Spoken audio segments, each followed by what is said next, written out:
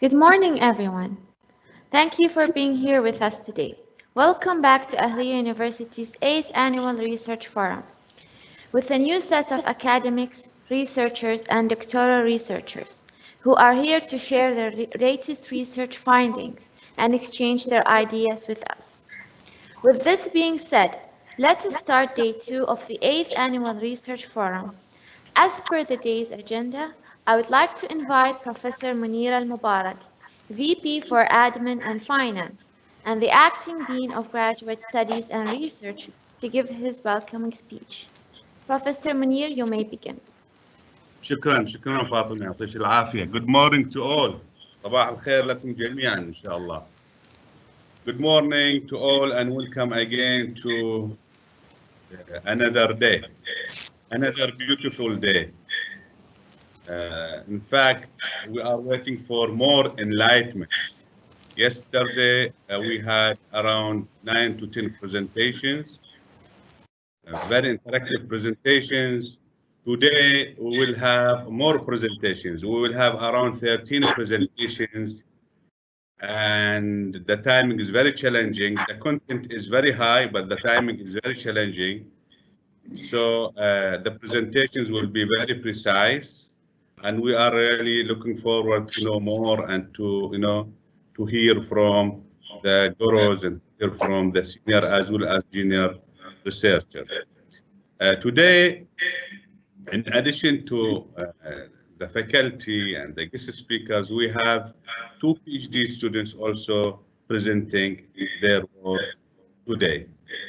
So it's very challenging, it's very varied, and we are really expecting a very interesting day. Now, at the end of the day, which is today, day 2, there will be announcements to those who have achieved A star and A in their publications, and even announcement for those who published books and words of appreciations. Inshallah, things will be okay. And I don't want to take much time because, as I said, the time is very limited. I will leave it to the presenters to go ahead with that. All the best and good luck. تفضلي فاطمة، تفضلي. Thank you, Professor Muneer. Join me all in thanking Professor Muneer and his team for a well-organized event. Just a reminder before we start with our first speaker. All speakers are kindly requested to adhere to the time given because unfortunately we have time constraints and we need to stick to our schedule. Therefore, all speakers have 15 minutes, including the Q&A. Therefore, I apologize in advance if I remind you during your presentation of the time, just to keep you with our schedule. Now for our own professor and seasoned and experienced researcher, Professor Amer Al Roubaie, to present his topic, Building Knowledge Capabilities for Economic Diversification in the Gulf Region. Professor Amer, the mic is all yours. You can begin your presentation. Bismillah ar-Rahman ar-Rahim, wa salatu salam ala Sayyid al-Anbiya al-Mursaleen, assalamu alaikum wa rahmatullah wa ta'ala wa barakatuh. It gives me great pleasure to be here, and I first and foremost would like to thank Professor Muneer and his team for putting together the pieces for this forum as usual, despite the fact that we are in this era of the coronavirus or what have you. I also would like to thank him for giving me this opportunity to be here this morning to speak about rather a general topic. And I have deliberately chosen this topic because this is a topic that probably is familiar with everybody. And it is directly related to economic development in this part of the world, mainly in the GCC countries. And those of you who read the newspaper on a daily basis or watch the television, probably they always come with people talking about sustainable development, about economic diversification. They talk about, let's say, knowledge economy and so on and so forth. Now, it is also true over the past 20 or 30 years, almost all the countries in the region, including Bahrain, they have been formulating what they call it Vision 2030. And the core values, the core foundation of this vision is mainly to transfer their economies from, let's say, a resource base into a diversified knowledge base. And despite the fact that they have been in this experience or practice for the last 10 or 15 years, and today if you want to assess or to review the process or, let's say, the achievement, there is unfortunately very little achievement have been basically achieved, which simply means that the economies of these countries today, as used to be 50 years ago, heavily dependent on one single commodity, and oil revenues mainly still account for almost 3/4 of the total value of their export and almost half of their GDP.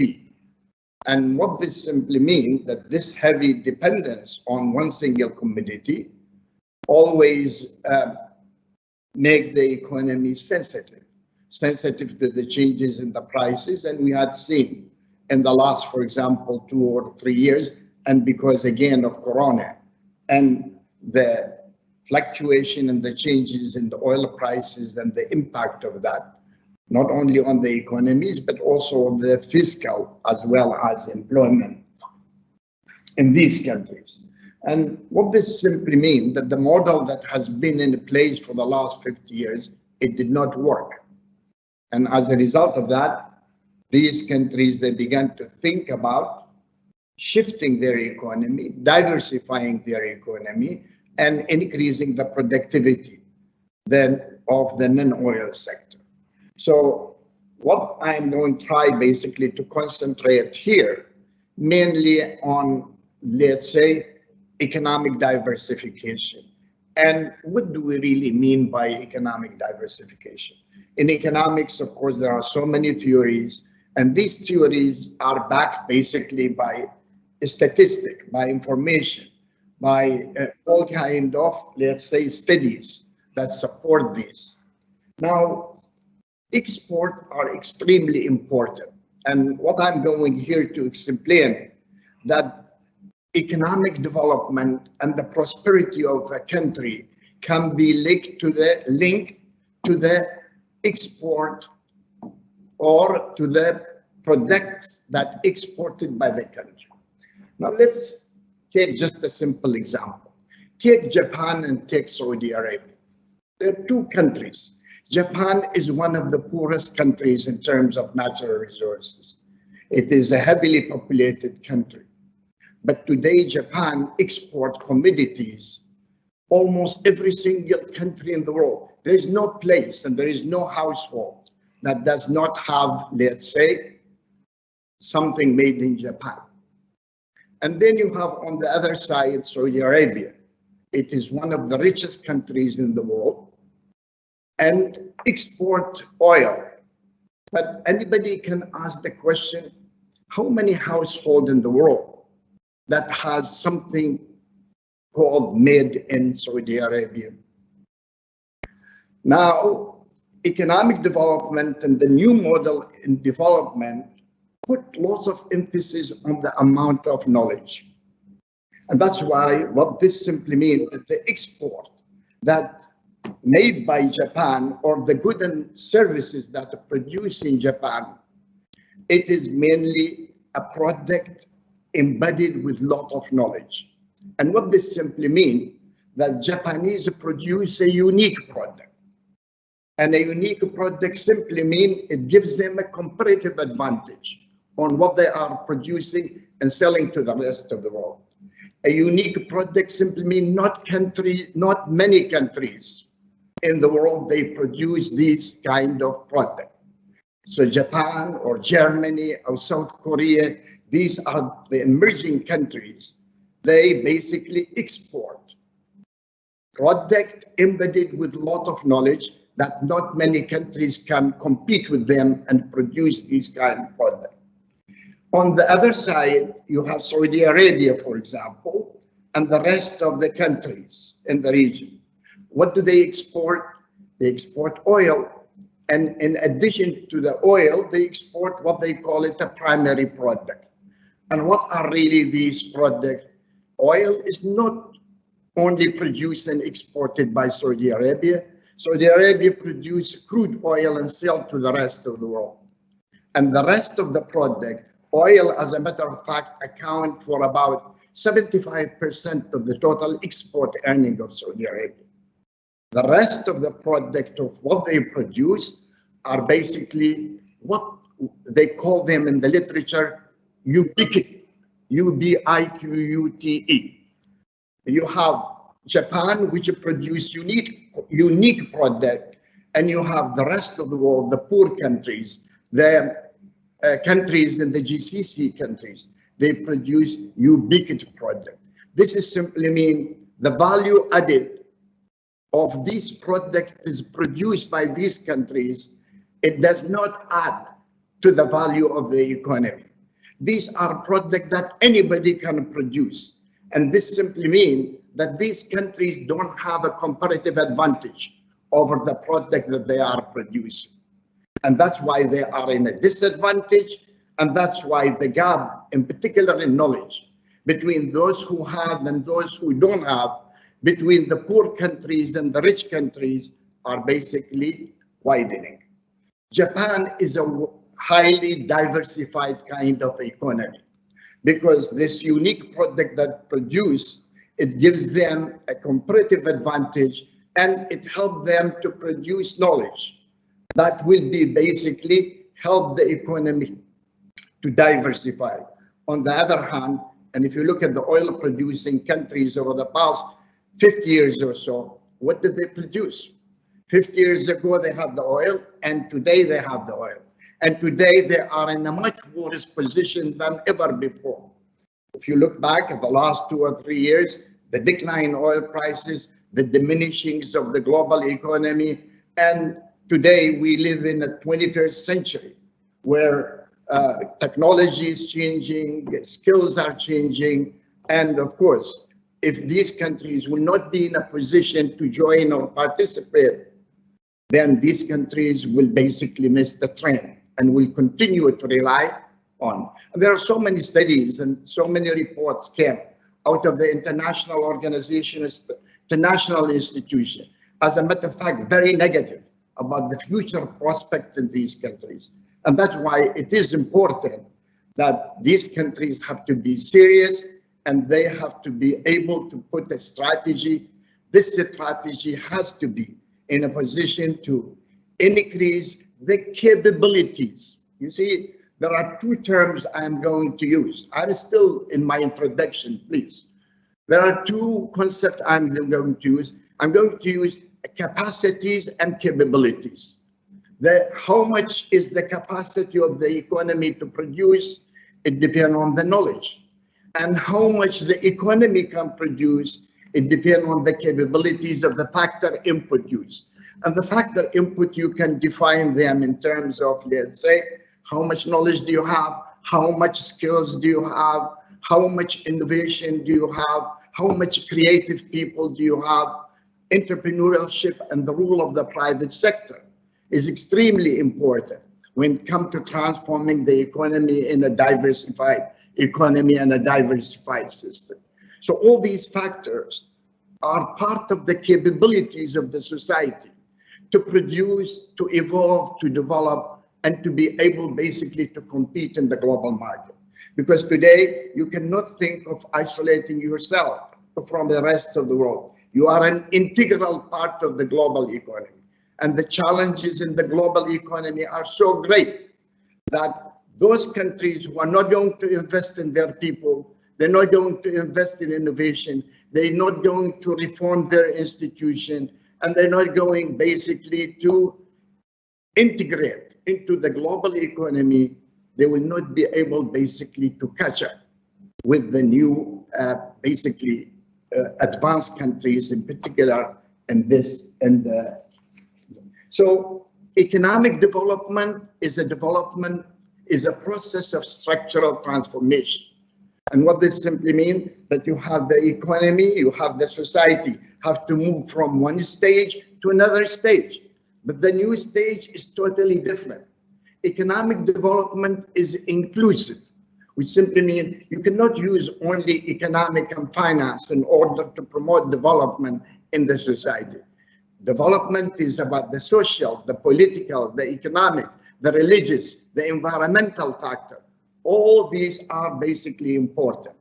And now they talk about sustainable development, and sustainability simply means trying to link the future with the present. With this simply means the future generation has the same right as we have to the resources that under our control today. And any damage to the environment, any excessive use of resources today will be reflected negatively on the future generation. So there are lots of moral, there are lots of ethical, there are lots of responsibility when it comes basically to allocation of resources and use of these resources. Now, let me just, I cannot continue.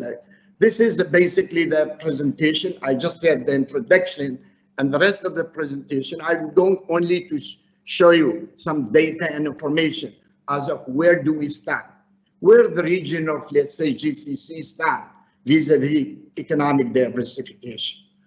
If you want to look at the productive capacities, this is just a definition. You see, any country which is interested to promote development, interested, let's say, to advance its structure, technology, produce, then you need to look into the productive capacities. And what are these? Productive resources, and then entrepreneurial capabilities and the production linkages. Now, I don't have time to go into detail because each one of these components require really 1 hour to explain. But this is part of the process when it comes to how complex economic development is. Economic development, it is easy to read about, but when it comes to the implementation, it requires a structural kind of changes within the economic, from the private sector to production of linkages within the various sectors of the economy, as well as to look at the productive resources of the system. These are basically the productive, let's say, capacities or resources. And you look here, the natural resources, the human resources, the financial capital, and the physical capital are all important components of development. Then you look at the entrepreneurial capabilities. Now, are the entrepreneurs, the business sector here in Bahrain capable? Are the people, we always talk about entrepreneurship. And what does that mean?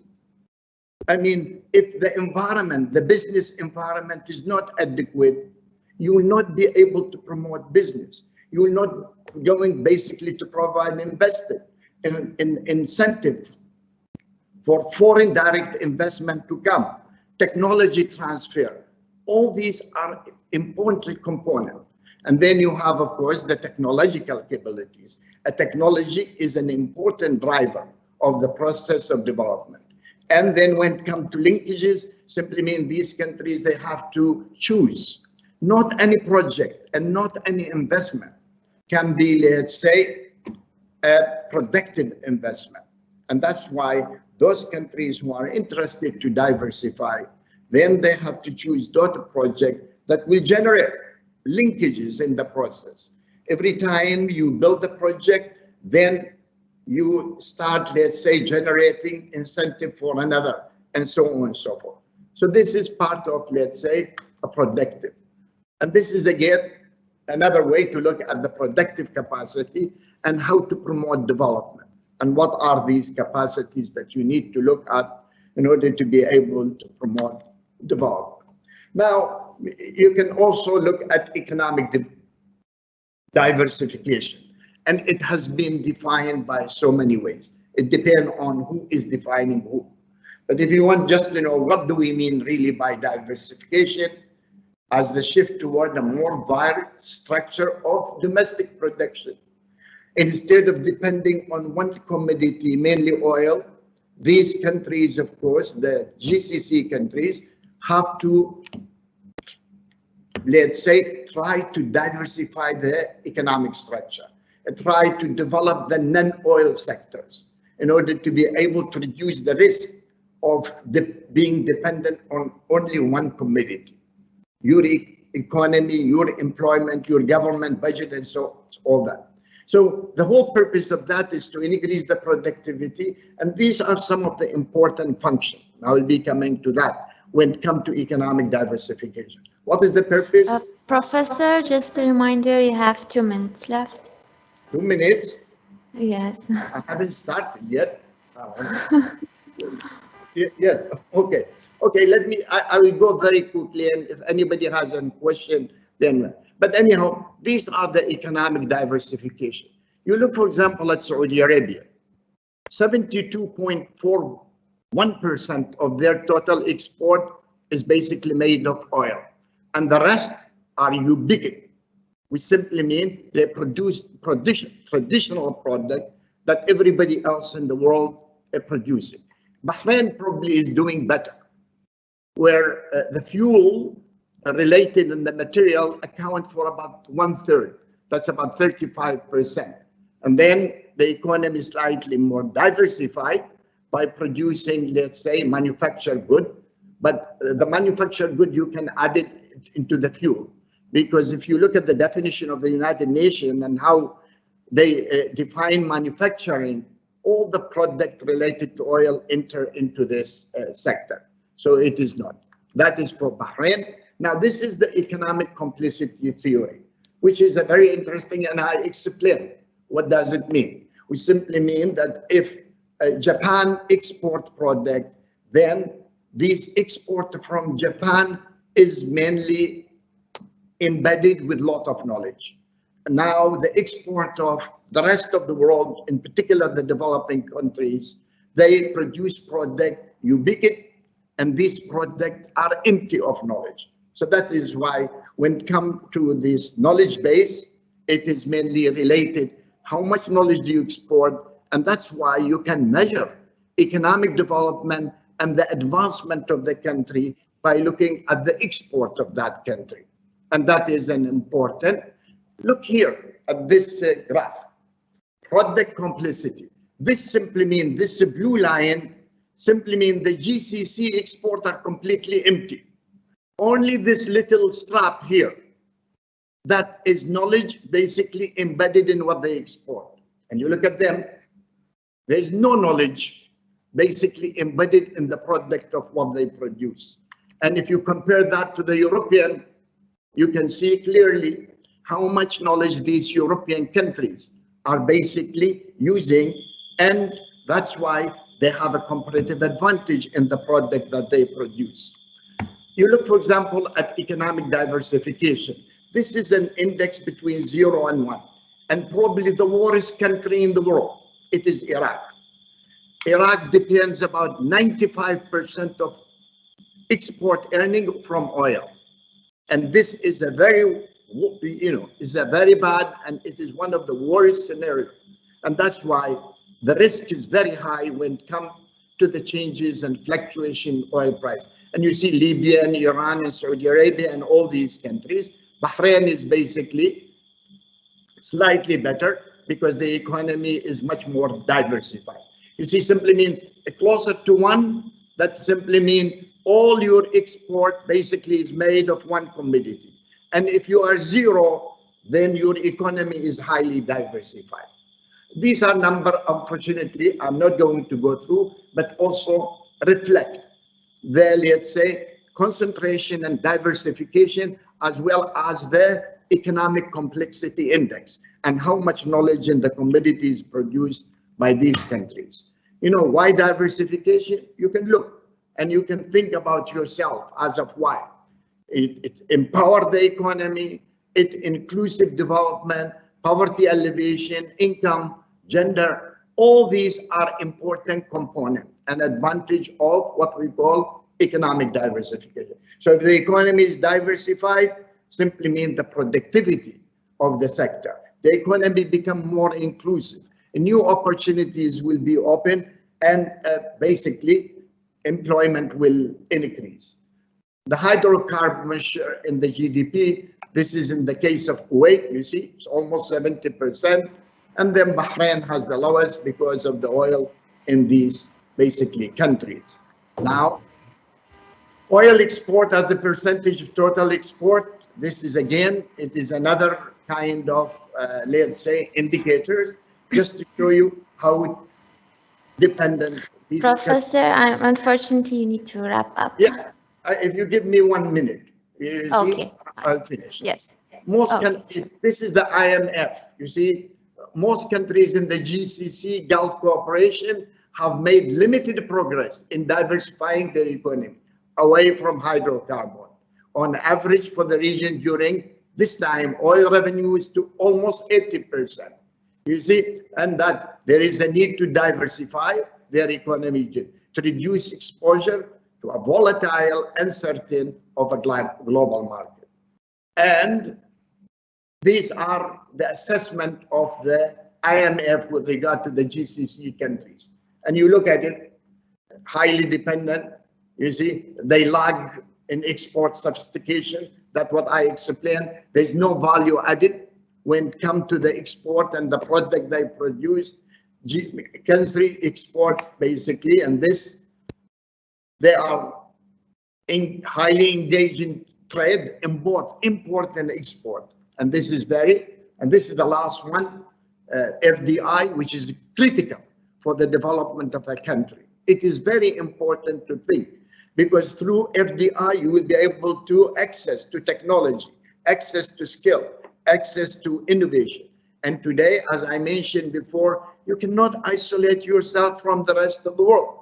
So the world, the global village, and the global market have become accessible. Even if you don't have knowledge, you can have access to the rest of the world. And this is one of the important features of globalization.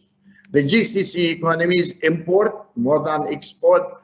And then, of course, the role of the public sector in the economy is still very small, and in the private sector. And the public sector is still a dominant. And this is one of the challenges facing many countries. Thank you very much. I could continue, but that's what it is. Thank you. Thank you, Professor, for a very informative presentation. Now, dear audience, you have 2 minutes to ask Professor Amer any questions you have. I will ask a question if I can. Yes, please, Professor. I always find Professor Amer's talks really very inciting and very informative. And in my view, I know him quite well and I know his achievements. He really is a world figure in economics and economic theory and economic science. So every word he says to me has a lot of value. And I think, you know, we need to arrange for him maybe a full hour lecture about this and maybe put it on our website. And, you know, I think it's very inciting. And so, but I want to ask Professor Amer this question. We have, side talks. I have side talks with him, and these are really challenging questions. You know, I look at Korea and Japan. He's already mentioned it. Korea and Japan, and they have really almost totally depended on their innovative skills, their manufacturing, their education, especially education, to produce generations who are very much manufacturing oriented, innovation oriented. And he's mentioned a country like Iraq, which is really basically depending on oil. If tomorrow something happens, literally it means they have a disaster. And in between there is a wide spectrum. I'm really happy to know that what he said about Bahrain, that Bahrain is doing quite well, and this makes all of us happy. But there is one fundamental question. Any country which now tries to challenge China in manufacturing, in my view, will fail, because no matter how optimal your manufacturing is, China will produce it for a third of the price. What is the solution? Well, I think if you look, for example, statement coming out of the United States and about, for example, Europe with regard to Huawei in particular. Now, I was reading last week, for example, Huawei sales reduced by about 40%. Now, everybody was expecting that, Huawei will take over the rest of the world, and that these countries, they have to go back and protect their economies. And I think if you are going to sign an agreement with any kind of country in order to produce or to have FDI or technology, then in that agreement, you have to be able to dictate.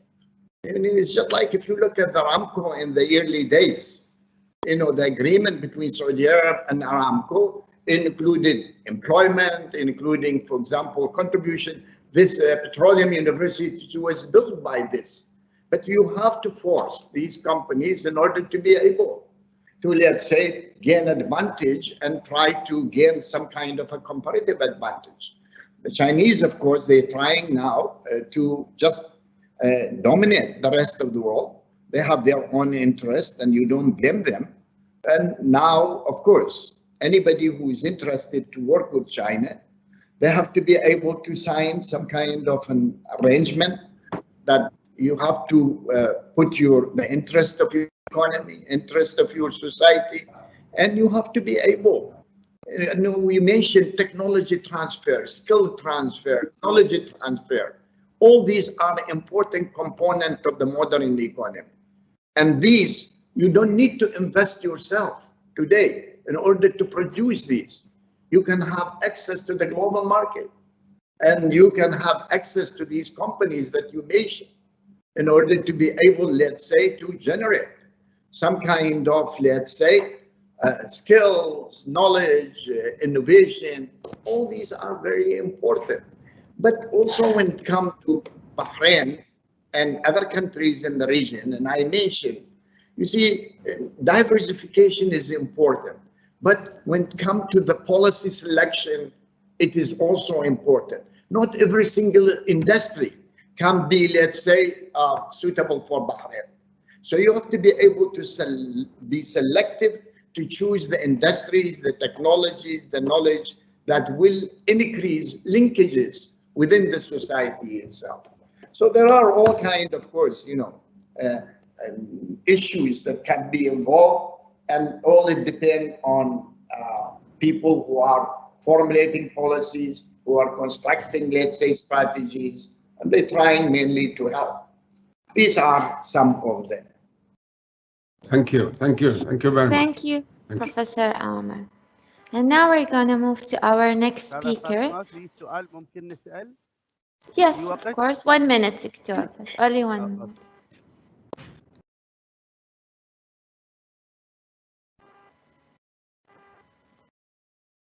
Hello. You can go ahead.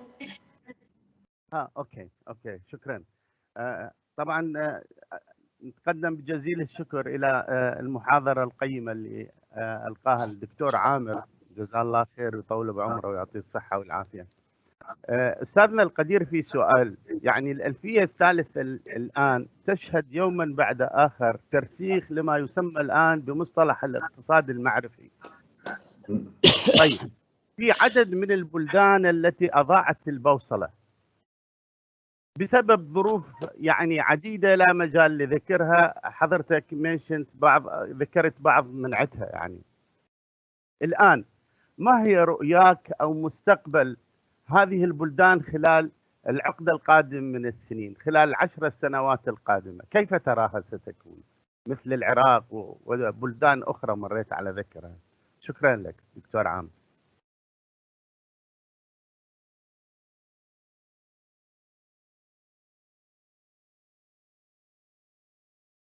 You're muted, Professor Amer, you're muted. You're muted.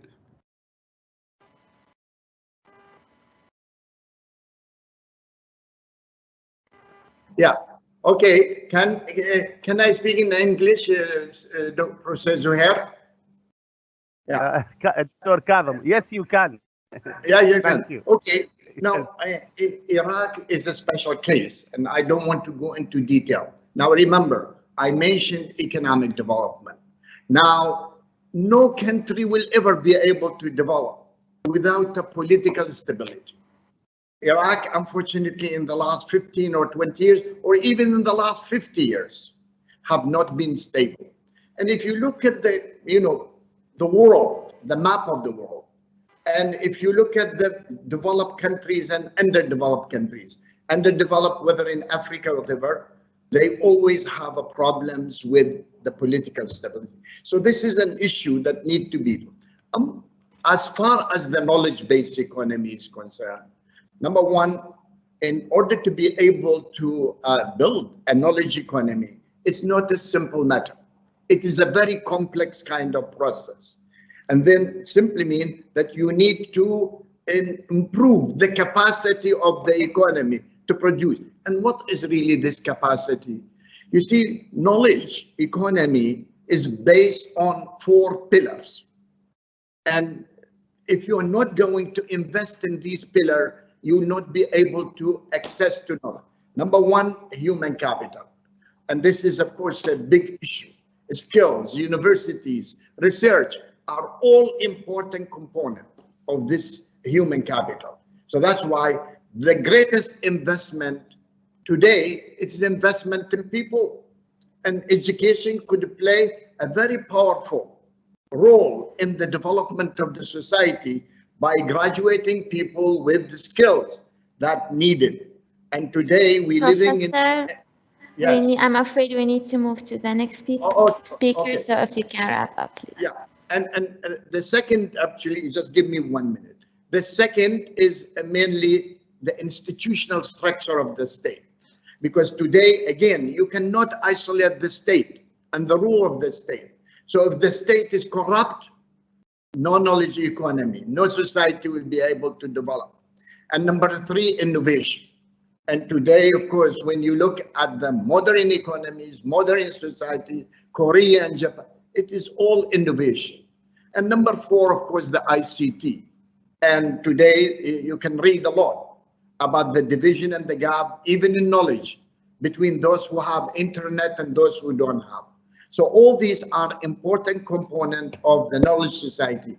And those who cannot promote development, going through these kind of stages, they will not be able, let's say, to develop and convert. So Iraq is a special case. Many countries in Africa, once in Africa, it is an unfortunate.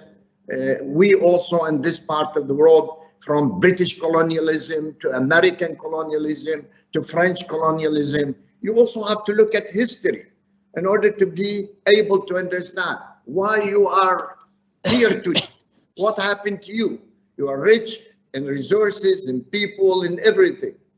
But you also have to understand the linkages between, let's say, the colonialist and the current state. And this is another, again, important topic, which has been widely discussed in the history of economic and the relationship between poor and rich countries. So there are so many social and economic and political. It's a mixed bag. And unless you are in a position to be able to get out of that, it will be very difficult. I'm sorry about Thank you, Professor. So much, Doctor. Thank you, Professor. And now we're going to move to our next speaker, who is the guest speaker. He couldn't present last time due to technical issues. Hopefully he can present today. So I'd like to introduce our guest speaker, Professor Abouelella Hassanien from Cairo University, Faculty of Computer and Information at the IT department. He is the founder and chair of the Scientific Research Group in Egypt and has authored and co-authored over 380 research publications in peer-reviewed reputable journals, book chapters, and procedures. Therefore, it is a pleasure to invite Professor Abouelella to introduce his very beneficial topic, رحلة البحث العلمي. The floor is all yours, Professor.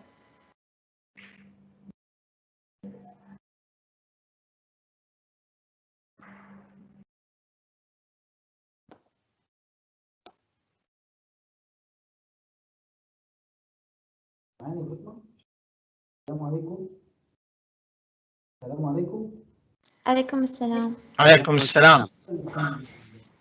Dr. your presentation is gone. It's not there anymore. Can you please share it again? Yes, we can see it now. اوكي. بسم الله الرحمن الرحيم. اولا السلام عليكم ورحمه الله وبركاته. تحياتي للاستاذ الدكتور منصور رئيس الجامعه الاهليه، الاستاذ الدكتور منير، وطبعا صديقي الاستاذ الدكتور علام على الدعوه الجميله جدا لهذا الملتقى، يعني الجميل اللي انا سعدت بيه امبارح فعلا، وكل المحاضرات بتاعت امبارح ما كانش عندي حظ ان انا اتواجد معاكم لظروف فنيه معايا، وانا اشكر طبعا يعني مستر شيبا for his support for me to be live with you today. طبعا انا حضرت المحاضره بتاع الدكتور عامر، محاضره برضك يعني جميله جدا ومستفاضه، وان شاء الله يسعدني ان احنا يعني نلتقي يعني فيس تو فيس مع الاستاذ الدكتور منصور، وندعوكم يعني في مصر ان شاء الله تزورونا في جامعه القاهره. طبعا انا يعني فوجئت فعلا بالمحتوى بتاع المؤتمر النهارده، وانا كنت مجهز، كنت معتقد ان انا هتكلم على البحث العلمي لوحدي لمده ساعتين في الاول، لكن لما شفت المحاضره طبعا ابتديت ان انا يعني انزل بالمحاضره الى يعني بعض السلايد اللي هي بتقول الخبرات يعني بتاعتي اللي انا جبتها في 35 سنه من البحث العلمي، احب ان انا انقلها لشباب الباحثين الموجودين بصوره عامه. فهتكلم على بعض هذه المهارات بسرعه، شويه سلايد، ويسعدني طبعا ان احنا نعمل محاضرات يعني متتاليه في اتجاه البحث العلمي والتطوير والاخلاقيات والادوات بتاعته. اول حاجه اكتشفتها بعد حوالي يعني 35 سنه في البحث العلمي هي المدارس العلميه والمدارس البحثيه والتكتلات البحثيه، وانا طبعا بشتغل في هذه الاتجاه ومؤمن بيها بالتكتلات العربيه البحثيه، ان احنا نقدر نعمل مجموعه من الابحاث ومجموعه من التكتلات اللي هي تقدر تعمل ابحاث فيها ابداع وابتكار، وتنمي او تعزز البحث العلمي العربي على المستوى العالمي. انا ابتديت بالمدرسه العلميه بتاعتي ساينتفك ريسيرش جروب ان ايجيبت من حوالي 15 سنه. لقيت صعاب كثيره جدا في الاول، لكن انا اعتقد دلوقتي بقى عندنا ماتيوريتي عاليه جدا في هذه المدرسه العلميه. كل سنه احنا بنعمل ادابتيشن للترندز اللي احنا بنشتغل بيها. طبعا في 2020 دي البلان بتاعتنا او الريسيرش ماب بتاعتنا، احنا طلعنا اكتر من 1500 بحث موجودين في حوالي 15 سنه. كل هذه الابحاث هي نواتج التكتل البحثي اللي انا عملته بدعوه كل طلاب المهتمين بالبحث العلمي في جميع الجامعات اللي هي المصريه والمراكز البحثيه.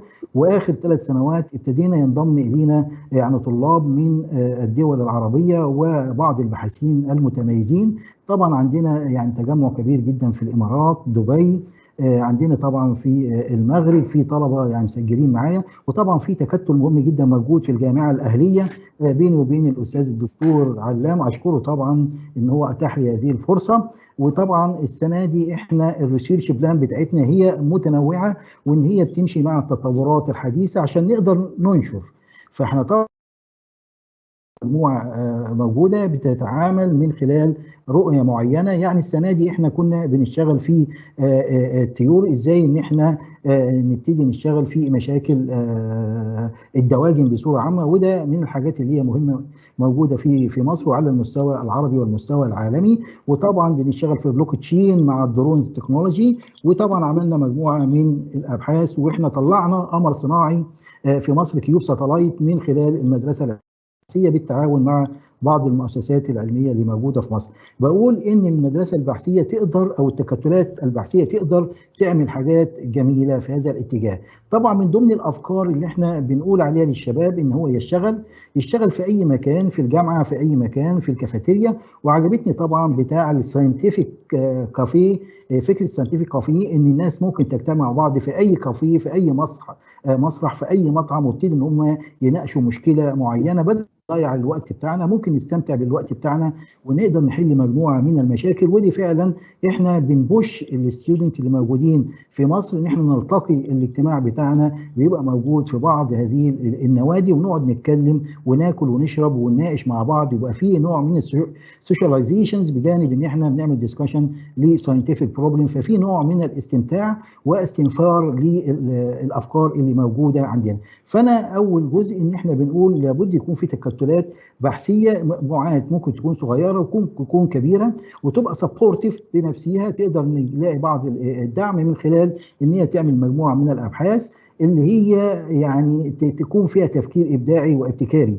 الابحاث اللي هي ابحاث من اجل الابحاث ان احنا نترقى او ناخد يعني وظيفه معينه، اعتقد احنا في المنطقه العربيه لابد ان احنا نغير هذه الطريقه ونروح للتفكير الابتكاري الذي يعتمد على البحث الابداعي. ان يكون الافكار بتاعتنا لابد ان تكون افكار ابداعيه خارج الصندوق، قابله للتنفيذ، يعني لازم تكون قابله للتنفيذ ويكون ليها عائد اقتصادي. واحنا لازم الابحاث بتاعتنا تناقش بعض المشاكل المحليه اللي نقدر نطلع منها برودكت، والبرودكت دوت يقدر يجيب لنا فلوس. فاحنا محتاجين فعلا هذه الاتجاه اللي هو البحث الذي يعتمد على التطبيق، الذي يحل مشكله محليه ما نقدرش ان احنا نستوردها من بره. فدي برضك استفدت منها، وعندنا مشاريع كثيره جدا من خلال بعض الافكار الابداعيه. واحنا قلنا احنا بنتكلم على الدواجن، بنتكلم على الحيوانات في بعض التطبيقات السبيس ساينس. كل دي بتقدر تجيب لنا ابحاث ابداعيه محليه تقدر تساعد التنميه المحليه في البلدان بتاعتنا. الجزء الثاني اللي هو التراست بتاع الريسيرشر هنا مهم جدا. كل ما يكون في تراست ليك تقدر المجتمع العالمي يقدر يستخدم الابحاث بتاعتك، يقدر ينشر لك بسهوله جدا. فالنشر هنا مش لا يعتمد على الكواليتي بس، بل يعتمد على التراست او قوه الباحث على اللي هو المستوى العالمي. فالمعادله دي بتقول لك ازاي تحسب التراست بتاع حضرتك. فاحنا بنتكلم على المصداقيه، يعني 4 بارامتر قصادنا. المصداقيه في جوده المصادر، عشان كده بنقول لحضرتك وانت بتعمل البحث، نقول لشباب الباحثين لابد انك تجيب مصادر قويه تكون موجوده في قواعد بيانات قويه زي الويب اوف ساينس او منشوره في التوب جورنال. ما اجيبش اي ابحاث موجوده في اي مكان وابتدي اشتغل عليها. طبعا هنا المصداقيه والجوده المصادر مهمه. طبعا الموثوقيه هنا ان حاجه مهمه جدا. لما تيجي تعمل بحث، لما الناس تيجي تعمل له ري امبلمنتيشن، انا اعتقد لازم يدي نفس النتائج اللي هي طلعت في البحث بتاعك.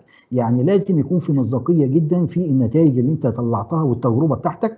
لو كان في اي ليميتيشن لابد انك تذكر هذه الليميتيشن عشان تنبه الناس ان هنا في ليميتيشن او في ويك بوينتس. فالويك بوينتس دي يبتدي ان هو ياخدها، لكن هو يتكلف ويقعد يعمل ري امبلمنتيشن ويلاقي النتائج مختلفه، دي على طول بتفقد الريسيرش الجوده بتاعته. طبعا الجزء الثالث المهم جدا اللي احنا بنوجهه لانفسنا لكل الناس، حاول نبعد يعني نتكلم على الجوده واخلاقيات وقيم البحث العلمي. لابد ان احنا نتابع هذه الاخلاقيات بصوره عامه ونكون منضبطين فيها، وما نعملش اي خطا يكون ايثيكال يقدر يهد اللي هو الكارير بتاع حضرتك ويقدر يهد التراست بتاع حضرتك. فهم ال4 بارامتر دول مهمين جدا. الجزء بتاع السايتيشن طبعا مهم جدا، ولابد ان انت تبعد من السيلف سايتيشن على قد ايه ما تقدر.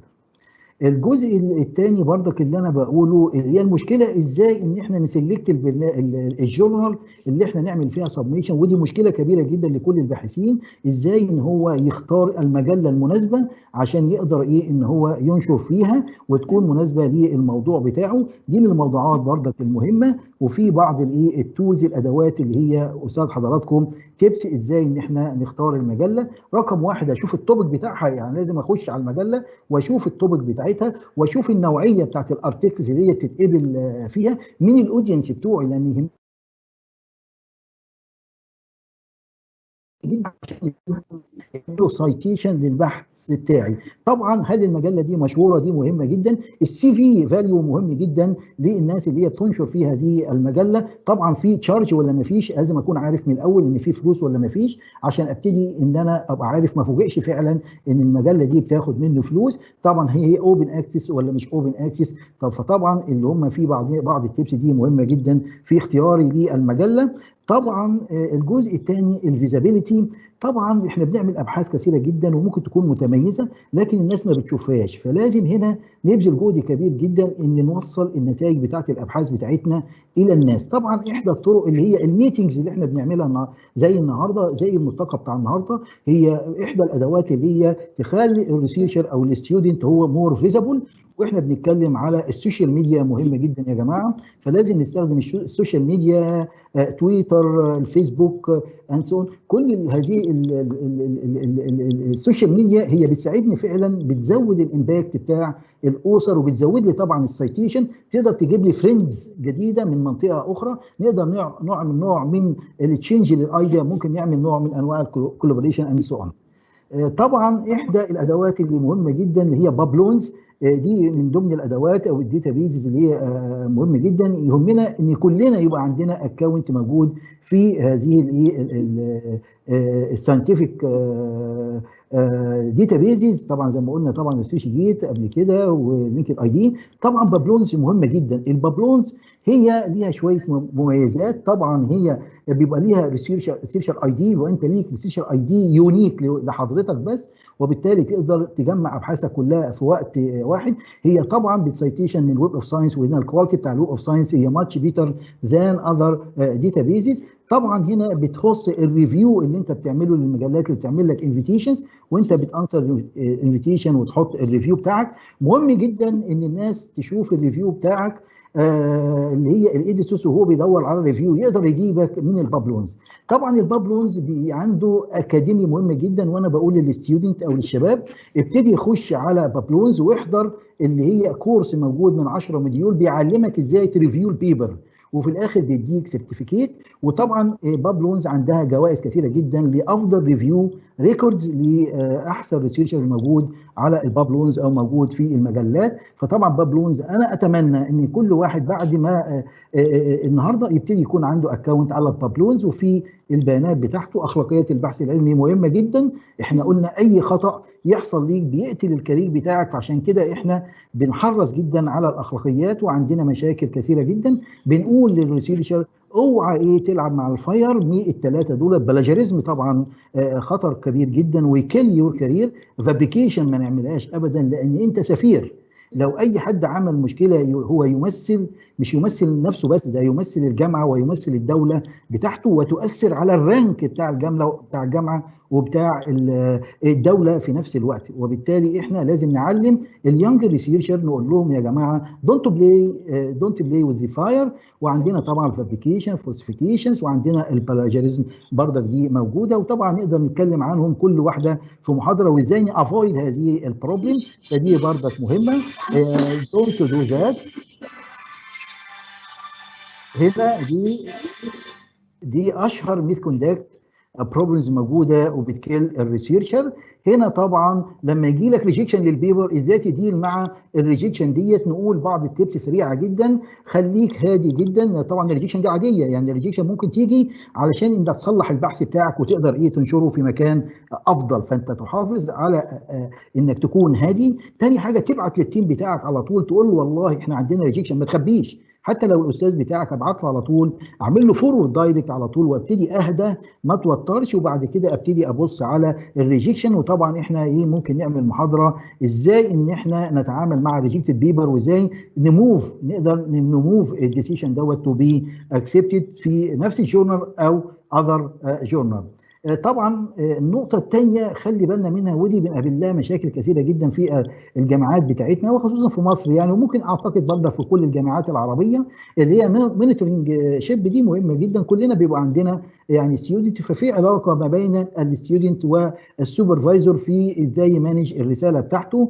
فعندنا ماستر، وحتى الاندر جريد اذا كان موجود من خلال بروجكت. فطبعا دي علاقة مهمة جدا، لابد ان احنا نحافظ على هذه العلاقة. وطبعا السوبرفايزر او المنتور هنا لابد ان هو يعلم اللي هو المنتي او اللي هو الستودنت ازاي تكون هذه المانجمنت، وتكون العلاقه طيبه الى الاخر. لو في مشاكل طبعا لابد المشاكل دي بتبقى موجوده ساعات وتبقى صعبه جدا، لكن انصح لو الستودنت عنده مشكله مع الاستاذ بتاعه، اول حاجه لازم يحل المشكله معاه. ما يقدرش يكلم دخل حد تاني، اوعى تدخل حد تاني عشان يقدر يحل لك المشكله مع السوبرفايزر بتاعك. السوبرفايزر لو في مشكله على طول روح له دايركت واتكلم معاه على المشكله مباشره، هو هيحل معاك على طول من غير ما نطور الدنيا، لان الدنيا بعد كده لو دخلت واحد الدنيا هتتلخفن، انت هتتعطل، الاستاذ طبعا او السوبرفايزر هنا هيتوتر طبعا، هيحط لك عراقيل كثيره جدا، وهنقف في منطقه بردك مغلقه، وهنا العلاقه تكون سيئه جدا، وندي امباكت للسوبرفيجن او المنتور شيب ان هي علاقه فعلا غير طيبه. فطبعا دي ممكن نعمل فيها بردك محاضرات. طبعا الطريق الى جائزه نوبل لابد كل الباحثين في المنطقه العربيه ان هو يحلم ان هو ياخد جائزه نوبل. جائزه نوبل ولا تتوقف حتى لو هي صعبه جدا او مستحيله، جائزه نوبل تحطها قصادك ونشتغل ابحاث متميزه في هذا الاتجاه، نقدر نجيب او نقدم في مجموعه من الجوائز. وعندنا جوائز في المنطقه العربيه مهمه جدا زي جائزه طبعا اللي هي الملك فيصل، دي من الجوائز اللي هي ما قبل جائزه نوبل. فممكن يكون عندنا الحلم ان احنا نحصد مجموعه من الجوائز، وبالتالي الكواليتي بتاع الريسيرش بتاعي لابد تكون جيده، لان انت قدامك الحلم انك تحصل على جائزه، ولابد ان يكون التوب بتاعك او تكون الابحاث بتاعتك ما فيش بحث حصل له ريتراكشن او حصل له اي ايثيكال بروبلم موجوده. وبالتالي لو انت عندك طموح انك تاخد جائزه لابد انك تكون الابحاث بتاعتك تكون جيده وما فيهاش اي مشاكل. دي طبعا يعني نقط سريعه جدا، يعني قلت ان انا اقولها معاكم النهارده، ومعلش هي جت باللغه العربيه لان هي محاضره يعني عامه، واتمنى انها تصل الى شباب الباحثين اللي موجودين. وانا سعيد جدا ان انا موجود، وعندي لينك قويه جدا مع الجامعه الاهليه، وان شاء الله السنه الجايه بعد كوفيد ربنا يحفظنا ويحفظكم ان شاء الله اجي ازور الجامعه ان شاء الله، ونزود التعاون بيننا وبين المدرسه العلميه البحثيه بجامعه القاهره. واشكركم جزيلا على هذه المشاركه. شكرا جزيلا.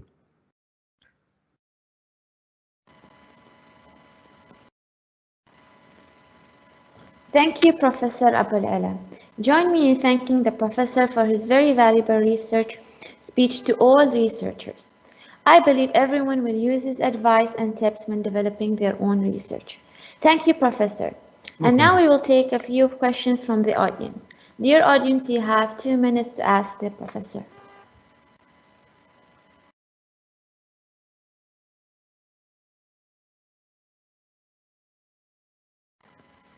Anyone has any questions?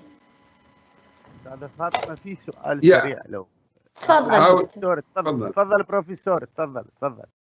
لا تفضل ما حسأل قلت بسأل. لا تتفضل حضرتك أول. تفضل. أول شيء شاكرين للأستاذ الدكتور على تواجده بيننا من مصر الحبيبة، مصر العروبة احنا نعتبرها يعني قلب العرب يعني. إن شاء الله نزوح الزيل الجائحة ونزور مصر، لأن أنا من محبين مصر يعني. ربنا يحفظك يا دكتور. الله يسلمك. فدكتور طبعا يعني هاي البيبر من أستاذ بمستواك وعدد الأبحاث اللي نشرتها، فأنا عندي سؤال يعني شوي قد ياخذ منحى آخر. نعم. يعني ما الذي يمكن أن تفعله الجامعات العربية أو الجامعات في الدول العربية لكي تنمي روح البحث العلمي من البداية، ليس حتى بعد الدكتوراه، وثقافة البحث العلمي ونشر البحث العلمي وإيجاد الطرق لتنمية البحث العلمي، سواء الطرق المادية أو المعنوية أو ما شابه يعني. لأن أنا أعتقد أن خامات كبيرة وكثيرة موجودة في العالم العربي، وأن عندما كنت أدرس كنت دائما أقول بعض الكلمات إلى الطلبة، أقول أن مصر فيها علم وعلماء بإمكانهم أن يطيرون مركبة فضائية إلى المريخ ويعملوا أفضل الأدوية، وحتى تلامذتي السابقين أمامنا هني موجود، بس ما راح أقول لأن لحيته بيضة فأسكت أحسن. فيعني فما هو يعني ما هي الطرق التي يعني ممكن أن تعمل لتنمية، لأن الخامات موجودة والكفاءات الذهنية موجودة، وأريد أقول حتى المال موجود. نعم. بس قد تكون السياسات أو السبل غير مؤهلة ومرتبة. مراكز أبحاث مثلا يعني لما تروح دولة أوروبية في مركز أبحاث الحليب ومركز أبحاث البوتيتو ومركز أبحاث معرف إيش، بينما نجد أن هذه الظاهرة غائبة في الدول العربية. يعني لما كنت طالب دكتوراه كل بحث أقراه من أمريكا مكتوب تحت funded by the National Research Foundation. كيف هذا ترى يعني التوجه يعني في هذا؟ لأن أنا أريد أستغل وجودك دكتور معنا يعني الاستنارة برأيك. وألف شكر، شكرا جزيلا. أشكرك طبعا، هو سؤال يعني مهم جدا، وأنا يعني ممكن أجاوب عليه بالتجربة. يعني أول حاجة الإديوكيشن سيستم. الإديوكيشن سيستم عندنا في أنا هتكلم عن مصر يعني عشان أنا أعرفها كويس. الإديوكيشن سيستم عندنا يعني محتاج إن هو يتغير كاملة من الصغر. ابتدي ان انا اعلم الولد، يعني مش هجيب احنا بنشتغل على الكتب ونحفظ والولد يجاوب وبيخرج وبيجيب 100% وبيخش كليه الطب وبيطلع طبيب فاشل. هي دي المشكله. عشان كده لازم ابتدي ان انا اغير الاديوكيشن سيستم من الاول، اخليه يعتمد على الابداع واستنفار طاقات الاطفال. عندنا الاطفال في المنطقه العربيه اطفال يعني متميزين، وفي منهم مبدعين وعباقره. يبقى دي رقم واحد، ان انا اشتغل على الاديوكيشن سيستم. رقم اثنين، الباحث المصري بصوره عامه او الانسان العربي بصوره عامه يحتاج الكلمه الطيبه والتشجيع. التشجيع مهم جدا. التشجيع تقدر تستنفر طاقات اي انسان عربي ويديك ما هو عنده واكثر من ذلك. فتاني حاجه التشجيع. التشجيع مش ليس المال، التشجيع بالكلمه الطيبه، التشجيع بجوائز بسيطه جدا، اديله شهاده اكرمه قصاد الناس، هنا بستنفر الطاقات. التجمعات طبعا مهمه جدا. احنا حضرتك بتتكلم على المراكز البحثيه المتخصصه، دي محتاجين ان احنا نعملها في كل مكان. على سبيل المثال لابد يكون عندنا مراكز متخصصه، زي مثلا احدى المراكز هي مراكز الابتكار والابداع. فانا ممكن اعمل في كل جامعه او في كل كليه مركز ابداع او مركز ابتكار، اللي هو الهدف منه ان هو يكاتش اللي هو المتميزين ونبتدي نحطهم في حضانات معينه. الجزء الثاني الحضانات التكنولوجيه او الحضانات البحثيه، دي مهمه جدا ان الجامعات تبتدي تعمل حضانات. الحضانات ان هي تنقي الاولاد المتميزين، وده موجودين في كل مكان في المنطقه العربيه، في كل جامعه في كل كليه نقدر نحطهم في حضانات ونبتدي نشتغل عليه. الجزء الرابع المرجعيه، الريفرنس. الباحثين العرب بصوره عامه او المصريين بيحتاجوا مرجع. لو انت عندك مرجع ذات ثقه وابتدي يشتغل للكوميونتي او للمجموع، اعتقد ان هم يلتفوا حواليه ويبتدي ان هم يستنفروا الطاقات بتاعتهم ويأدوا حاجات كويسه. وده اللي انا بشتغل عليه. انا عندي الطلاب كلهم من مش جامعه القاهره، من جميع الجامعات وفي من الدول العربيه. انا بشتغل على جزء بسيط جدا اللي هو التشجيع رقم واحد، وابتدي اديله مهارات. الاساتذه الكبار لابد ان هم يدوا مهارات للطلاب. هم عاوزين مهارات مش نصايح، مهارات. اعمل لهم مهارات كل يوم او كل فتره، كل استاذ يطلع ويعمل مهارات للناس ويميز الجروب بتاعه. وطبعا ده في استراتيجيات طبعا وسياسات بتاعت الدول، فدي برضك ممكن نتكلم عليها لما نقابل مع حضرتك ونقدر نحط برضك شورت بلان ازاي ننمي القدرات الشباب او الطلاب بتوعنا يكونوا باحثين جيدين تحت الامبريلا. الاساتذه بتوعنا والباحثين الكبار في الوطن العربي في ناس متميزه جامد، لكن المشكله محتاجه الريفرنس ومحتاجه لحد اللي هو يبتدي يديله بعض المهارات او يتعاون. دائما نتعاون، بقول بقى للاساتذه دائما نتعاون مع الناس بكل الحب والرضا، وما نمسكش الاخطاء للناس على طول. يعني زميلي بيشتغل معايا في خطا نعلمه، طالب اخطا نعلمه ونقول له دي خطا، لكن في حدود وفي انضباط معين. لكن لازم ندي فسحه للثقه بيننا، واحنا مش بنسرق، احنا كلنا اتجاه واحد معين، ان احنا بنطور انفسنا والجامعه بتاعتنا والدوله بتاعتنا عشان تاخد رانك كويس. وانا اشكرك يعني على السؤال الجميل ده يا دكتور منصور. اشكرك. شكرا جزيلا، واعتذاري للدكتور زهير اخذت سؤال قبل. شكرا جزيلا. شكرا جزيلا. Thank you, Professor Abouelella. Due to time constraints, we're going to move to our next speaker, Dr. Yousif Al Bastaki. أسأل السؤال مالتي ولا لا؟ سريع، السؤال سريع جدا. نصف دقيقة. نصف دقيقة 30 ثانية بس. سريع. طبعا شكرا جزيلا. نحن فرحون جدا بحضور حضرتك معنا، وهي لفرصة طيبة أن نسمع عنكم حقيقة ونتعرف عليكم. لدي استفسار قد يهم الكثير من الأخوة والأساتذة الأفاضل. دكتور، ما أنواع التخصصات التي تهتمون بنشرها؟ شكرا جزيلا. بالنسبة يعني ده سؤال جميل جدا. انا تخصصي يعني كمبيوتر ساينس او تكنولوجي او ذكاء اصطناعي. يعني انا ما بشتغلش في الذكاء الاصطناعي انا بروح التطبيقات الحياتيه. يعني بحط الذكاء الاصطناعي في التطبيق ده يفيد الناس. انا مؤمن جدا ان التطبيقات عندنا كثيره جدا الحياتيه، وبالتالي انا البحث بتاعي بدل ما اعمله كده بحثي اعمله يخدم المجتمع، يخدم مشكله عندي. هنا النشر بيبقى سريع. يعني انا عندنا مشكله في الدواجن، فانا قلنا السنه دي هي عام الدواجن. طب انا مش بتاع دواجن، لا، لكن بجيب ناس من الدواجن معايا انا بتاع الذكاء الاصطناعي، ونتعاون مع بعض وننشر ابحاث في المجلات بتاعته اللي هي مجلات الدواجن، اللي هي الامباكت فاكتور بتاعها بيوصل ل 20. احنا في الكمبيوتر ساينس اعلى حاجه 5 و6. فانا لما اروح مثلا في الدراج ديسكفري، فانا محتاج واحد بتاع دراج، فاروح اشتغل معاه. واحد بتاع كيمستري، فانا ممكن اشتغل كيمي انفورماتيك. فانا اروح بالتخصص بتاعي التطبيق اللي هو الحياتي. هنا فرص النشر هتكون عاليه جدا. يعني احنا ال 1500 بحث يجيهم ازاي؟ احنا بنشوف في السنه 100 بحث. هل تعلم حضرتك انا في كوفيد عندي 78 بحث عليهم كلمه كوفيد؟ يعني احنا انتجنا في اقل من سنه هذا الكم من الابحاث، لان كان في حاجه مهمه جدا فلازم نشتغل عليها على طول ونبتدي نطلع ابحاث. وكان عندنا فرصه ان احنا ننشر كتير. دلوقتي عشان اشتغل على كوفيد انا وقفت الشغل على كوفيد لان النشر بقى صعب. فانا محتاج، لان حصل تشبع بقى في ساتوريشن من مجلات من الابحاث بتاعه كوفيد، في اكتر من 20 دلوقتي 1000 او اكتر من 20000 يعني بابليكيشنز موجود. عشان كده الذكاء في اختيارك الموضوع، الذكاء انك تروح لمنطقه حياتيه تطبيقيه نقدر نطلع منها بحث. الحاجه الثانيه، الابحاث دي اقدر اجيب منها فلوس تمول، لان الابحاث دي بتنتج تطبيق، انت تنتج مشروع والمشروع يقدر يجيب فلوس، يقدر يمولني. فهي محتاجه بس مانجمنت ونوع من انواع الذكاء عشان نقدر المجلات تفتح لنا الابحاث بتاعتنا. شكرا جزيلا. شكرا. كتر خيرك. شكرا دكتور أبوالعلا. Now we're gonna move on to our next speaker, Dr. Yousif Al Bastaki, with his topic machine learning algorithm for other classifications.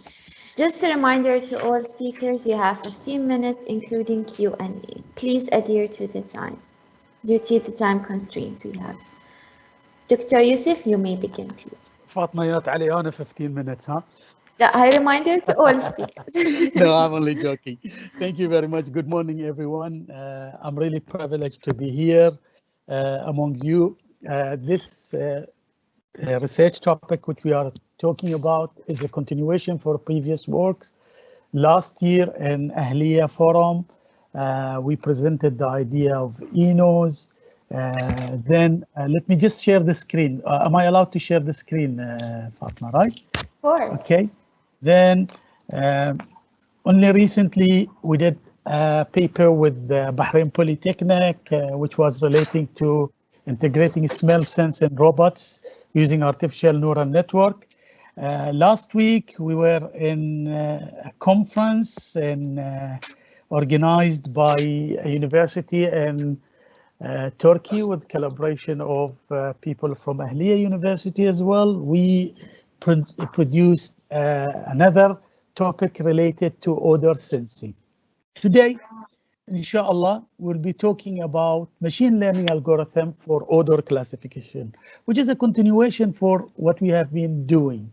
So I'll try to take another approach today. I'll try to make it practical more than anything else. I'll just use an application. I just started my time, Fatma. So I'll start from this point. What we are trying to say when we talk about odor, we are talking about the smell. Scientists, the body organ or the body system responsible for the smell called olfaction system or olfactory system. How olfactory system is responsible for a human being to smell? Scientists or specialists in this field, they claim that one of the most difficult organ or system in the human body is the olfactory system. Still, they don't understand a lot of things about it. Still, they have problems in understanding how things happening. But in a simple way, the nose, through the nose, we smell something. Then this smell goes to the brain. Brain translates this to identify what type of smell is this. Our experiment today will be something similar to this. We are mimicking, we are copying the human nose and olfactory system to see if we can use machine learning to identify smell. For example, when you smell a rose or anything, you can say, okay, I'm smelling a rose. The person here is smelling a rose. The body or the olfactory system works in a way to understand what is it. Okay, this guy is smelling some sort of foods. It will try to translate or identify what he or she is smelling. So this is what we are going to try to do in this experiment. I'll just stop the presentation. I'll go a little bit, talk about things in different way. Our experiments, if you can see, I don't know if you can see this or not, because I cannot see myself here. Am I part of this? We can see it. So we are using this specific meter, which can mimic our nose. So we can collect sample of data. I'm collecting sample of 3 types of objects. I'm using a pen. Okay, this pen has a very strong smell. So we are going to take for 3 or 5 minutes. I've already taken these samples. So this is one of the samples, which is a pen. Another sample we have taken is a normal coffee. We used to smell coffee because people, they use this in a lot of experiments. And the third sample was the muscle cream, which we use it for bodies when we have a problem because it has a strong smell. So we collected the sample of the data. Now we are going to take this data and take it to one of the tools which I use. And the main purpose, again, another purpose of this research was to introduce you people to R as a tool. We call it R. So what I'm going to do, I'm just going to do the experiment in front of you and try to, hopefully that things will work in a way we planned for, so we can see how we can do our nose mimic. So we want to see, can we design an electronic nose or a device which can smell and identify smell? Okay, so this, what we used here is a sensor. Actually, it is a gas sensor. We did a small modification to get this gas sensor, so we managed to collect more odors or more smells. So we feed our data into R. Okay, so I'll start by loading step by step. I'll do that and discuss what I'm doing. I just loaded the data, okay, which we collected into the system, which we call it R. I advise all people in business, even in IT and College of Engineering, they can use R as a tool for analytics. They can use it for programming. They can use it for a lot of things. And it is not very difficult to use this tool. So this is the data which we have collected. We collected nearly 900 data.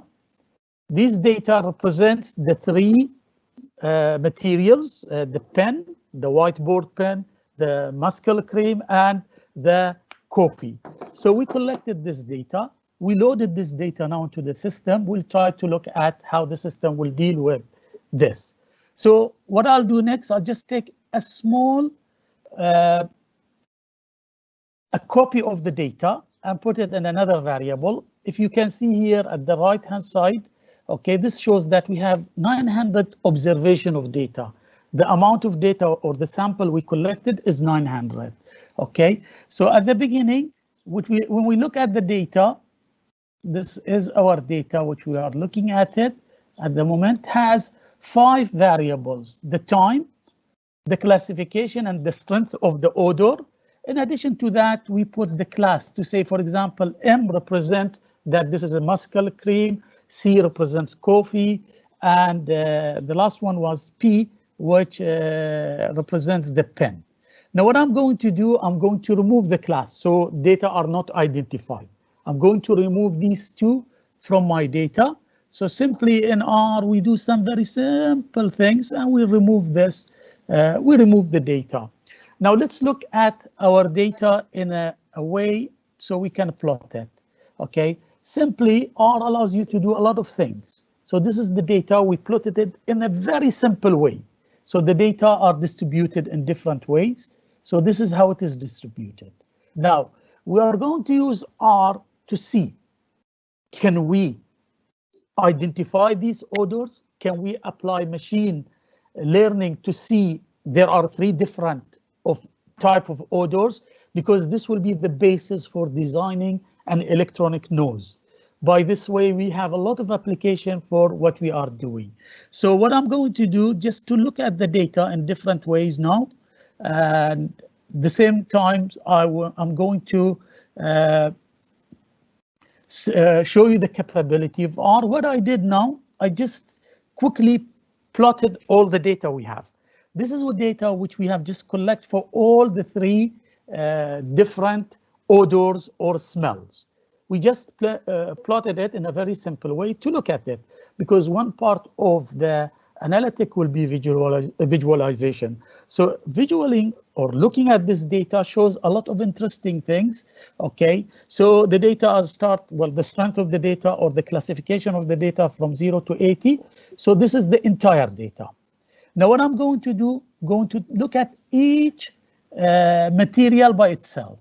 Okay, so M represents the muscle cream, C represents the coffee, and P will be representing the pen which we use. So I'm going to have a quick look at the moment, a quick look at the muscle cream data. So this is the muscle cream data. I've just plotted it just to look at it. So it shows that it starts from 10 to 35 as a classification. So this is how it looks. This data needs to be purified or need to be cleaned and normalized. We usually do a lot of normalization. I know that we jumped from economic then to science, now in technology a little bit. So we'll do a pure normalization and cleaning for this data. The second data is for the coffee. So let me look at quickly at the coffee as well. So this is the data for coffee as well.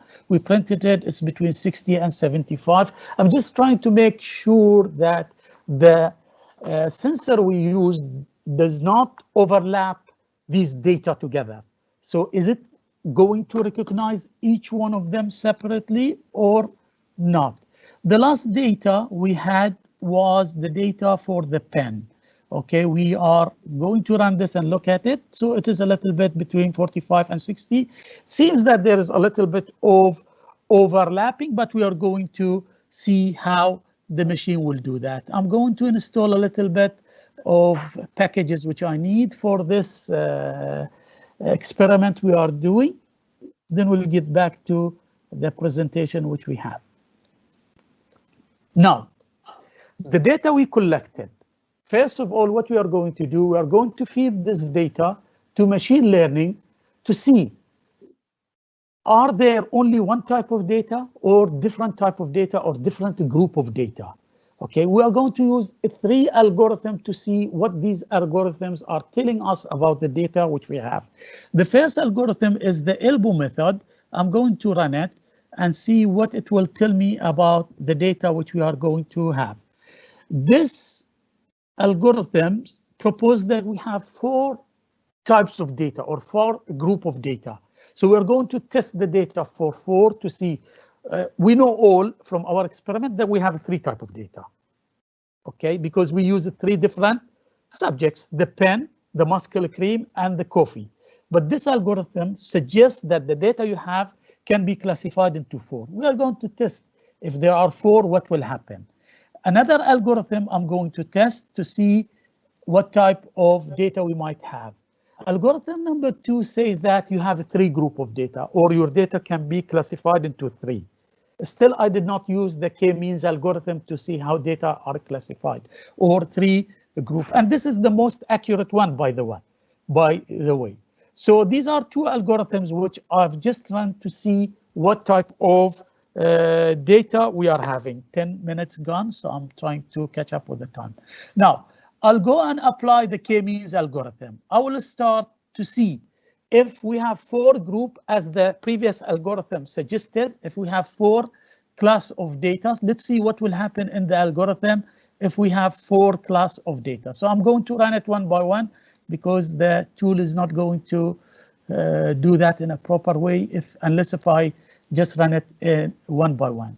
Now let me look at the table, how it is happening. In the table, okay, if you look at the left-hand side corner at the bottom, says that you have 4 types of data, but shows that there are overlapping between 2 data here. So let me plot this and see if there are overlapping or not. Okay, so this is the data which we have just plotted. So I'll plot it in a better way. So let me just install these. I need to install these only once because we'll do the experiment in 3 different ways. Okay, so I'm just running this and I need to look at it if there are real overlapping or not. Now, looking at the data which we have just collected, okay, so this is the data we have collected by saying that 4 types of data we have. It is obvious the system or the algorithm has identified one group here, another group here, but the 3rd and 4th group are overlapping. So this means that machine couldn't identify the 3 odors we give. Actually, when we say that the class is 4, so this algorithm is not valid. This algorithm is not valid. Let me just do the test for the 3 and see how the 3 works. Okay, so when we do the test for 3, I'm going to run the test for 3. Okay, so this is the test for the 3. So let me see this. Okay, the 3 result shows almost in this way, in a very nice way is done. So let me plot it and see how it will work. Okay, how it will work. Okay, so let me do this and see the final result. This is the final result we have. It still shows a little bit overlapping, which is same of the previous one. So I'm going to rerun this again and see how this will work. Okay, so I'm going to do it once. I hope that it will work because in the previous experiment it works in a very nice way. Then this is my table. Okay, yes, the table works perfectly. Now let me design or run this last algorithm and see how it is happening. Now this is the final result. The final result, the algorithm classified all the data in a very nice way, almost perfect. Okay, in this case, the k-means algorithm used, it shows that you have 3 types of odors, 1, 2, 3.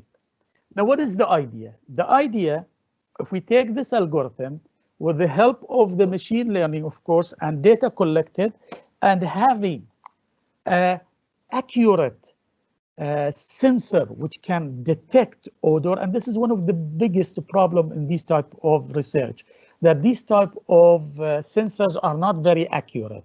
So research is going on, a lot of people working around the world to design more accurate sensors. They have big sensors, very huge sensors. The way we are looking at it, if we need to have a robot which can smell, so you need to have a small sensor embedded in the robot. The robot can use these type of algorithms and can smell.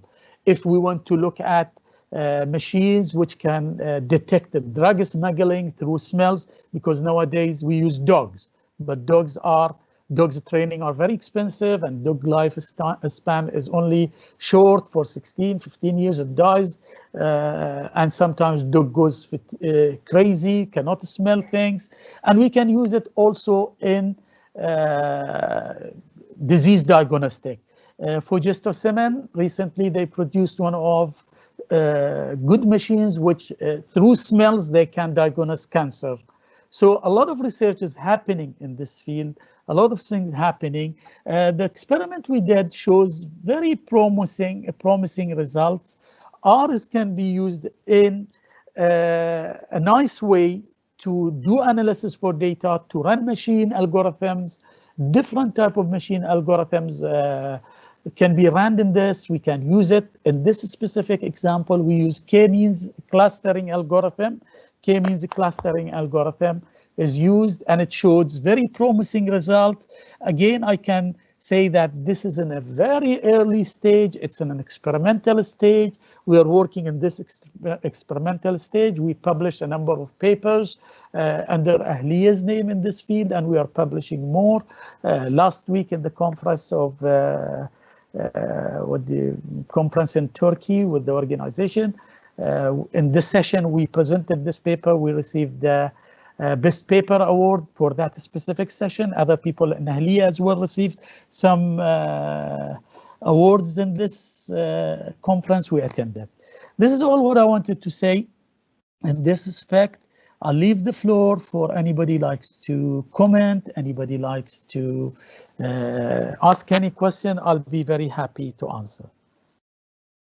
Thank you. Thank you, Dr. Yousif. I loved your research last time and I love it more now. Congrats for the best paper. Anyone has any questions for Dr. Yousif? I have a question, if that's okay. Not a Please. question, actually. Yes, please. So it's like a statement and a question. But first of all, thank you very much, Dr. Yousif. This seems like cutting edge research. It is very interesting. Would you mind sharing with us how these technologies can be used for marketing purposes? Do you have any thoughts on that? I tell you, Dr. Maryam, thank you for this question. Actually, I did that intentionally to present R as a classification algorithm. In this experiment, we are classifying, for example, odors, smells.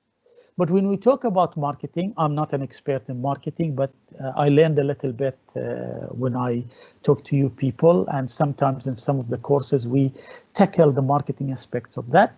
But we can do a lot of classification related to customers behaviors.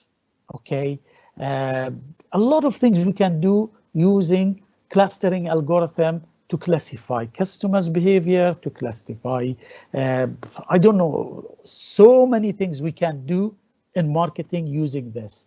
I liked what the previous professor from Egypt said, that he works with people in the field of specialization. He's an IT guy. I'm an IT guy as well. I very much seek help of people in other field of specialization. For example, you, Dr. Maryam, in marketing, I'll be very happy to work because you are an expert in marketing. I employ the IT, I use the IT in marketing. We can come up with a lot of interesting research. Thank you. I'm looking forward to it, Dr. Yousif. Thank you. Thank you. Thank you, Dr. Yousif.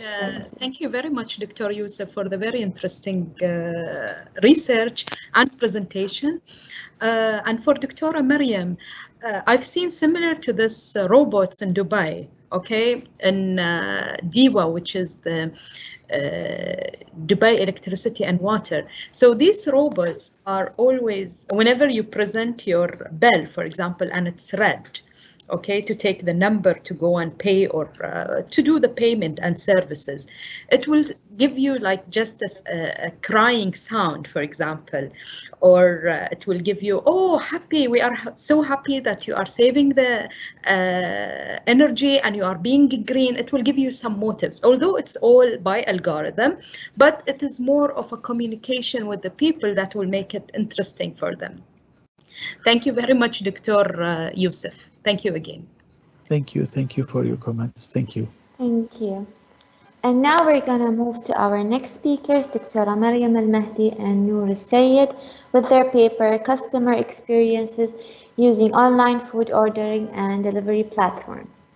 Dr. Maryam and Dr. Noor, the mic is yours. Okay, great. So, hello everybody. Thank you for having me and my colleague today at the Research Forum.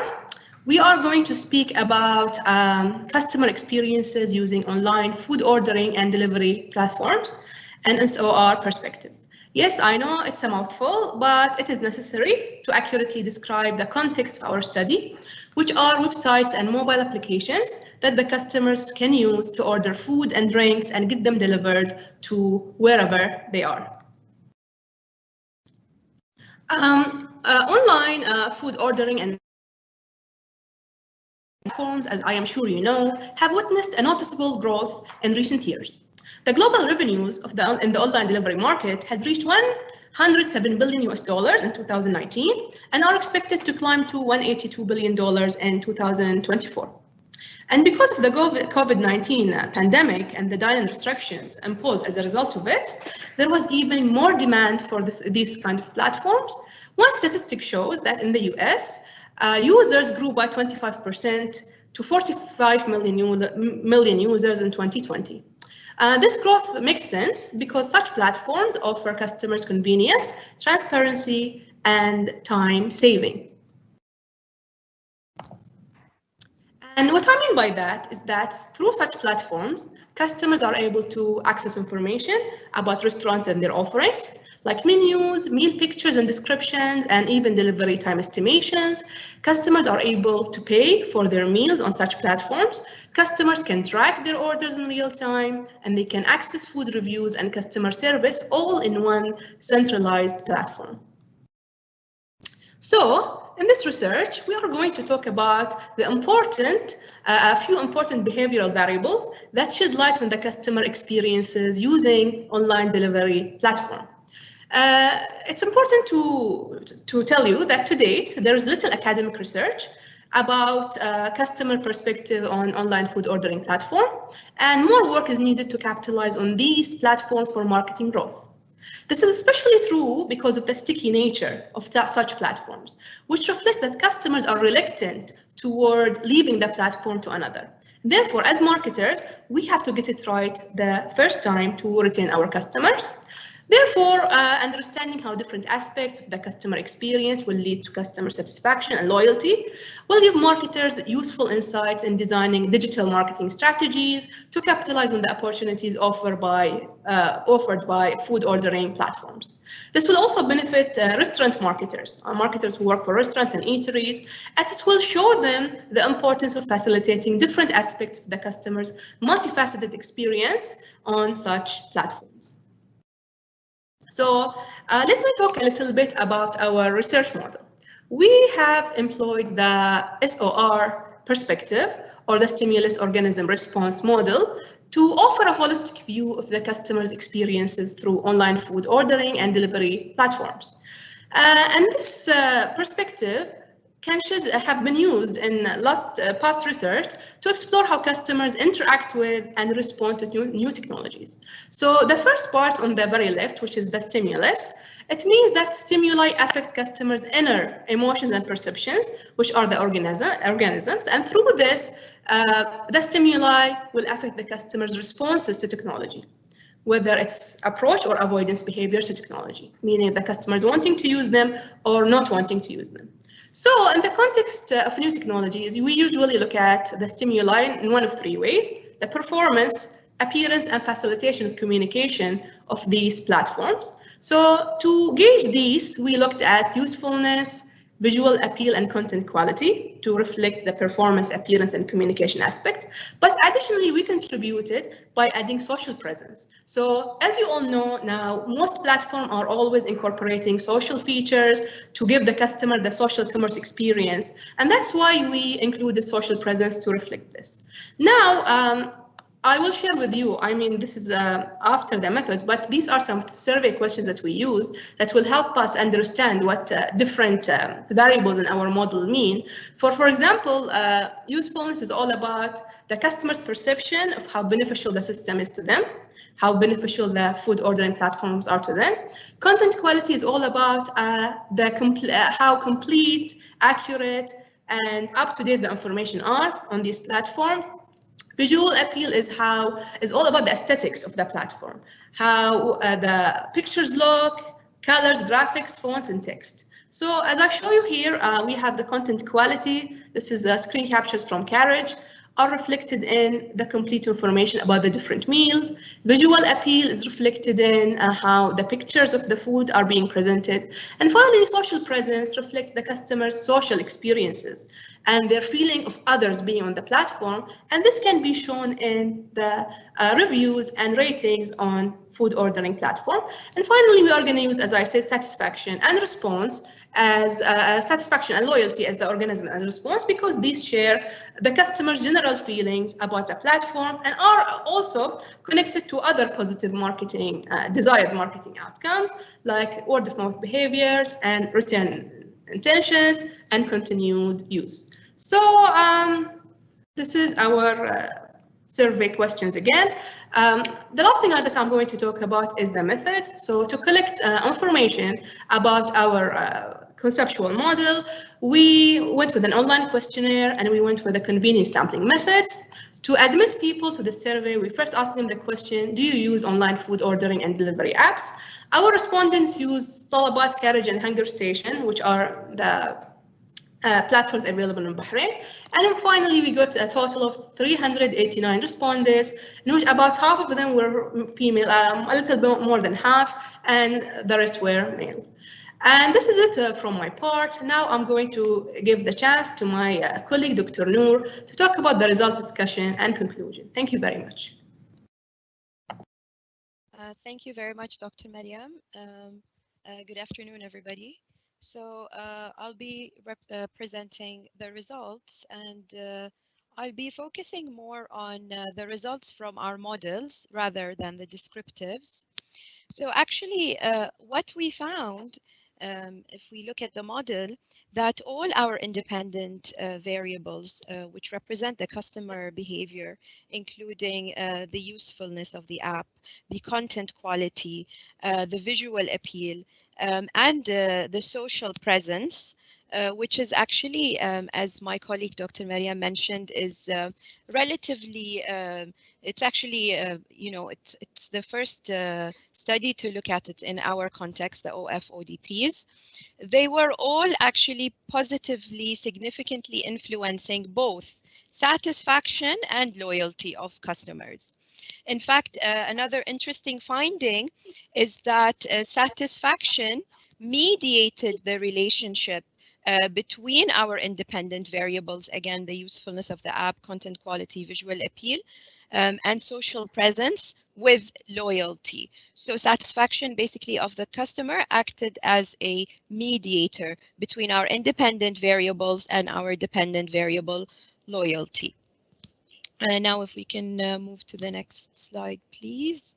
Okay, so actually our results are unique because we found an interesting finding is the importance of social presence in achieving satisfaction and loyalty in the context of OF-ODPs.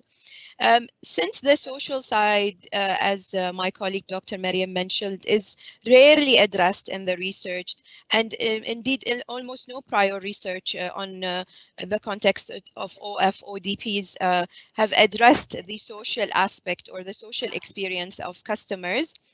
So this was actually an interesting finding that we have found. If we can move, please, next.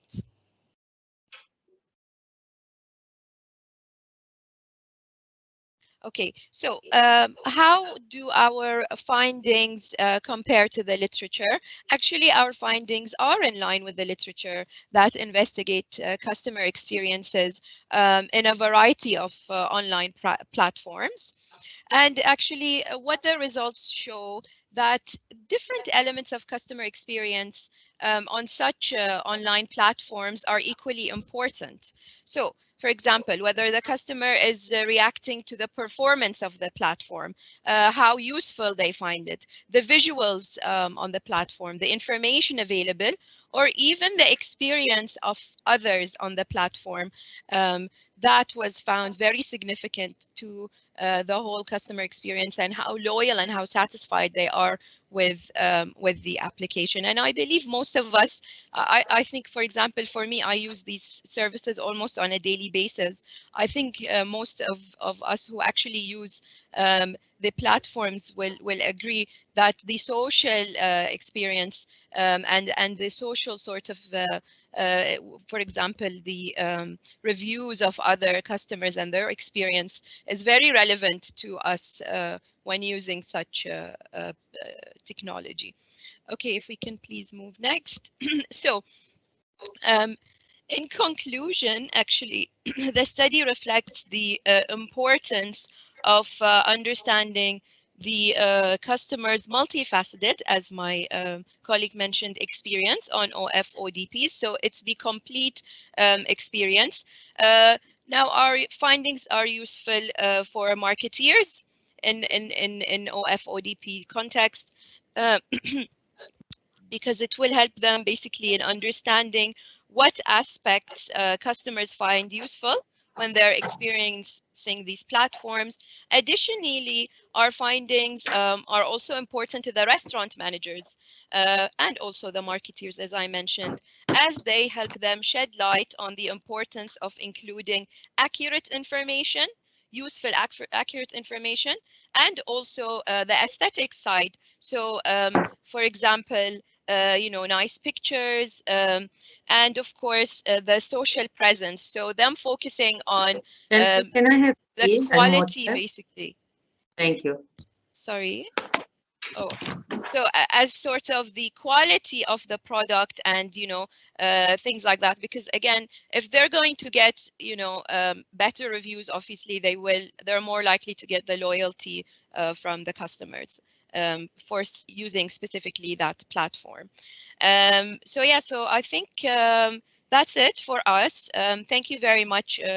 Thank you everyone for your time and for your attention. And if anyone has any questions to me or to my colleague, feel free to ask us. I think we're good on time, صح فاطمة?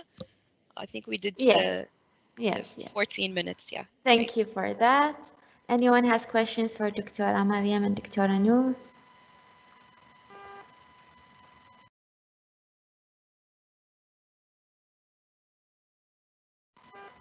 Okay, thank you, Dr. Maryam and Dr. Noor, for a very interesting topic. We're going to move now to our next presenter, Dr. Gagan Kukreja, for his topic, A Broken Wire Between Cash and Profits at Wirecard.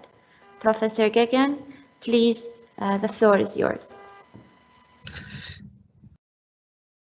Thank you very much, Ms. Fatima, Professor Muneer, for organizing this very important forum where we always, every year, we discuss our research. So my research area is actually, it's a case study. Are you able to view it? Yes. Okay, thank you. So my research here is, it is a case study actually. We prepare a case study on one fintech company based in Germany. This company name is Wirecard. If you see, this is the name of the company, Wirecard. So there are some weird words in this presentation. So this is the reason I am explaining that this is a company called Wirecard. It is a German fintech company.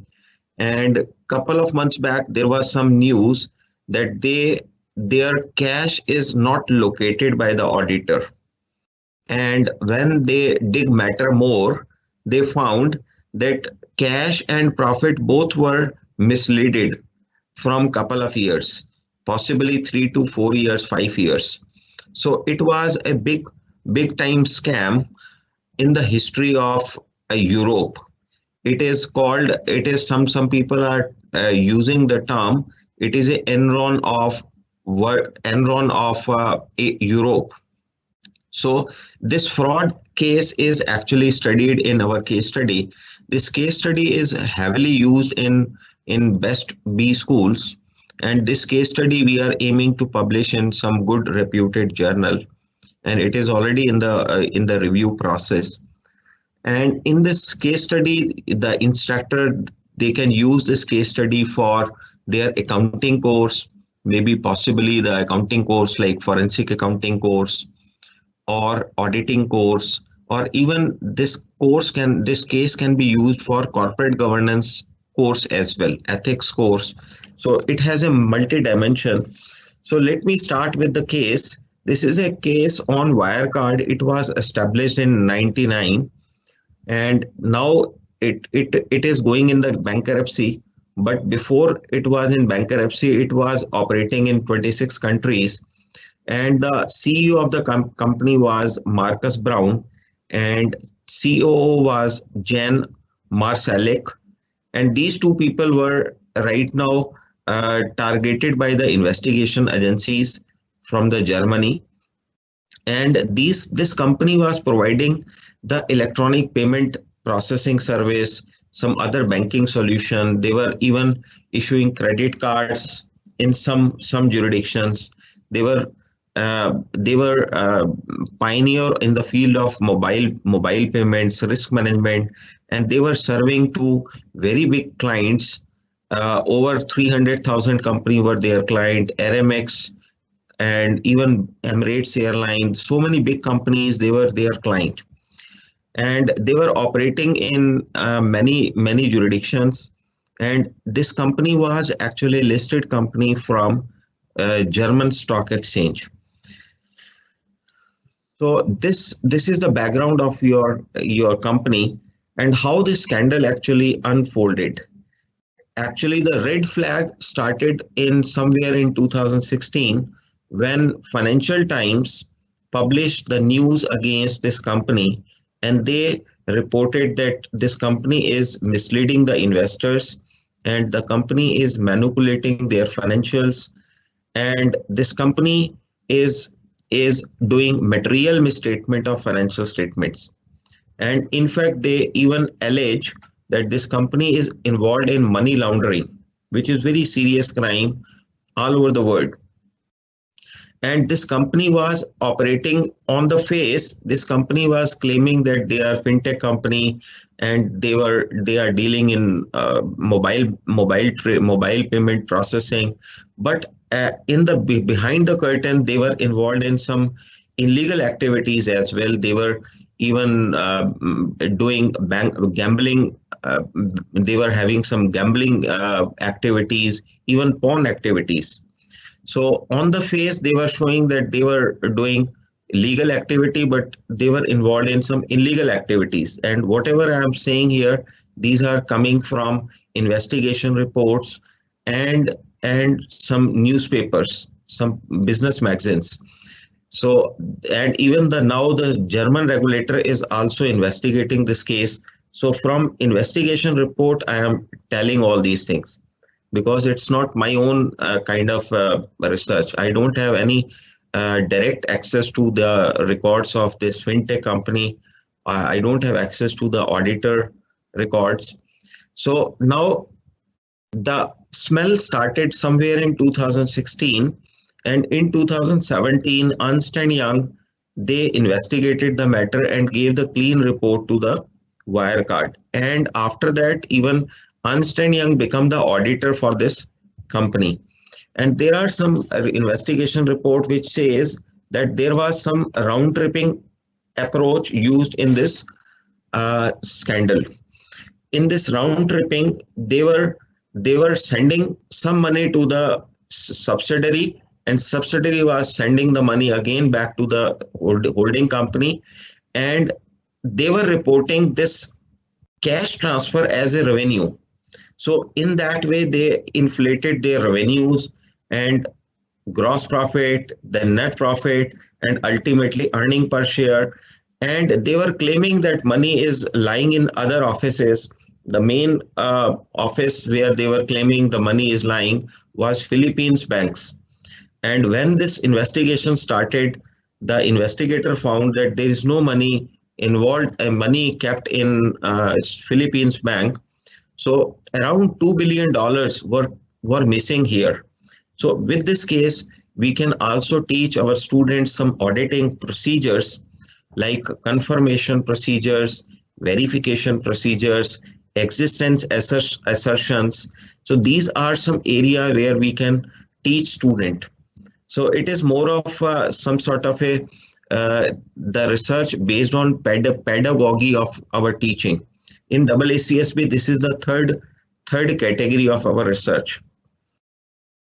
And in fact, this kind of case studies are widely used in Harvard Business School, in some other European B schools. So this is again another latest stuff is conducted here in April 2020, and there was lot of allegations So the regulator of Germany, it's called BaFin. BaFin appointed KPMG for investigation, and BaFin, this KPMG start investigating this company. The company management was not cooperating with the KPMG, and KPMG issue a disclaimer opinion. But this company, they portray that this company, that KPMG has not found anything wrong. So even they try to mislead the people. And in June 2020, the banks where this company was claiming that they have around 1.9 billion euro, which is close to $2 billion. The Philippines bank informed EY that they have no document which can prove that the money is kept in Philippines bank. So, and in fact, Philippines bank claimed that Wirecard is not a client for their, they don't have the account, any corporate relationship with this Wirecard. So after that, this company admitted in June 22, June 2020, June 22 is very significant date. The management themselves admitted that they are not able to trace $2 billion of money in their balance sheet, and after that they filed bankruptcy after 3 days, and the CEO resigned, and later on CEO was arrested, and now he's on the bail, and investigation is going on.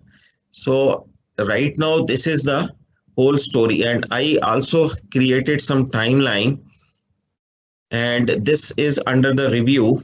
So possibly this case study, these are the some learning objective we can teach our students, that how material misstatement is different from earnings management, how related party transaction can impact our material misstatements, and what kind of signals auditors they should really look, or red flags they should look when they are doing audit. And in fact, this can be used in corporate governance practices as well. We can also explain the role of corporate governance, the board of directors, how they keep their eye closed when there was some material misstatement was going on. And in fact, we can fix the auditor's responsibility. From this report, this case study, even we can give the suggestions to the policymakers that joint audit is required. Now one single auditor is not required.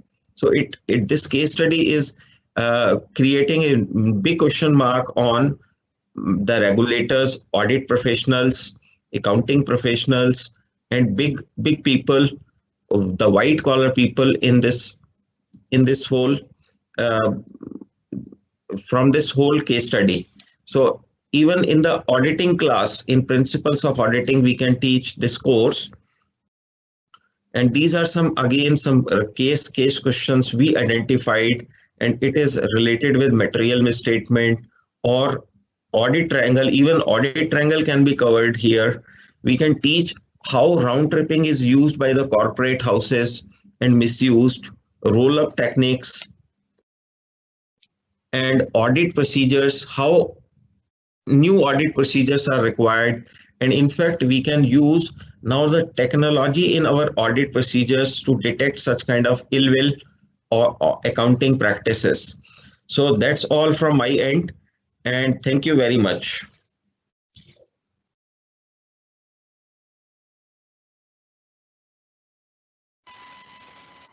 Thank you, Dr. Gagan, for your presentation. Anyone has any questions for Dr. Gagan?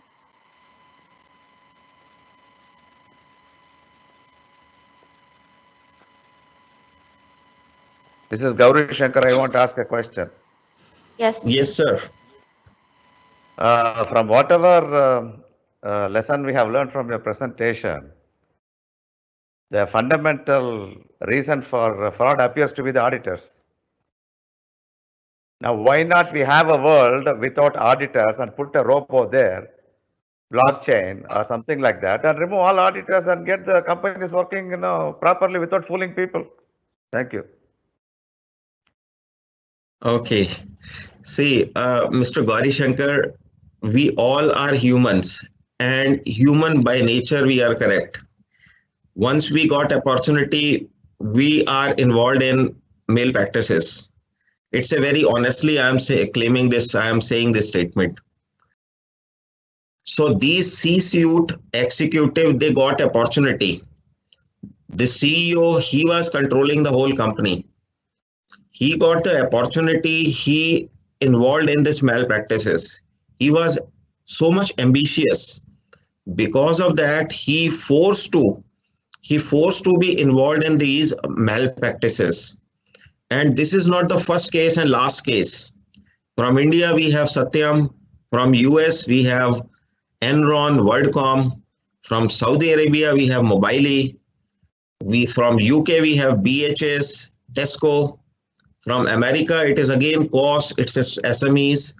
So modus operandi of the fraudster is quite similar to many cases.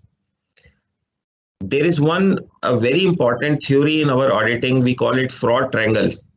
We have opportunity, we have rationalization, and we have pressure. So if you look any kind of fraud, you will find out of these three dimensions in the fraud. So by nature, we humans are correct. No internal control can control these kind of frauds unless we really educate and inculcate ethics in our students, in ourselves, in our daily life. Otherwise, this fraud will continue. I have very strong feeling that no auditing, no technology can detect this kind of fraud if humans are not really ethical. This is my own answer. And even blockchain can facilitate to some extent, but blockchain is not the ultimate solution.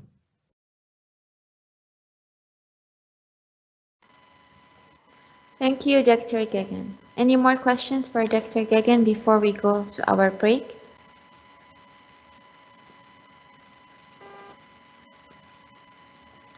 Okay, so we're going to take a 10-minute break and we're going to see you after 10 minutes, dear speakers and dear audience. Thank you all. Thank you very much. Thank you. Thank you, Dr. Gagan. Thank you.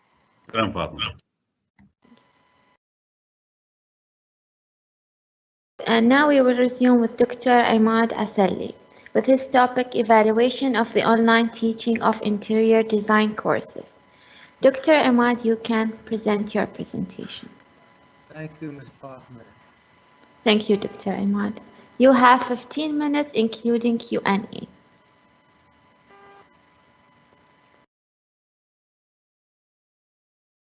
Clear, yeah? You see the... Yes, we can see your slides, yes. So, the title of the research that I will talk about it today is about the evaluation of the online teaching of interior design courses, actually. So why are you talking about this? Because, in our study plan, we have a high percentage of practical courses, so it's different from other, let me say, departments. So regarding this issue, I'm going to talk about a brief introduction about the question in this research and about the interior design, about Ahlia University, and result and conclusion. I try to go quickly as far as I can because you are talking about 15 minutes on. So due to COVID-19, it's affect significantly all aspects of our life, especially the higher education and education in general. And all these education institutions switched to distance learning. So distance learning is not a new phenomenon. It started actually in 1858 in the University of London, where they start to award a degree in science using asynchronous learning, which is, distance learning, that they handle the teaching material and learning material through via mail. So the distance online classes have many advantages, actually. One of these advantages is its flexibility in terms of time and in terms of a place. But at the same time, they have some disadvantages. One of the main disadvantages of distance learning or e-learning is the difficulty of communication between the student and the faculty members. For this reason, due to this COVID-19, the virtual studio learning, which is part of the core of the interior design department, which is the design studio courses, which is the practical courses, is swifted to a virtual studio culture rather than physical or face-to-face learning. Actually, this starts with changing the way the material or the way of communication between students. For this reason, I find that it's very important to discuss this point in terms of what is the feedback we get from the student in teaching design studio, especially because we did a lot of survey actually, but the main thing is that we don't find any kind of a problem in terms of theoretical courses, and the main problem was really in practical courses, especially the design studio courses. So for this reason, I have raised this question: is online teaching efficient to place the in-studio design teaching? This is the main focus of this, let me say, research. Okay. Actually, there are a lot of research talking about distance learning, but not mentioning especially the practical courses in terms of distance learning. So the study that I did, it's started actually in the second semester 1920 and the first and the second semester of 2021. And I contact the study based on meeting, let me say, 11 experts in the field, 5 final project 499 supervisor, 2 senior instructors from Kingsland University and 1 from Gulf University, and 2 advisory board members and 2 practitioners from the market that they participated in last semester and the semester before in the jury panel for the final project. Actually, the main purpose of this is to explore the operational and technical aspect of distance learning, especially for design studio teaching and learning, and supervising the final project. So what was the main, and in addition to this, a 53 student, I discussed with them that I teach in the department through the 3 semesters. One of them is INTD 404 in the second semester 1920. The second one is INTD 212, Design Studio also residential, in the first and in the second. The total of the student that I put a question for them were 53 students. Well, about 18 students in 404 and I have the data here. No, okay. And 35 students in both courses in INTD 212 through the 3 semesters starting from 1920. The main thing that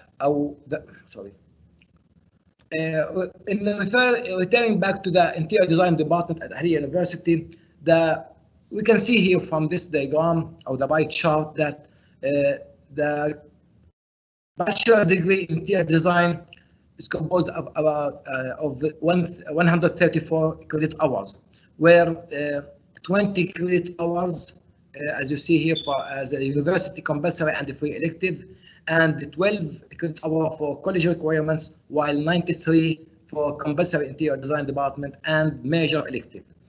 If we look at the courses in interior design, we'll find that 65% of the study plan in the interior design is practical courses, while only 35% of the courses is theoretical courses. So the focus here, as I told you, that we don't find any kind of a problem dealing with theoretical courses, but the main problem that we found that to discuss the practical part or the practical courses in the interior design department.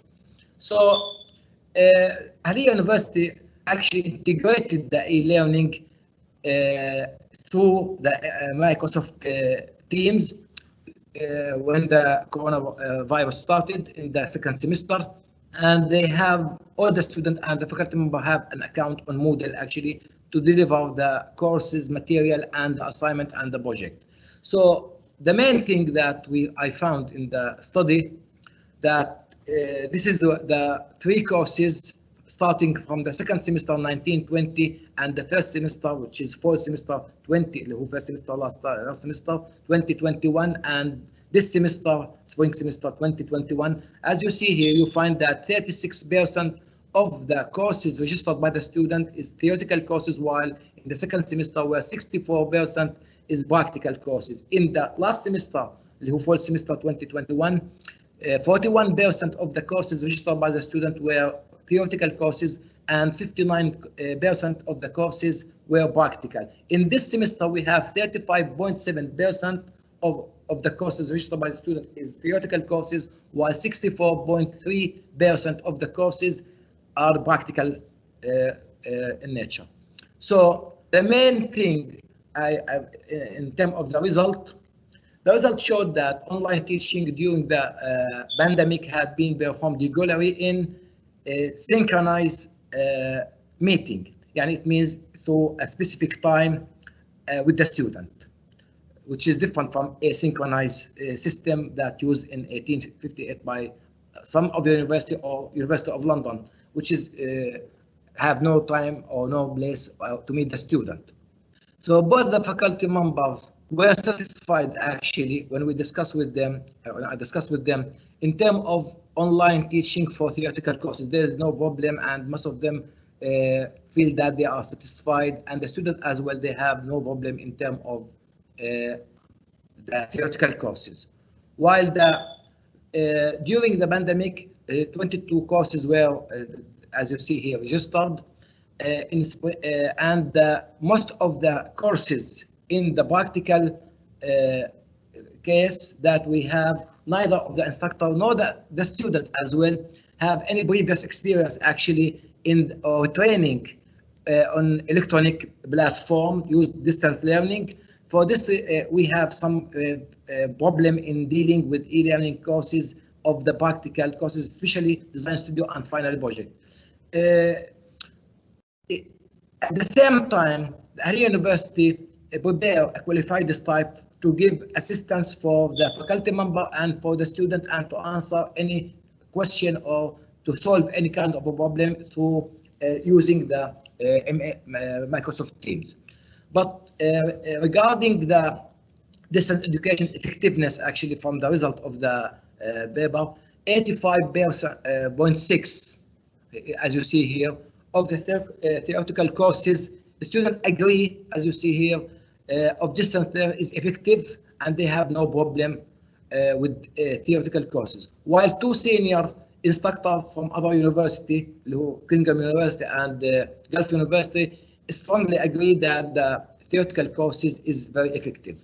While in terms of the practical courses for design studio, especially and graduation project, there is no dominant consensus. يعني ما كانش في اتفاق in terms of the practical courses on the effectiveness of distance learning. 58.2% of the sample disagree that online teaching of practical courses is reliable and effective, while 23.8% of the students reported issue regarding technical difficulties such as internet speed, a problem in computer devices, having a computer or laptop. And some of them, they don't have that laptop because in the same house, maybe they have, one of the responses said that they have 5 or 6 members using laptops. So some of them, they don't have, they use their own mobile, which make it very difficult to teach or to contact the student through the design studio courses.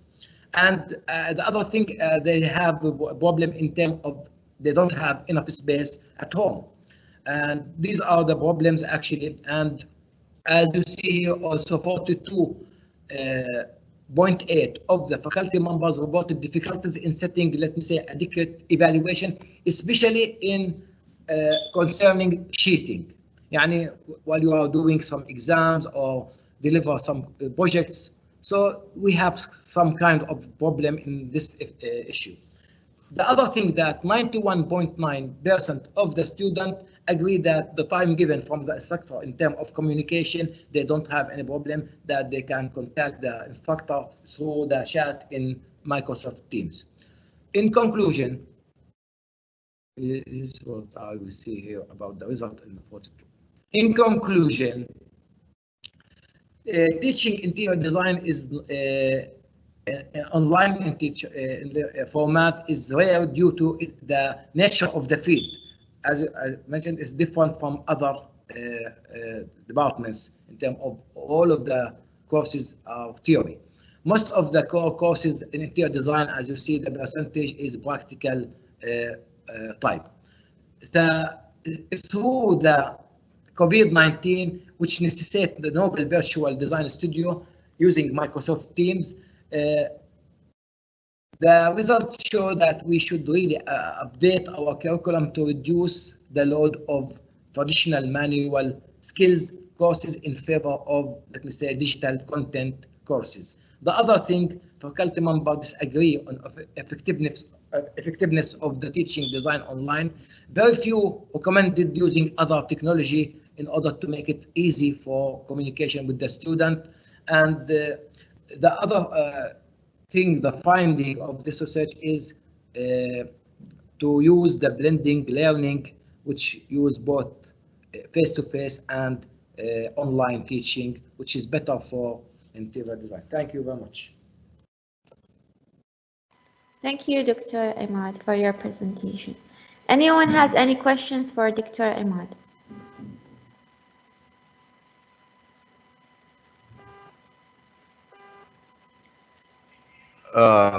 This is Gauri Shankar again. Yes, Mr. Shankar. This is a very beautiful case of having challenges to teach students online. But I think some of the leading universities across the world, they are also having similar problems. Any idea how they are managing this? For example, there is one university in London, which is called University Arts London. And we figured out they are also having similar problems in teaching students. They are number 2 on earth, I think. So any kind of information what others are doing with regard to this? Actually, yeah, I contact most of the universities, let me say, in the Gulf, in the UAE, in Saudi Arabia, from my friends that are teaching in architectural field in these universities, and even though in Jordan, in some of them in Egypt as well. They face the same problem actually, in terms of, especially teaching design studio. They don't have any kind of a problem in terms of theoretical courses, but the problem really how to contact, how to make it clear for the student in terms of showing the development of work. We manage to share with the student every time their work, and we give them feedback, but still face to face, especially for design studio, is better. Even though in University of East London, I contact one of my friends in University of East London, they have the same problem, which forced them to bring the student every week, once a week, 5 students by 5 students, just to communicate with the student and to make it easy rather than to contact online for design studio.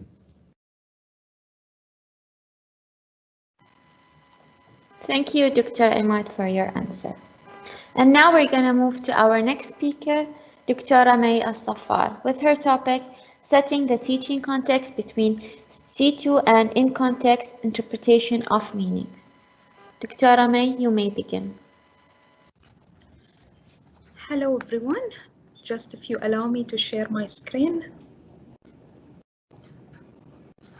Just a minute.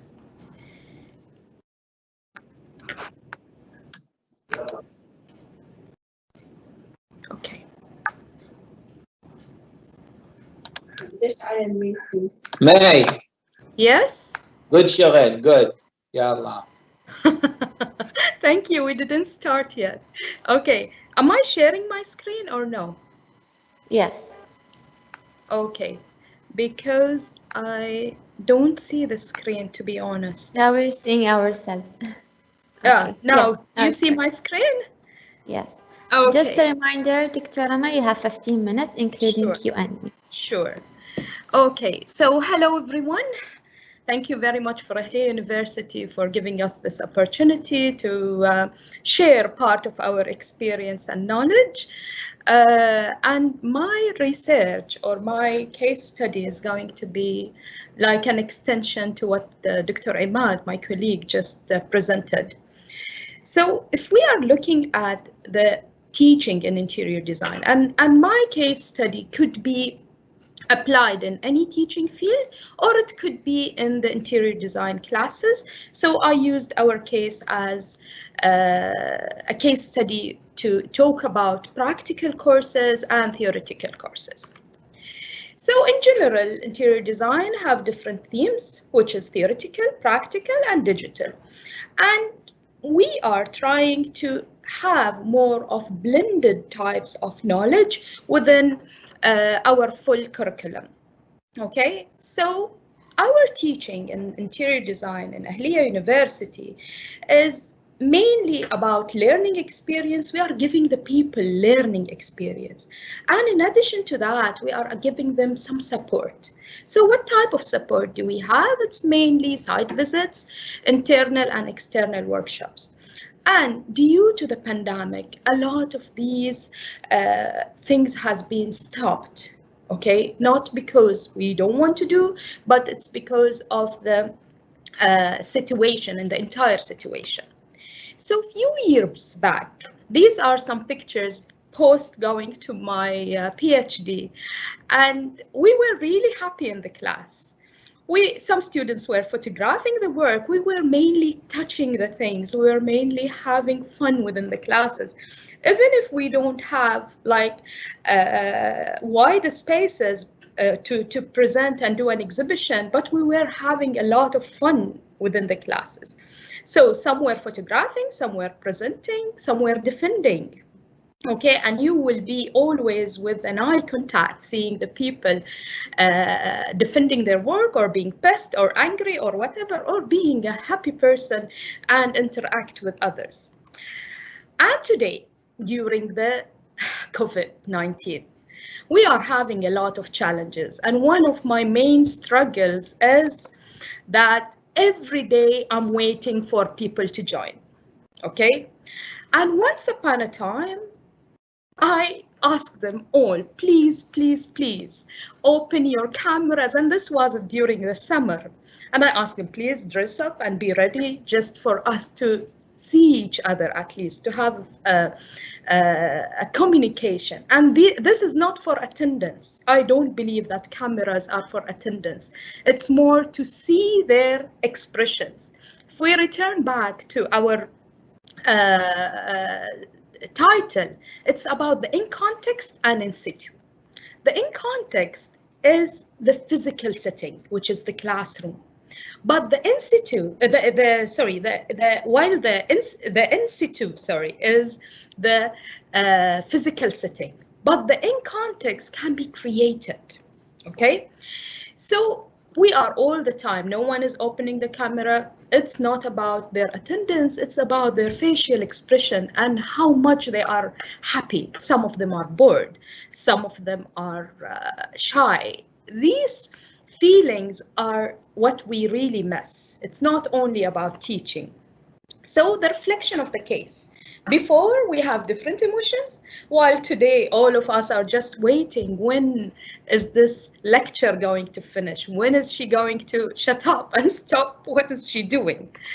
So my initial observation since the years before COVID and during COVID, that our main purpose as teachers to create entertainment, education, aesthetic. We need to give them beauty in the class. And some students really want to escape from the home environment.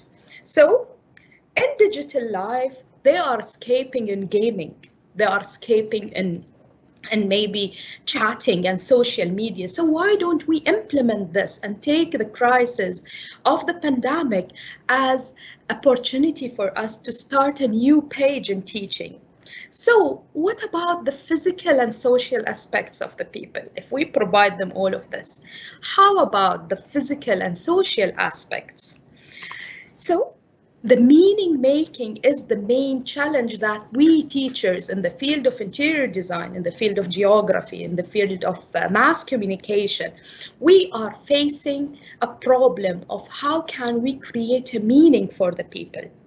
So teaching has become more challenging than ever, not only during COVID-19, but any pandemic, any crisis. Whatever happens in the world could affect our teaching, but so how can we create a meaning making? How does the meaning making in reality happens? So our research, since that we are taking the interior design students as a case study to evaluate the physical relationships and features applied in any learning strategy during the pandemic, after the pandemic, and maybe also in the future. We don't know what happened. To explore the students' engagement and emotional experience, the emotion is really important. We know that we are all calling for hybrid learning, but what do we really need to do? So for my methods, I use some documentations since 2019 and a satisfaction survey that was done by the Department of Interior Design. I took the part of the students' reflection, which was the last part of the survey. And it was 68 students, which is more or less a reflection of the students that tried and experienced the teaching during pandemic. So part of my evidences, and this image is taken from our website. Fatima, am I on time or? Okay. Yes, you have 4 minutes. Oh, okay, great. So this image, for example, is from the website. We usually give the people a promise, enjoyment and learning. So are we really giving them the enjoyment? Okay, this is the first question that we should ask ourselves. Then during our classes, we give the students experience. If they go and do measurements, and this is my students from INTD 404, and this one, our 311, and this one is part of our external juries, that external examiners and final juries that we will invite people from outside. What's the meaning that they are going to get? It's not an exam. Forget about the exam. It's more about the quality of work. It's about their confidence and responsibility towards the social and also the public people and the market. So this is the physical relationships. While the students' engagement and experience, they will have the team spirit. They will have competition. Students here are evaluating each other. And also the waste of time is missing today. People they don't have time to waste because they think that their time is wasted. And finally, the brainstorming. Okay, so all of these are evidences. Today, during our digital learning, okay, we are having our juries. Still, we have some emotional experience that could be shared through Instagram, since that 84% of the people in Bahrain are using social media. And also many thanks for Dr. Amina Al Hawaj. She's taking care of the Instagram, okay, and presenting our updates. So all of this is kind of emotional experience. Finally, the students' perception, okay, and this is mainly a repetition of all the themes that we found. So everyone is looking for communication, engagement, examples of previous work, okay, which is mainly about learning. They want us to be thoughtful, not thoughtful, and different ways. It's not hashu ma'lumat. They don't want, because all the hashu ma'lumat is available in the internet. It's available in the books. They want some sort of experience to learn. And mainly the students wanted to how to it's all about the procedures, all about the methodology of things. For example, if they will learn about lighting, how the lighting is going to be done in a space. Okay, it's not only knowing the types of lighting is not everything. And also, as Dr. Imad said, that a lot of people prefer to come, okay, but due to the pandemic, people cannot come. So what is our opportunity? So meaning mainly is about the impact and the purpose. What's your impact on the student, and what is the external impacts that could happen? And what's their purpose? Is it learning or career? If I go back to my thematic analysis, and as you see the colors here, yellow, blue, and pink, you will see that here are the main things that come out as a purpose and as an impact. So their background is very important, who they raised well.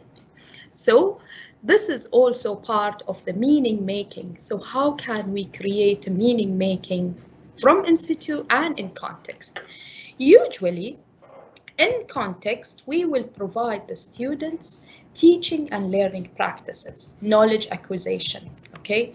But in context, we will develop the full picture.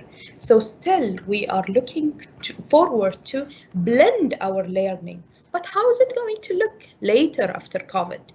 This is the face-to-face, and this is the online teaching, okay? If the online teaching is like this, I'm a person that I will not attend. It's difficult for me to look at such a way of teaching, okay? But we need to try to find new ways of teaching. So the first step, a few days ago, the Student Affairs post something on Instagram that the students are welcome back. Okay, so I asked my students, and everyone starts saying that they want to come. So this is, first of all, as a meaning, it's the response for their request addressed on their satisfaction survey. Number two. Dr. May, just a reminder, one more minute. Sure. Thank you, Fatima. Then the whole class is vaccinated. I asked them who is vaccinated. Okay, so this is a way of spreading awareness. So the unvaccinated people are known, and now since that you are seeing people that are vaccinated, it's more of a stewardship, or of they do, I will do it. And also the strategic planning points. Okay, we need to be aligned to the local and international efforts. But what did we learn? Validity, it's valid now more than before. It's trusted. Flexibility, students can work, can attend classes from everywhere. We have equal opportunities for everyone. We should have a rapport between us as teachers and the students. And the camera on is not only for attendance, it's also for the facial expression and status. So social, cognitive, and facilitatory. Okay, so what can we do more to survive? Maybe we can go for new technologies, and this is kind of recommendations, the Wacom, and in our department, Ms. Amel is using it, or using the pen-supported laptop, and I'm using this, and it will give you a really clear interface with the students, and even it could be used for any type of fields. And the last one is about the virtual reality, that we can bring the life towards our classes. Even if we return back to classes, we still can blend, and these are ways of blending to keep the social distancing, but at the same time, I'm going to give them the experience. I think I'm done now, so we need to take just always an opportunity from, or a chance to do a lot of changes in our life. Thank you very much for listening. Thank you. Thank you, Dr. May. Thank you for your warmth and enthusiasm. I'm sure your students are really lucky to have you. Thank you very much. Any questions for Dr. May? Yeah, it's once again Gauri Shankar again. Yes, please go. You mentioned a beautiful word, virtual reality. Yes. Have you done anything in that area which we can implement or anything like that?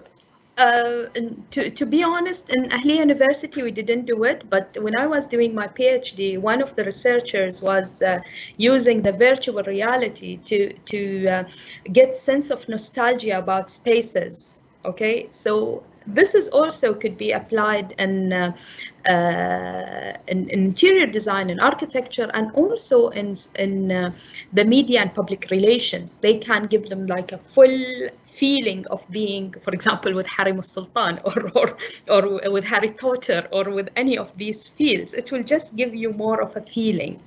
Okay, so it's really, really interesting, and maybe we can implement it in Ahlia There's University. a good scope in education. Yeah. To bring virtual reality. And I tried it myself. It will just put you in another field, in another feeling. Yeah, I have also tried. That's the reason I'm asking. In interior design, I've Yeah. tried. That's the reason.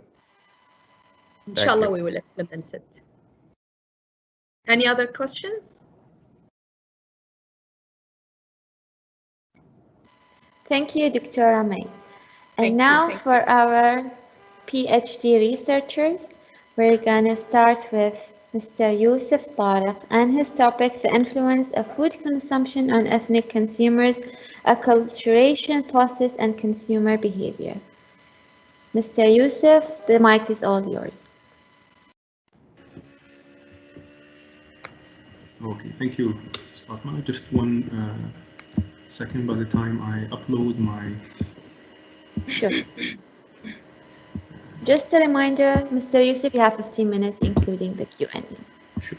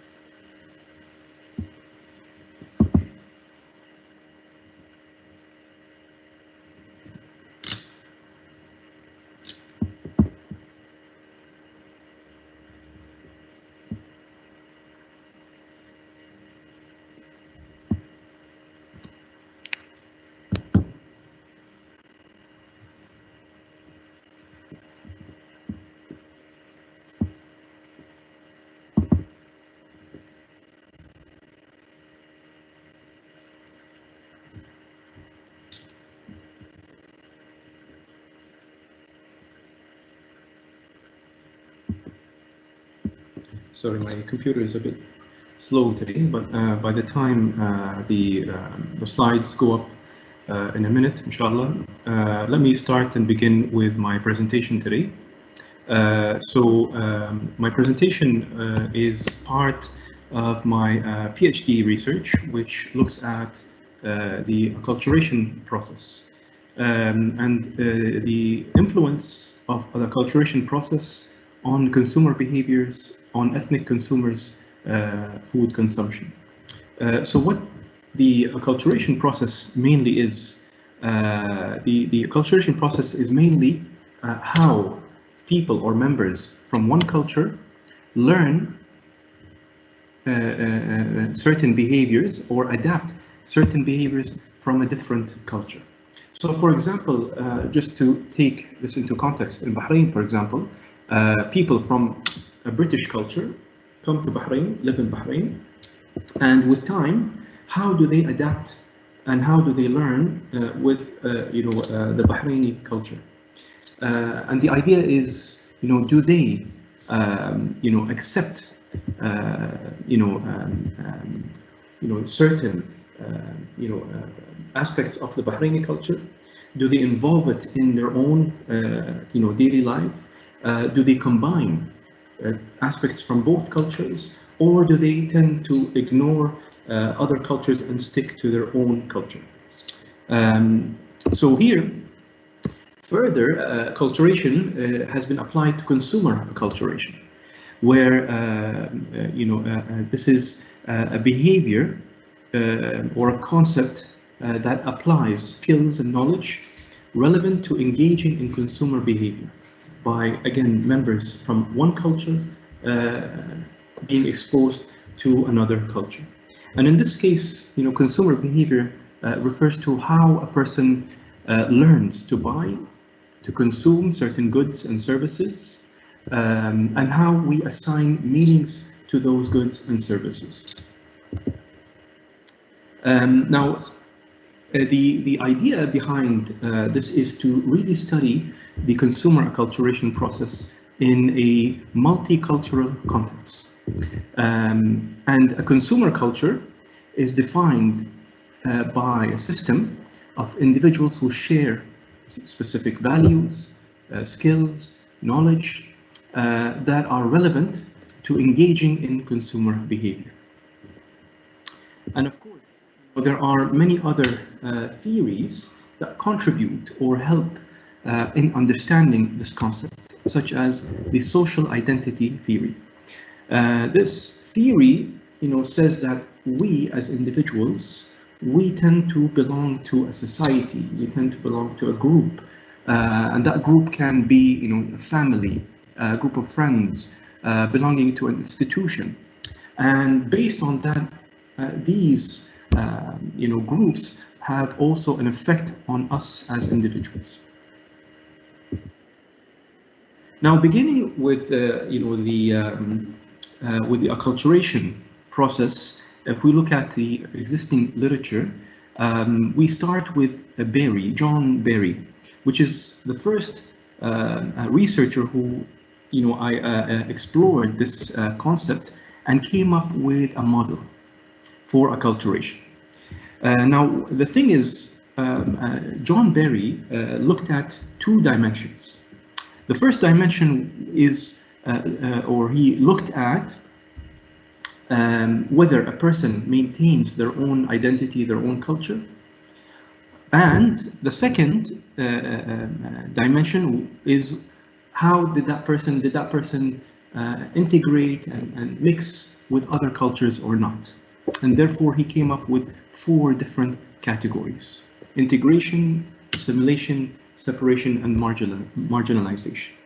Now the problem is here with John Berry is that he focused on a single dimension, meaning he focused only on one culture and the effect on that culture in the United States, for example. So he did not look at the host culture, which is that person, for example, let's say a Bahraini going to the United States. He only focused on the Bahraini culture or that Bahraini individual, okay, without looking at what happens with the American culture as well. Further, other researchers such as Penaloza, Askegaard, they started looking at let's look at multi or bi-directional dimensions, and they looked at both of these cultures. How does the American culture get affected? How does the individual from Bahrain get affected? And then, further, Day et al. And other researchers started to explore the idea. They haven't really developed a framework, or they haven't really explored it in detail, and there are some gaps in this area as well. But they started looking at, okay, what about the other cultures that we live with? In Bahrain, for example, we have Bahraini. We have Bahrainis, we have people from India, we have people from Pakistan, from Egypt, from different GCC countries, and I can keep on going on and on and on. And of course, those cultures have an effect on us as individuals when we come and when we look at the acculturation process. So as shown here, we want, or I want, as a researcher, to explore this idea and include a multi-directional dimension.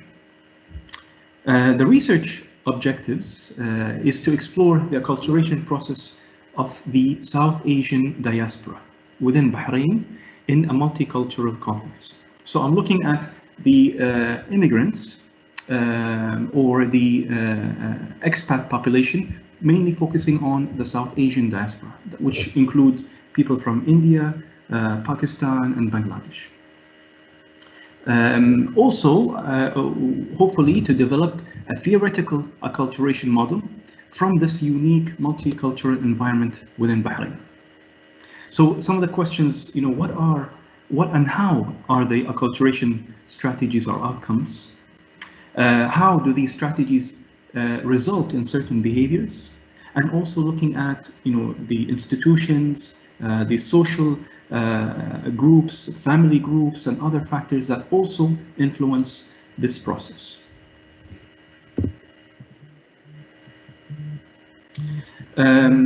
So what I've done so far is collect, interviews. I've conducted interviews using the method of a snowball and purposive sampling, where I interviewed many individuals from the South Asian diaspora. I also included focus groups, and I also included local individuals from Bahrain, Bahraini citizens, also to include in this research to see all aspects and all dimensions. And as a result, I came up with a preliminary acculturation framework where we look at, the individual, the consumer, and their behavior and lifestyle, and how, again, these different factors, such as society, institutions, their attitudes, learning, and so on, how do they affect that individual, and how does that result in, as you see here, in a certain behavior, okay, in a certain acculturation process. And what I've learned is that mainly South Asian diaspora, result in the idea of integration, okay, where they integrate into the culture, in the Bahraini culture, and there is a mix, okay, a mix of both cultures, their South Asian culture along with certain aspects within the Bahraini culture. Also, not just Bahraini and their culture, but also from other cultures, as I talked about before. Now, of course, the acculturation process is a dynamic process. Okay, it's continuing all the time. It's a continuous process, and people change with time. And this produces, or it produced, certain behaviors, okay, for each consumer lifestyle aspect. Depending on the behavior, or depending on the product or service we're talking about, some Asians or South Asians, some were categorized as a traditional desi. So the word desi is just a word that refers to someone from the South Asian diaspora, meaning someone from India, Pakistan, or Bangladesh. So some individuals remained or stayed traditional and stuck, to their own culture. Some were transient. Okay, transient. They were, flipping between the 2 or 3 or 4 different cultures. And the tempted desi was someone who was or wanted to explore other cultures and wanted to adapt and try and experiment more with other cultures. So hopefully, this research gets developed further, and hopefully more interesting results come out of this. But so far, this is the idea, and this is what my research is mainly about. Thank you everyone for listening, and I'll be glad to take your questions if you have any. Thank you, Mr. Yousif, for your presentation. It was very interesting to learn about acculturation in Bahrain. Anyone has any questions for Mr. Yousif? Good afternoon, Mr. Yousif. This is Shibu here. I have a question. What were the data points that you've used to gather the data from? Is it only food, or there must have been unique data points that you must have used to collect this data? Is there something that you can highlight that on? Sure, Mr. Shibu. Thank you for your question. So mainly the main focus was the food aspect. Factors such as what food products do you shop for? Where do you shop for these products? the types of food that you cook at home versus the type of foods you have outside. Also, in addition to food, I've also added institutions, so places of worship. How does that have an effect on you as an individual in Bahrain? I also added, many other factors related to the society as well, activities, groups, and so on. So it's mainly, the main focus is on food, but there are other factors that I have included as well in this research as well. Great. Thank you. Thank you. You're welcome. Any other question possible?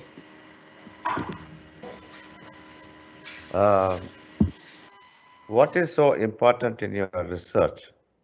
If you would not have done this research, nothing much will change. So why should you do this research? More or less, it is understandable by practice. All right, thank you, Mr. Shankar. Now, first of all, this research will definitely, if done, develop and advance, the gaps in research. As first of all, the region here hasn't been researched heavily. Second of all, all the past researches, the models does not really, it's not like a universal model that applies to everywhere. And it does not really, fit with, the dynamic here in Bahrain and with the populations existing in Bahrain. So this will not only, advance the research, but it'll also explain and also give us an idea when we talk about, how individuals, deal with, certain products, advertising, marketing. So it also advances not just from the academic side, but also from the more practical side as well. Oh, well answered. Thank you very much. One of the best answers I've heard. Thank you. Thank you. Thank you. That's great. Thank you. And now for our next PhD researcher, Mr. Husain Abdulla, with his topic, DOS detection for IoT networks using machine learning. Mr. Abdulla, the floor is all yours.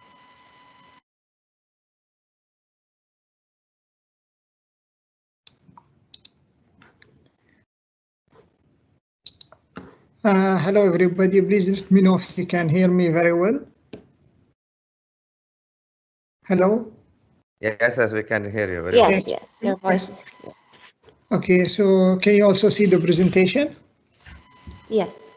Okay. Yes, well, yes. Yes. Okay, so good afternoon everybody. My name is Hussein Hamid and today I'm going to present a piece of work which I was working on since the last, let's say 6 months. It's denial of service detection for IoT networks using machine learning. Can you please just enlarge the slides, please? Okay, sure. Can you see it now? Thank you, Mr. Hussein. Yes. Welcome.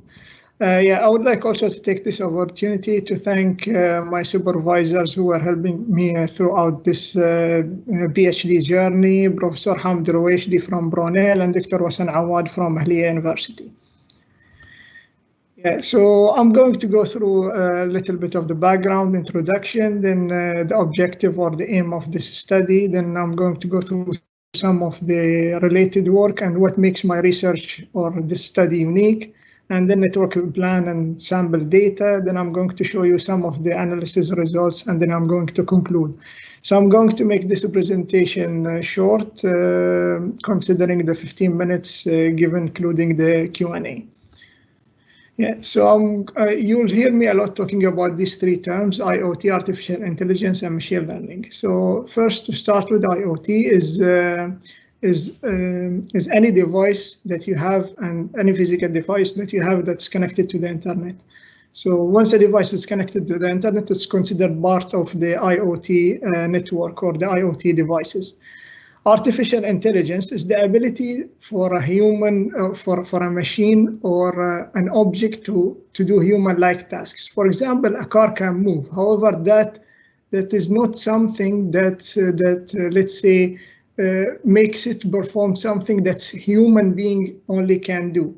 However, a car that can do, let's say, auto parking is a car that can do, let's say, a function that only a human being can do, which is like parking a car. So a car with auto parking makes it, let's say, have an AI functionality. So let's consider it that way. Machine learning is the language that we use to teach a machine or make a machine make a decision similar to human beings. So it's a part, let's say, of a set of algorithms and data that is parsed into the machine. So then later it will be able to make those kind of decisions which are similar to human beings. Introduction.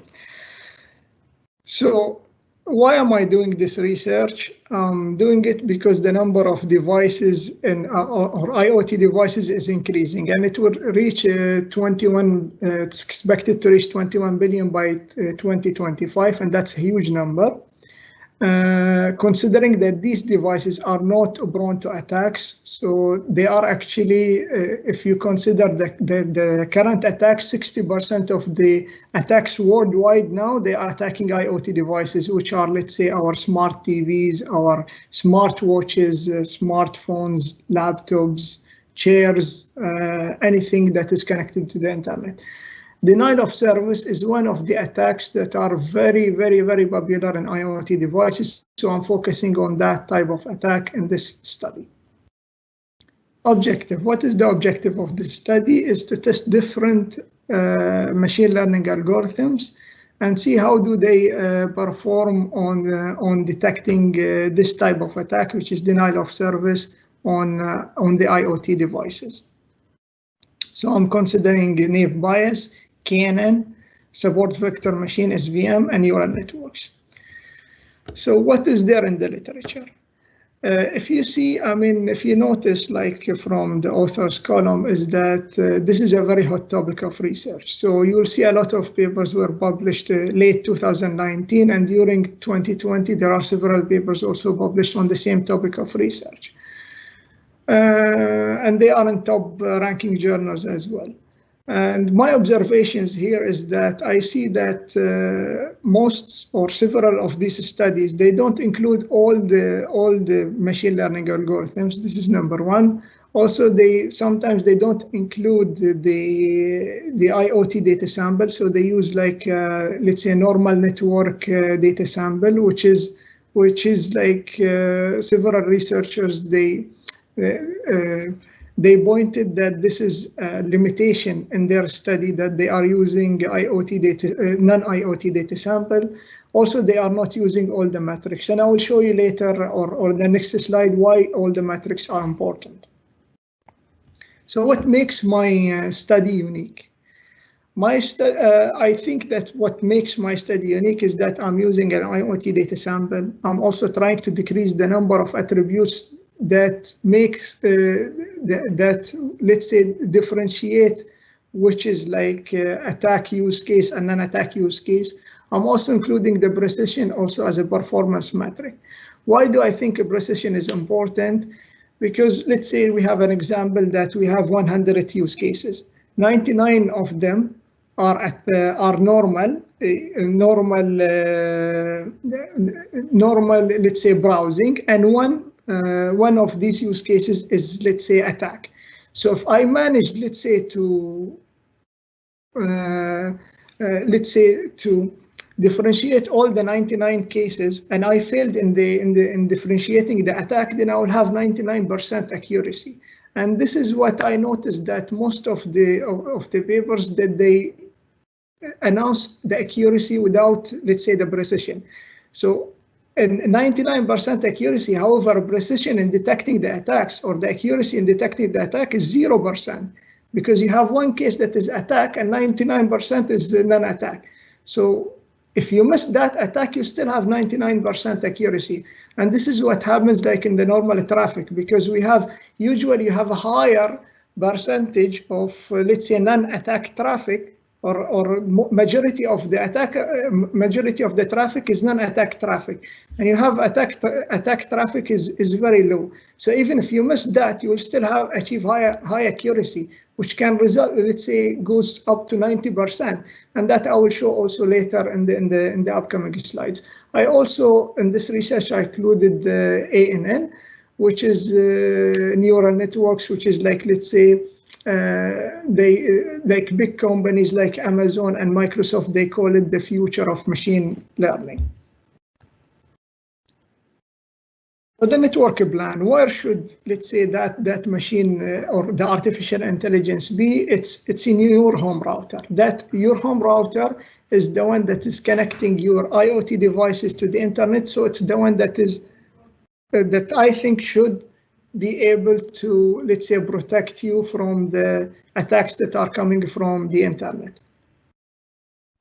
Sample data. I used actually an open source data sample which was published in 2018, and it's in the forms of BCAP traces. Data extractions. I took all these BCAP traces and I tried to, let's say, normalize the data, remove the noise. So I divided this data into 3 categories. One is attack, let's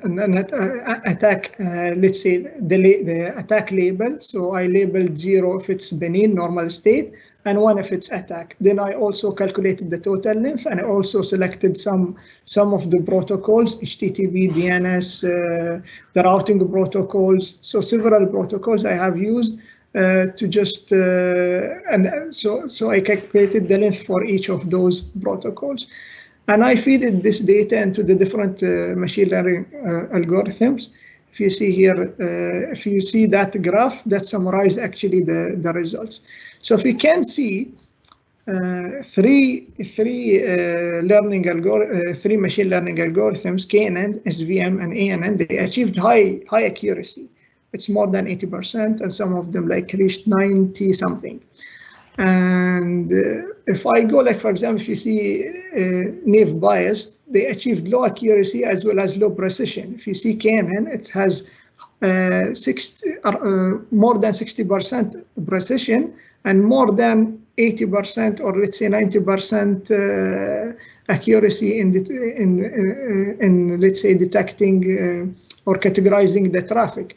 However, if you see the problem which I was talking about at the beginning, SVM, they achieved more than 85% accuracy. However, if you talk about detecting attacks, it's 0. Why? Because I have unbalanced data set here. I have more, let's say, normal traffic than the attack traffic, which is simulating what we have in the real case scenario. If you see the ANN, they achieved, let's say, like more than 85% precision in detecting the attacks and more than 90% accuracy in categorizing the traffic. So that's, from this, I draw the following conclusion, that we can use KNN and ANN to detect DOS attacks in IoT networks. And I can see that artificial and neural networks, they perform the best, and with 96% accuracy and a precision of 86%. And I think that that further research should be done on ANN and in detecting like the attacks. And this is what I'm going to do in the, let's say, remaining months for my PhD journey.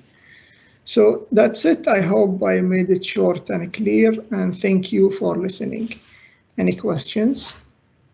Thank you, Mr. Hussein, for your short and sweet presentation. Does anyone has any questions? Stick to the timeline, yeah? So how much left? You have 3 minutes. It's fine. You were within 3 minutes. With the questions. Will take these 3 minutes. Yes, I am ready to ask you a question directly. Yeah, go ahead. Go ahead. Now, after discussing with you last time in the symposium, I went through the literature. Yes. You have to be careful. Your research does not appear to be the, only one. There are people who have automated systems to make algorithms better and detect denial of service and other attacks. And especially one area which is challenging is the internal noise generated by the devices themselves that can imitate denial of service. I don't know, you have not touched upon that thing, so you have to be, inquiring into that aspect, how it can affect the performance of IoT networks if noise is not controlled. Thank you. Yeah, thank you, Gauri Shankar, for that comment. Actually, it's something I also considered in my research. So for that data sample, I also included the noise as part of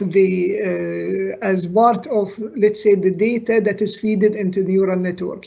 So in itself, it will segregate the noise from the let's say the actual. So I have like kind of, let's say, 3 categories: the noise one, and I have the attack and the normal traffic. So let's say the initial algorithm which I developed should be able to tackle that point.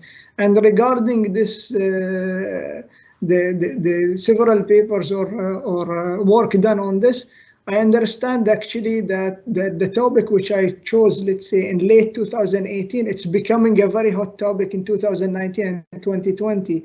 And it's something really very challenging also for me, because every time, let's say, I go and search, and also my supervisors, by the way, they are challenging me in this, because every time I go, they release a new research paper, and I have also to go through it and include it as well in my research here. Thank you. Yeah, thank you. Thank you, Mr. Hussein. Any more questions for Mr. Hussein?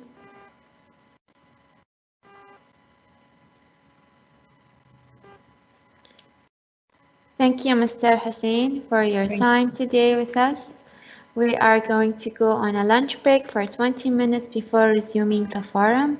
We will start with Dr. Ammar Al Dallal after returning from the lunch break. Thank you all. See you in 20 minutes. Welcome back, everybody, from the lunch break. We're going to resume the sessions right now.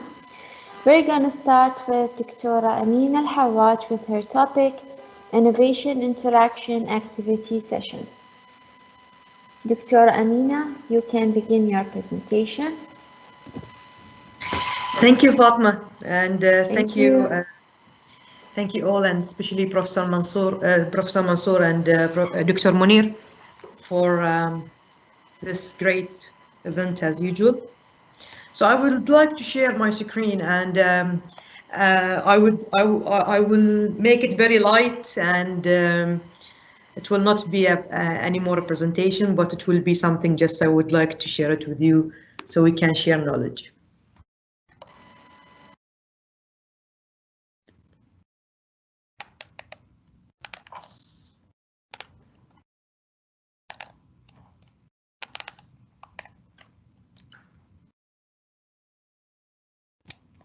So can you see my screen? Yes, go ahead. Good. All right. So my topic for today is innovation in education. And I was really happy to hear the word innovation, at least today, more than 72 times. Okay. So this is showing how we are all aligned and agreed that the role of innovation should really play and take real play in education, especially in the higher education. So I will be sharing with you today different quotes related to our subject, and this is one of the quotes that I would like to start with is, learning and innovation go hand in hand. The arrogance of success is to think that what you did yesterday will be sufficient for tomorrow. So if you can see, like from this quote, is we as an educational organization, so we should really think about how we can merge innovation in our education. Now, maybe we was forced due to COVID-19 to use all the technology we have, and many of us have not used any of these kind of technology before, and because of the COVID, we were all using our technology knowledge, or even we learned so we can be able to deliver and continue being active. So our role in educational innovation, as you can see, the fish is like we are preparing students to participate in their world. We have a lot of problems, and what shapes the future and the world solves a problem.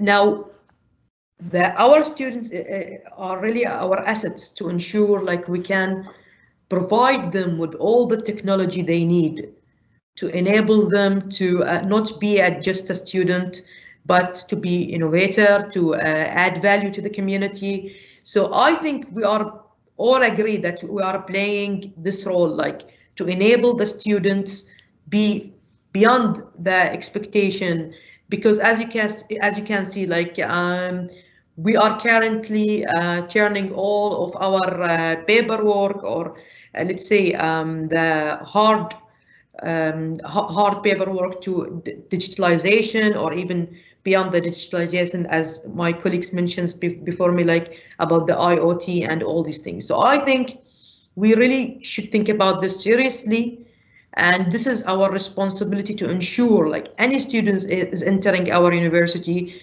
is really innovative by providing them all the tools they need in the research project or in the final project. And I think from our humble experience with our Ahlia Innovation Center, we have seen a lot of brilliant students who are really thirsty to become innovator or to become entrepreneur in Bahrain. And this is really great. And I am really proud to share, like we have currently more than 31 students are working with Tamkeen, especially in Mashru'i competition. We have 4 students who entered the competition, and so I think we have in Ahlia University we have built and we have spreaded the culture of innovation. We're having all the elements that enable us to provide the students with all the needs that they need. We had last year a collaboration with Battleco, Brink. And I think we are in Ahlia University trying as much as we can to integrate the industry needs with the student, with education, and a lot of efforts from different faculty member and then administration members showing like how this reflected into a reality.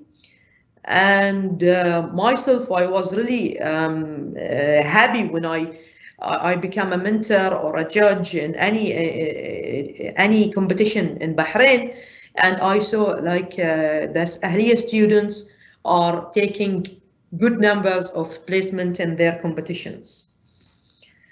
So as we know, like now we should be in this stage. We shape our tools, and thereafter our tools shape us. So I know it is hard, but this is what we are going through. This is a picture from the American college students. It's showing like 70%, and I think this percentage even now in 2021 become higher. They are all using their laptops and their tablets, and no more papers work. So all we are facing this fact, and maybe not only the students, even the older people, they are using the same way of dealing with the technology as the same way. And for sure, you can so now all the children, they are using the technology now. Now the children, when they turn the age 3, they know everything about the YouTube. They know how to use different kind of technology, maybe even better than us. So I think we are facing real technology revolution, and it is forced. We are now not in an optional stages like you want it or not. No, we are facing it seriously. Like before, I remember, I'm sharing this story many times, but it's good to recall it here. My mother, when I was asking her to use a smartphone, she said, no, I want a mobile with the red and green button. Now she's sending me snaps for my son, and she's very active in social media. So this is the life. Another quote is, the problem is never how to get new, innovative thoughts into your mind, but how to get old ones out. And I think this is the resistance to change. And this is one of the advantages of the COVID-19 that really enabled people who were against using technology to use it because they don't have another option. So I think we should really make it clear for us before we make it clear for others that we should stop resisting to technology and we should be really friendly with it, because by end of the day we need to use it, and we should not only to use it, we should be smart in how to use it and how we can develop it. And this is what I will say, especially for our students. Don't just don't put yourself in a situation just to receive the technology and use it. You should open your eyes and see how the technology developed, and you should see where you can add something and develop something in as a mobile app or even as a hardware and software integration. As I've said in the beginning, we are in Ahlia University, especially in AIC, Ahlia Invention Center. I'm really proud because we are the only university who are having this center in the GCC. And the good thing about it is in Bahrain, we are the only university who are registering a patent every year.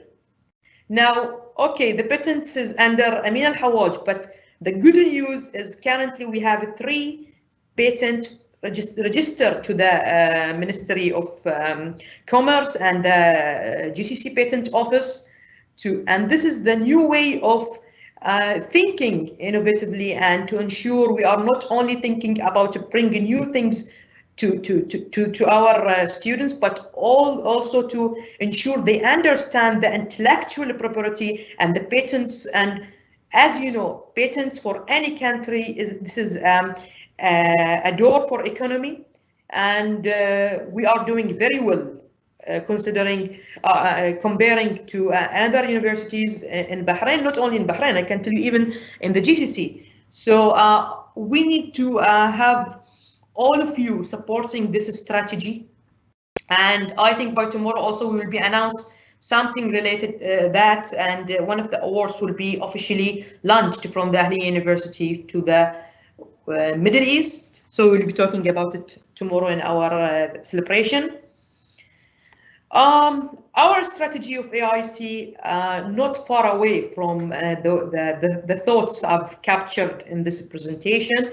We are really taking in our into account how the innovation outcomes can really play different or leads for different objectives. First of all, the cost efficiency, the asset utilization, and the productivity. All right, so we are keeping in our consideration.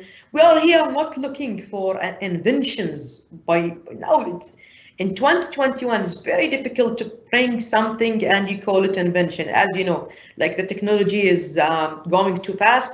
But we are taking into account any kind of things or any kind of ideas which leads for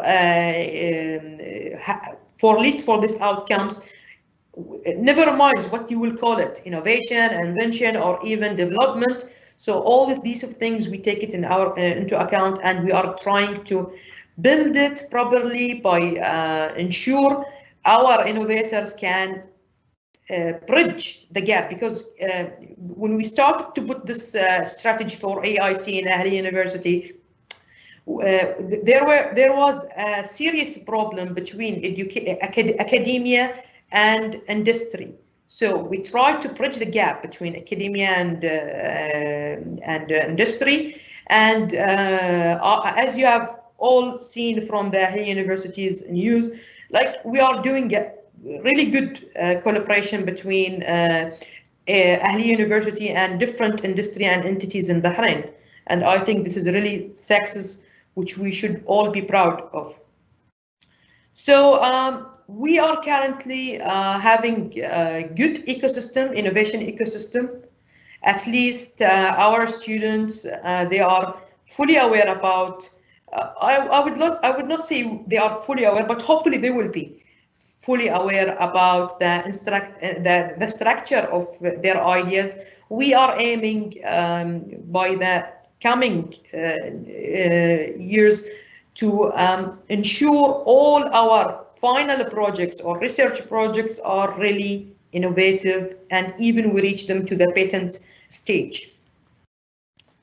And maybe this is very harshful statement, but this is the fact, and we should accept it. Any teacher who can be replaced by a computer should be, because I think we are not anymore the voice. We are not anymore a presentation or slides. We are here to prove our ability to make the change by seeing our students leading positions, leading achievements. So I think we all should really take into account the innovation and technology, and we should play around it and be part of it. So this is what I wish, and I hope it was a very light and deep messages from this presentation. Thank you. Thank you, Dr. Amina. A very wonderful presentation. You're truly a role model to young Bahrainis. Hopefully our students will really benefit from you. Any questions for Dr. Amina? I have a question, a quick question. Yes, please. To Dr. Amina Al Hawaj. Thank you very much, Dr. Amina Al Hawaj, for accepting the invitation to come and delivering very interesting speech. First of all, innovation, just to let others know, in addition to what you have said, that innovation is not only a technology. Innovation could be touching anything, okay? But innovation is giving high priority on top officials and even United Nations. United Nations, we have 17 goals, and they put that award of innovation at the center of their work. So innovation is very important. Now, my quick question to you, Dr. Amina, from your innovative ideas, innovative projects, and awards you have really obtained internationally over the years, what do you think the innovation, the word and innovation, the idea of innovation in Bahrain, has it been reached to a good level? This is part of the question. The second question, which is the second part of the question, from your dealing or contact with some of the companies, do you think that companies here in Bahrain are receptive to innovation? Thank you. Thank you, Dr. Muneer. They are really good questions. بالنسبة for your first question, Bahrain innovation, the level of innovation in Bahrain, I can tell you we are not, compared to the GCC, we are not behind them. The only difference between Bahrain and other countries within the GCC, they are having good publicity for their innovation. In Bahrain, unfortunately, we are always using the low profile in bringing the innovation, the success stories overall in Bahrain. But from my humble experience, by dealing with different innovators in Bahrain, I can tell you we have a genius. Now, are they supported from different organizations or no? This is another question. All right. But what I can tell you from, as I've said, the COVID-19, it was an eye-opening for these organizations to invest in these innovators and see what they can deliver. We are in Bahrain also very lucky because our Crown Prince strategy, by having, as I'm sure you heard about ابتكار or program فكرة للابتكار الحكومي. Okay, this is showing that how the government in Bahrain is really supporting innovation in high level, high from the side of innovators. And we have genius, but unfortunately they are not, let's say, having the right opportunity. Although I'm telling them, if the opportunity does not knock your door, you should build the door. But unfortunately, this is maybe one of the problems. But if your question, yes or no, precisely yes, we have genius innovators, but they need more support. For your second question, now, because again, the Crown Prince vision, the organizations in Bahrain and entities in Bahrain, they are in a way forced to see what the innovators can provide. And we have seen many, or let's say few, innovators in Bahrain have been supported from private sector, even government sectors, and they are doing well in this. And one of the things that I think innovators should know about is Tamkeen support. Because Tamkeen, they are providing supports for innovator indirectly. So I think the innovators in Bahrain should know what is available in Bahrain and knock the doors and see that and seek for an opportunities.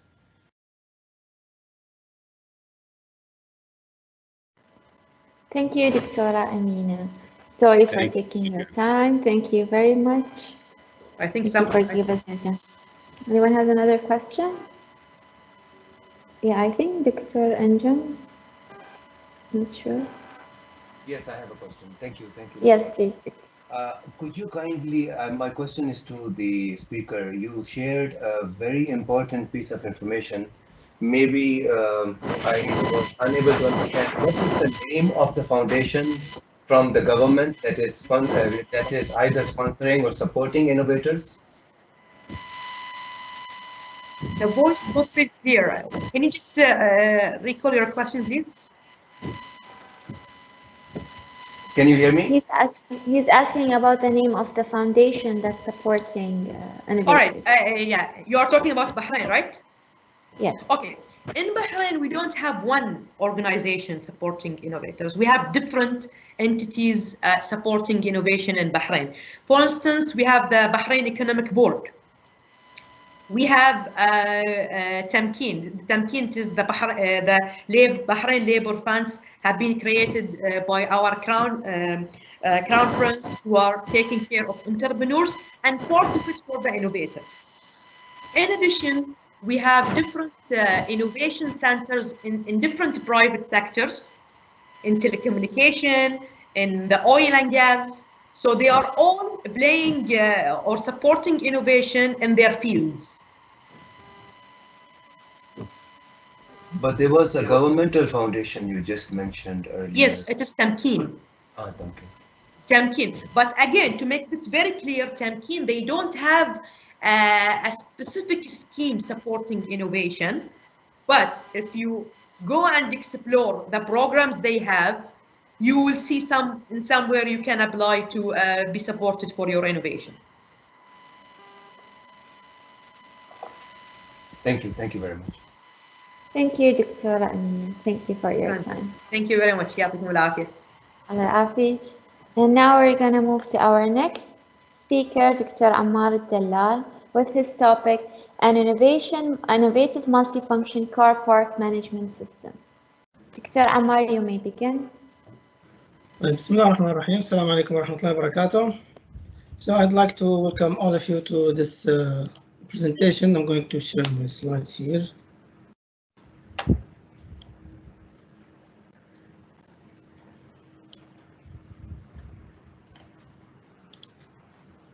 I hope it is visible for you now. Yes. Right. So my topic is about advanced smart car smart car park management system for high car park utilization. And this is outcome of a project I was supervising for undergraduate students. So I'll talk about introduction, problem statement, features of the system, and methodology to achieve these features. At the beginning, as introduction, we are all noticing the highly increased number of cars. So like this is statistics that is brought from Bahrain for 2019 that shows the number of cars is almost reaching 716,000 cars. So huge number of cars in this small country that produces a lot of consequences that we'll see now. One of these problems is the difficulty to locate a parking slot, and we faced this especially before this pandemic. When we come to the university and we face a huge difficulty to find a car slot. Or if we went to the mall, if we go to the mall during weekends, and we really face this problem. The second is that in some cases it takes around 20 minutes to find a parking slot. So you're consuming a lot of time just chasing for this empty slot, or maybe waiting for someone to go out and then you park in his place. Also, it's found that 30% of traffic congestion is due to the chasing for empty car parks. This is on certain areas, certain locations. In some studies, like the one conducted in Los Angeles, it's found that chasing for a park, drivers consume 47,000 gallons of gasoline. So imagine the amount of gasoline spent just looking for these car parks. Also produces 730 tons of carbons and create equivalent to 38 trips around the world just chasing for the park, and this is only in one city. So you can imagine if we multiply this for the whole countries. Now, what causes the parking problems? I like this type of cars. I like classical cars. One of them is the crowded parks, like this one. Even there is no place for wrong parking. There is no place. So this could cause one of the problems for the drivers. Another problem is the wrongly parked cars. Just yesterday, I found here in the Complex Mall Park one similar parking like this one in the middle of over the line, so it's occupying 2 parking slots. Yeah, maybe they are because of unaware or careless about this thing, or maybe they are afraid for this car to be hit by the neighboring car while opening the door. But in all cases, this situation reduces the efficiency of car parks. Another problem is the unorganized parking and also congestion in the parking lot, where they enter the parking area and they stuck with full places, so they keep on waiting and other cars accumulated, causing this congestion. Now, consequences for this is wasting driver time, consuming extra gallons of gasoline, producing extra tons of carbon, so air pollution, and stress and other health concerns about the drivers. Now, to overcome this, we built our system. This system features with the most 3 important characteristics: high utilization of car park, avoid congestion in the car park area, and save driver time by identifying the location of empty parks. So before he enters the parking area, he knows where's the empty slot, so he goes directly there. And you'll see how to achieve now these 3 characteristics. First of all, how to achieve high utilization of car park? We need to prevent parking on this line.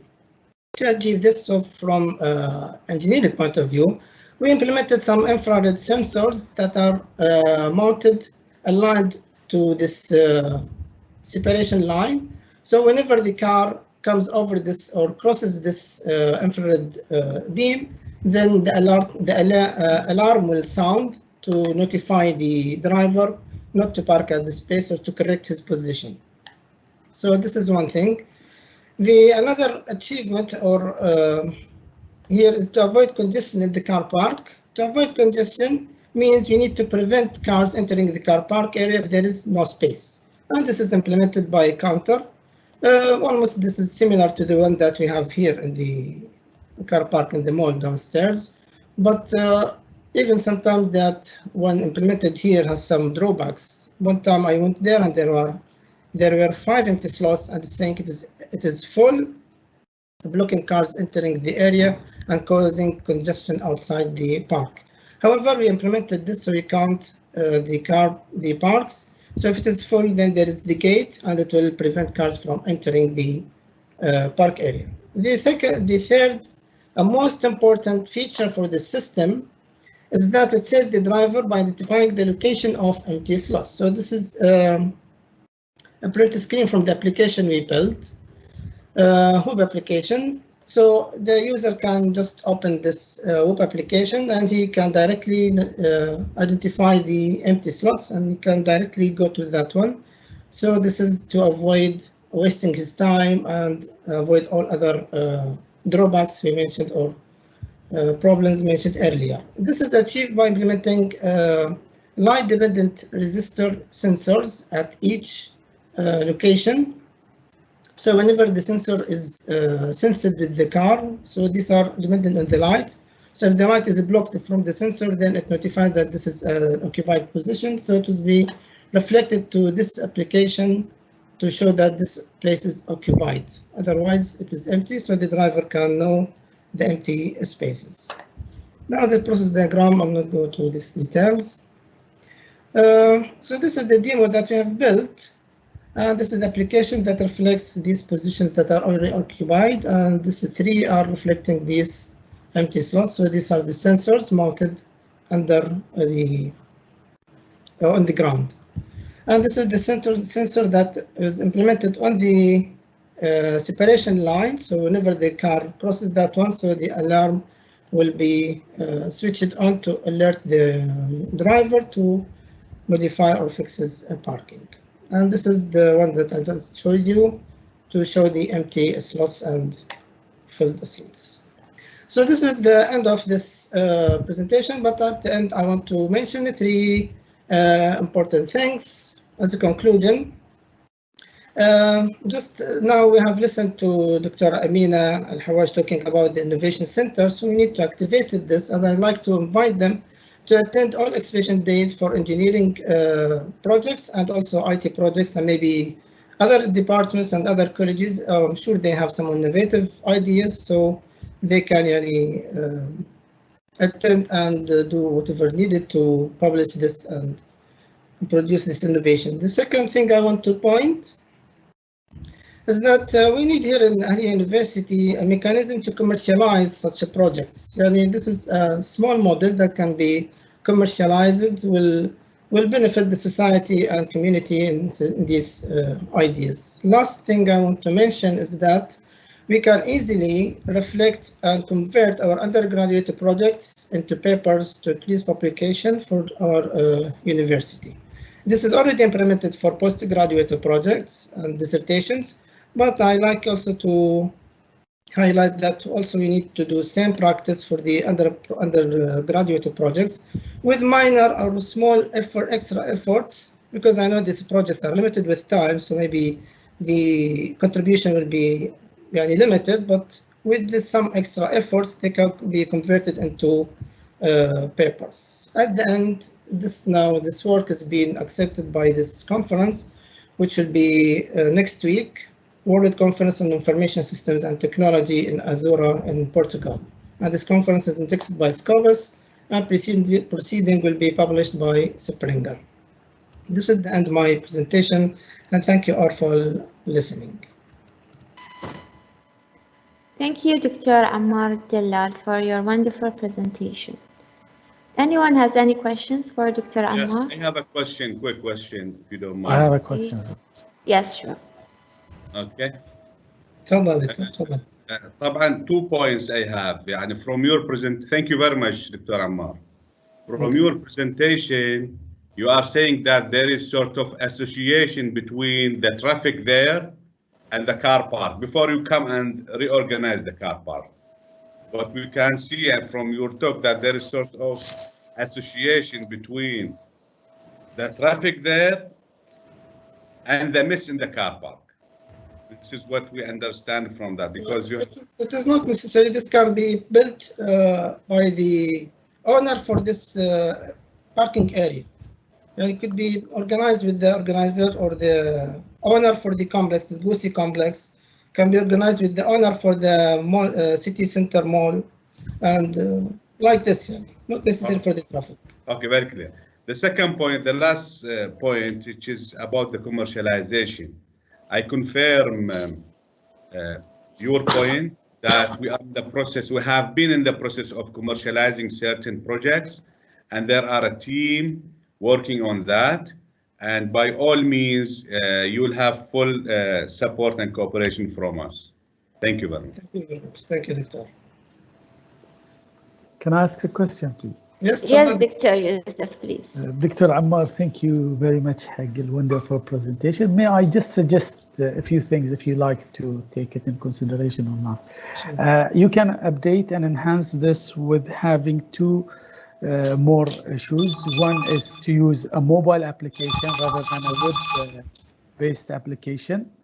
And with the help of the GPS, whenever you approach any sort of car parking, can locate you and directly guides you to the space in that specific car park.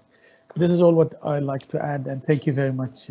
Thank you for your suggestions. In fact, Doctor, if we open the mind, and there's so many ideas for this one. Maybe we can implement a system that reserve a car park, so you go directly for that one at a specific time. So there is. Yes. Thank you. There's so many ideas also. Thank you. Thank you. Thank you. Thank you, Dr. Ammar Al Dallal. And now we're going to move to our next presenter, Dr. Hassan Al-Razzaqi, with his topic, the impact of coronavirus on online learning in higher institution of education. Dr. Hassan, the mic is yours. Thank you, Fatima. Can you see the slide, Ms. Fatima? Yes, we can. Just a reminder, Dr. Hassan, just a reminder, you have 15 minutes, including the Q&A. Yes, thank you very much. Thank you, Dr. Assalamu alaikum jami'an. Good evening, everyone. Yeah, my name is Hassan Razzaqi. I'm assistant professor, multimedia science department. So I have a research topic today to present for you. The title, the impact of coronavirus on online learning in higher institute of education from student perspective. So the outline of the presentation is, I'm going to talk about research background, problem definition, research question, also aim objective, theoretical framework, and I'm going to talk about methodology. Then I'm going to talk about data analysis and finding, discussion and conclusion. Now, research background, we all know coronavirus and this pandemic. So almost for a year now, everything has been locked down, and still some countries are going locked down. For example, Germany, today they announced from tomorrow they're going to lock down again. So this coronavirus not has impacted only the people's life, also impacted everything, even education. Education is part of it. So coronavirus crisis had direct impact on the international and national levels of the educations. Also, we know the coronavirus has changed the education system related to the curriculum, assessments, teachers' functions, student engagement. All this has been changed, and we are experiencing as educators. We know this one now for almost 4 semesters, including summer. We are experiencing this. Also, coronavirus may change the way of teaching in the future by refining the role of the teachers, or the role of the educators. So this is, but although there is a lot of disadvantage of coronavirus, there is one advantage of coronavirus, which is that it teaches us the importance of life skills needed in the future era. So in the future, if you got another crisis, maybe we'll be able to handle it, more professional than now, and will open for us a wider role for technology in supporting the education. So online learning, is one of the main alternative to learning during the coronavirus pandemic crisis, and it has been implemented at various levels, as we know, of education with various platforms. This is obvious. The rapid growth and popularity in the internet, also we have in distance education. The pandemic crisis have made online education growth rapidly, and we are experiencing. So here in Ahlia, when this happened, we could shift to online learning very quickly, or online dealing or delivering lecture to student online quickly. And we had some workshops here, how to use the Teams and others platforms. So we were successful in this. Also other firms or other countries, they were also the same. So there is very rapid growth, okay, in online education. We know e-learning is the use of technology to enhance teaching and learning activities. Is it clear? So what is the problem then? Now, the problem is that online learning is not supported by an in-depth study of educational institute, yani online in-depth study of education institute, educator and student willingness. Now, we know student willingness and online learning is not assessed comprehensively. Now, I'm saying comprehensively, there are some assessments, yes, but is it comprehensive or no? We don't know, it's not clear. So like the aspect, equipment capabilities, technology skills, still we need to do more studies about the technology skills, self-direct learning skills, still we need to do more motivations about online learnings, we need to do more study about it, and perceive usefulness, whether is online learning is useful or not, compared to, for example, face-to-face learning. So this is still we need comprehensive study about these aspects. I have 4 research questions in my study. The first one is, what is the student perception of the effectiveness and the credibility of the course content for online learning? This one. Number 2, what is the level of students' knowledge of COVID-19 pandemic? Number 3, question 3, how much satisfied are the students with the learning resources? We don't know. Some students may say yes or no, but we don't, it's not clear.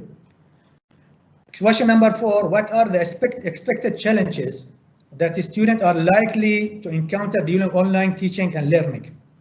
Now, the aim of my study is to examine the impact of coronavirus on online learning and higher institute of education from student perspective. Okay, and the objective is to study various challenges associated with online learning, to study the impact of coronavirus on higher institute of education, also educators and students, to determine the factor impacting students' willingness in online learning, and also to derive finding from data gathering that I'm going to explain later on to achieve the aim. The framework is I'm using OCL, which is online, they call it online collaboration theory. It's a model, okay, that helps investigation how students and educational institutions accept the use of technology for teaching and learning. The OCL. Now it was what you call it, invented, wrote by a guy called Harrison, the lady. So OCL is a theory that focuses on the internet as a source of learning through rising collaboration and building of knowledge. The methodology of my research is that it's a quantitative, it's a survey questionnaire for data gathering. I have 37 elements within the questionnaire and divided in 4 categories: demographic information, student knowledge on COVID-19, online learning in higher education, will be another category, and expected challenges. I use Likert scale 1 to 5. 5 is strongly agree and 1 is strongly disagree. So I had a total of 92 responses. Now I use collecting the data for 2 weeks now, since 2 weeks, and now the confidence level of my the responses, okay, is 95%. With 10%, we call it the error margin, okay, and my target population was 1750. Unfortunately, I got 92 responses. Anyway, statistically speaking, it is accepted. And the primary subject of the samples is university students, but most responses were from Ahli University students. And I'm using SPSS and Excel or statistical analysis. The data analysis I'm finding. Now this is demographic information, okay, about the gender, whether they live with family, education level, number of online courses they take. Now majority of students, they say they take 5 courses, okay, the majority. I have, for example, a question 6, estimate number of hours the students spend per week. Maybe the majority say they spend 38 hours, okay, with a lecturer. And estimate number of hours the student spends per week for educational purpose. So I have around 17 responses that they said they spend more than 10 hours for this purpose. The category of student knowledge on COVID. Now I have, for example, these questions. Okay, the students are very aware about COVID-19. Okay. Around, even one question was, around 80% of the people will require no treatment as such and will recover on their own. Well, from the 92 responses, I have 3.34 average, okay, out of 5, mean they are aware, they know about this. So I'm going to explain about this later on when I talk about the reliability of the questions. Let me go to, for example here, knowledge about COVID. I have learned the question, older persons and persons with pre-existing medical conditions are at high risk. The students are aware about this, they know. 4.11 out of 5 was the response, but that they know. Okay, for example, if you talk about also here, coronavirus may cause illness from common cold to more other serious disease like Middle East or prosperity. So still I found from 92%, most of them, they know about these things. Talking about online learning in higher education. Now most students found easy to access internet, which is 4.16 out of 5, which is very good. Most of students are comfort with communicating electronically. 41% they said yes, strongly agree. Okay. Now students also, they are comfortable with the technology used to deliver lecture. You see the average is 3.95, 3.93 out of 5, which is very good. 92% also 92 from 92 response. For example, majority, they are comfortable with the teaching method that delivering the lecture that an instructor are using. And let me here, because I'm going to talk about it later at the end about this. So I have 4 categories. The reliability for the categories. First category, student perception of the effectiveness and credibility of course content for online learning. I have 8.71, which is good. Category 2, level of student knowledge of COVID-19 pandemic, also 0.915, which is good. How much satisfied are students with learning resources available? Also I have 0.937. And the last category, which had 80 questions, expected challenges the students are likely to encounter during the online teaching and learning, which is 8.78. The average is 0.898, which is high, which is good. Now let me go to discussion. The first category about student perception of effectiveness and credibility of course content for online learning. The student here, the student perceived online learning as useful, as most of the students highly agreed of the effectiveness. This is one. Number 2, the level of students' knowledge about COVID-19 pandemic. The majority of students, they know how COVID-19 is, for example, how deadly is COVID-19, which I got 3.72 out of 5 from 92 samples. Category 3, how much satisfied are the students with the available learning resources? It is quite high. I mean, learning resources here, I mean text, softwares, videos, and other materials. The student, I had 3.91 out of 5, which is very high. High satisfied. Students are satisfied with the material provided. Last one, last category, expected challenges the students are likely to encounter during online teaching and learning. Now I had a 3.35 compared to overall score, where students finding face-to-face contact with the professors during COVID-19 pandemic is not as useful as contact online. It means students that are preferring to have online communication with the professors or online learning instead of face-to-face. Conclusion, my research or my study contribute to the knowledge where changing technology has potential to bring out new situations as you are discovering now. Also contribution to methodology, my empirical study answering the research questions about COVID, about the impact of COVID-19 on online learning. And also I have contribution to the practice where educators would know new technological factors that impact online learning. Okay. Limitation of the research, the research is conducted in Bahrain, but is not widely. The sample is not too much high, also, although accepted. I suggest to be conducted in a higher population and to be conducted in other countries. The result may not be generalized. Okay, for future research, now I believe there need to be carried out an investigation about teaching method. We don't know clear about the teaching method now, whether is it okay, it is good or it is not good. It is doing the purpose or is student benefiting from the teaching method or not. Also about online assessment. Also we need an in-depth analysis of online practice as well. This is the last, and thank you very much. Any questions? Thank you, Dr. Hassan, for a very relatable topic. Anyone has any questions for Dr. Hassan?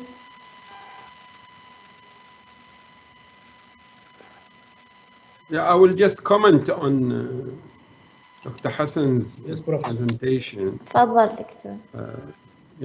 Thank you, Dr. Hassan, but I think we have to be careful when presenting such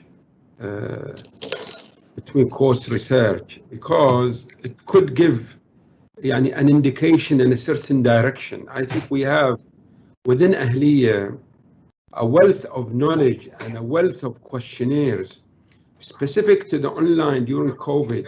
Every semester we've conducted a number of questionnaires. We even conducted a questionnaire specific to the newcomers of 2020-2021. So the number of parameters which can be included in what I would say to you is, you either focus on one aspect of the questionnaire or the thing, because giving such a wide, diluted kind of conclusion can be worrisome. And at the end of the day, you represent Ahlia, and so I would revise this and be more specific maybe about one particular parameter rather than being over general. Thank you. Thank you, Doctor. Thank you, Dr. Mansoor. Thank you, Dr. Hassan. To our next presenter, and he is our last presenter, Dr. Ali Al-Umran. Dr. Ali, you can share your presentation with us. بس للتذكير عندك دكتور ربع ساعة with the Q&A. خير إن شاء الله. قال أبو العلاء المعري: وإني وإن كنت الأخير زمانه لآت بما لم تستطعه الأوائل. السلام عليكم جميعا ورحمة الله وبركاته. أتقدم بالشكر الجزيل للعلمين الأستاذين الكريمين، بالشكر الجزيل للبروفيسور عبد الله الحواج الرئيس المؤسس، والبروفيسور منصور العالي رئيس الجامعة، على هذا المجهود الكبير في الاحتفاء بالبحث العلمي وهذه الرعاية له في كل عام ودفعه للأمام، مؤمنين إيمانا لا يخالطه شك أن البحث العلمي روح الجامعة وتقدمها ورقيها، وبالتالي رقي الوطن. والشكر موصول للدكتور منير عميد البحث العلمي على إتاحة هذه الفرصة للقاء بكم في مؤتمر البحث العلمي الثامن للجامعة الأهلية، ولقسم الإعلام والعلاقات العامة نصيب الأسد في المشاركة في هذا المؤتمر الرصين، فتحية كبيرة لأعضائه ولكل المشاركين. عنوان ورقتي: المجاز المرسل وقوانين اللغة. وقبل البدء في هذه الورقة أوضح مصطلحين. طبعا اللغة هي لغتان، لغة شفافة نطلق عليها لغة الحياة اليومية والتواصل، ولغة أدبية كلها مجازات واستعارات وكنايات. فالحقيقة اللغوية هي الكلمة المستعملة فيما وضعت له. فمثلا الأسد للدلالة على الحيوان المعروف. المجاز هو الكلمة المستعملة في غير ما هي موضوع له بالتحقيق استعمالا مع قرينة مانعة من إرادة معناها في ذلك النوع. فمثلا الأسد للدلالة على الشجاعة، كلمت أسدا، صافحت أسدا.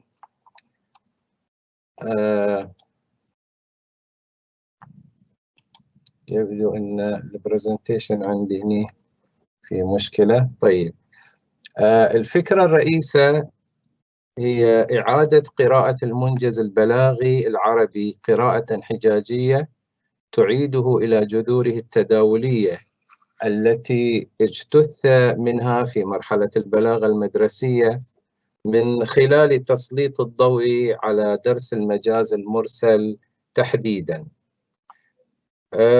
لقد انزلقت المعرفة البلاغية في مهمتها في تحليل النصوص وإبراز مواطن الحسن والنجاعة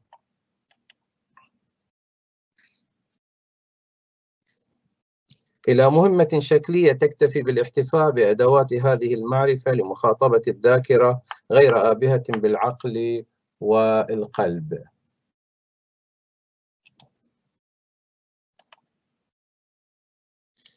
نحاول بهذا البحث أن نعيد الاعتبار المعرفي لدرس المجاز المرسل في البلاغة العربية عبر محاولة مقاربته من الزاوية الحجاجية التي تفرضها اقتراح إخراج جديد له، كما تفرض العمل على تحليل شواهده لإبراز طاقتها الحجاجية الكاملة.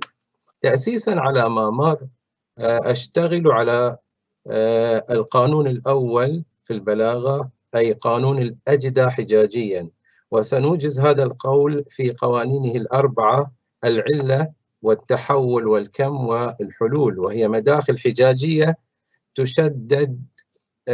وتشدد على البؤر الدلالية في النصوص. نأخذ القانون الأول. يبدو في مشكلة مع البرزنتيشن.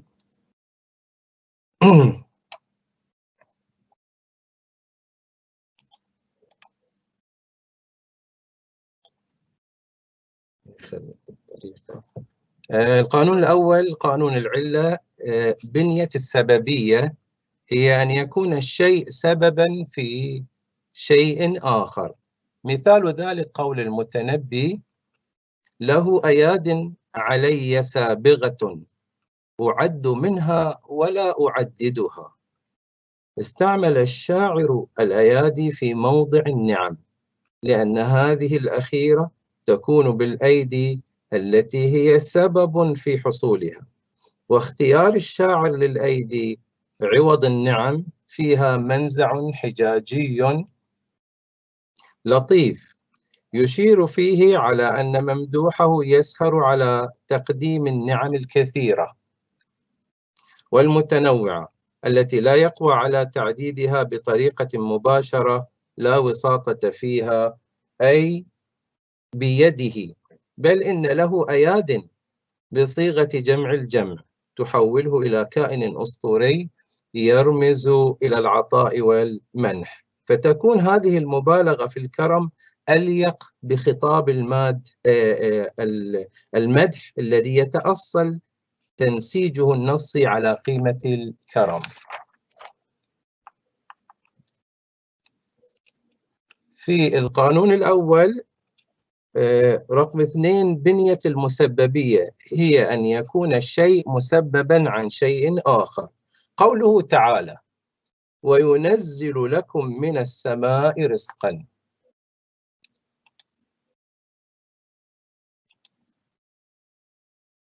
وينزل لكم من السماء رزقاً، فالرزق في الآية الكريمة مسبب عن المطر، وينزل لكم من السماء مطراً.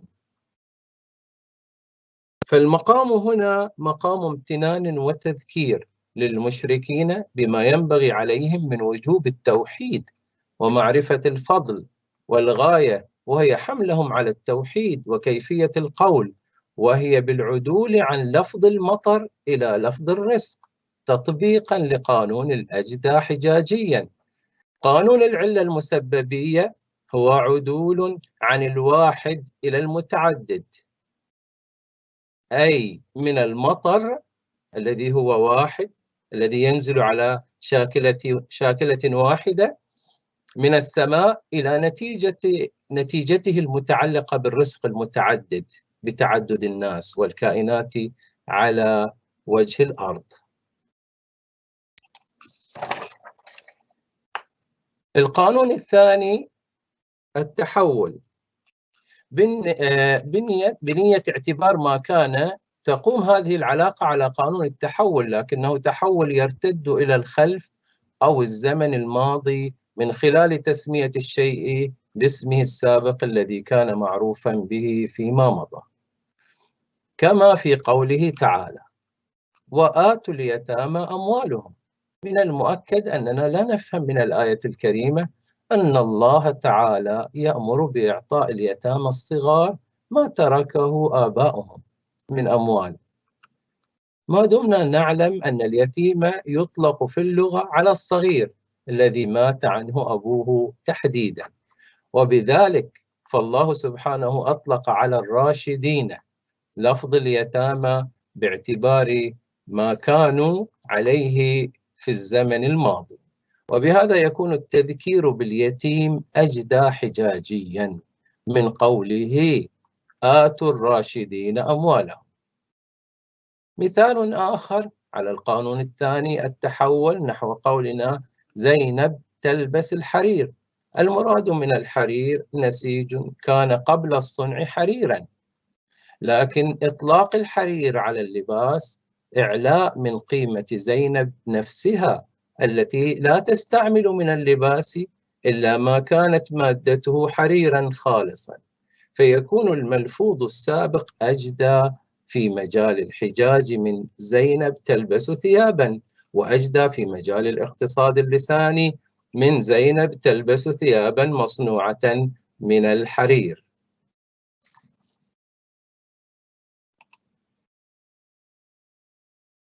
رقم 2 بنية اعتبار ما سيكون. تحاول هذه البنية أن تنطلق نحو الأمام إلى الزمن المستقبل عن طريق تسمية الشيء باسمه الذي سيؤول إليه فيما بعد.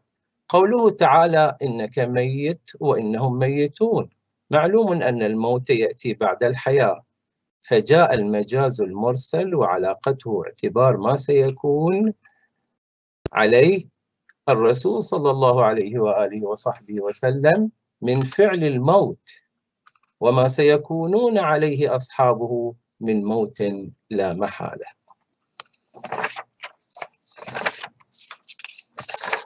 كم عندي فاطمة؟ عندك دكتور 3 more minutes with the questions. يعني ما شاء الله. أوكي، إذن خلونا نروح للنتائج مباشرة. الخاتمة. لقد حاولنا في هذا البحث إعادة فتح درس المجاز المرسل لقراءته قراءة حجاجية تعيد الاعتبار إلى علاقة المجاورة بعدما أضعفت البنيوية الشعرية فاعليتها، كما حاولنا تنسيق البنيات التي أنتجها البلاغيون ضمن قوانين 4 ناظمة، وهي العلة والتحول والكم والحلول، ونبهنا على كونها مداخل حجاجية يوظفها المخاطب من أجل توريط المخاطب في رهانات الخطاب المرصودة سلفا. استثمرنا المعرفة الحجاجية في مقاربة الشواهد القرآنية والشعرية التي حبستها البلاغة المدرسية في قالب واحد. استفدنا من الكاتب الكبير رحمه الله عبد الله صولة في توظيفه لقانون الأجدة حجاجيا، الأمر الذي ساعدنا كثيرا على إبراز بعض مقومات نجاعة هذه الشواهد. كان وما زال هدفنا الكبير من هذا البحث هو الإلماع إلى أهمية القراءة الحجاجية في تجديد الدرس البلاغي العربي شكلا ومضمونا، ذلك أن بلاغتنا القديمة ذات طبيعة تداولية حجاجية بالأساس، إلا أن ما تعرضت له من تقليص حولها من معرفة تحليلية إلى مجرد حقل مصطلحي هو ما حجب عنا طبيعتها. فأبناءنا في المدارس يدرسون البلاغة فقط مصطلحات، مثلا في علم البديع الجناس، الطباق، المقابلة، في علم البيان الاستعارة، الكناية، التشبيه، دون أن يتوغلوا إلى مراد التشبيه مثلا وما وراء التشبيه من فلسفة وعلم قائم بذاته. نصل بحضراتكم إلى آخر البحث، وشكرا لحسن إصغائكم واستماعكم وجميل صبركم، والسلام عليكم جميعا ورحمة الله وبركاته. Thank you, Dr. Ali Amran, for such a beautiful presentation. شكرا. أي أحد عنده سؤال حق دكتور علي عمران؟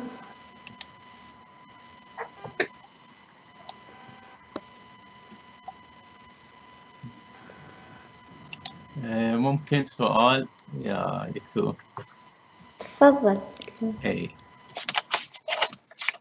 دكتور علي، شكرا على هذه المحاضرة، ويعني محاولة فتح آفاق جديدة للمجاز المرسل، وهو تناوله من جهة حجاجية. سؤالنا يعني أين يقع هذا إن صح التعبير نسميه الدرس البلاغي الذي قدمته اليوم إلينا، أين يقع من خريطة البلاغة الجديدة التي يعني نادى بها في الوطن العربي على الأقل، نادى بها مجموعة من الباحثين على رأسهم عبد الله الصولة. شكرا لكم. تمام. اوكي.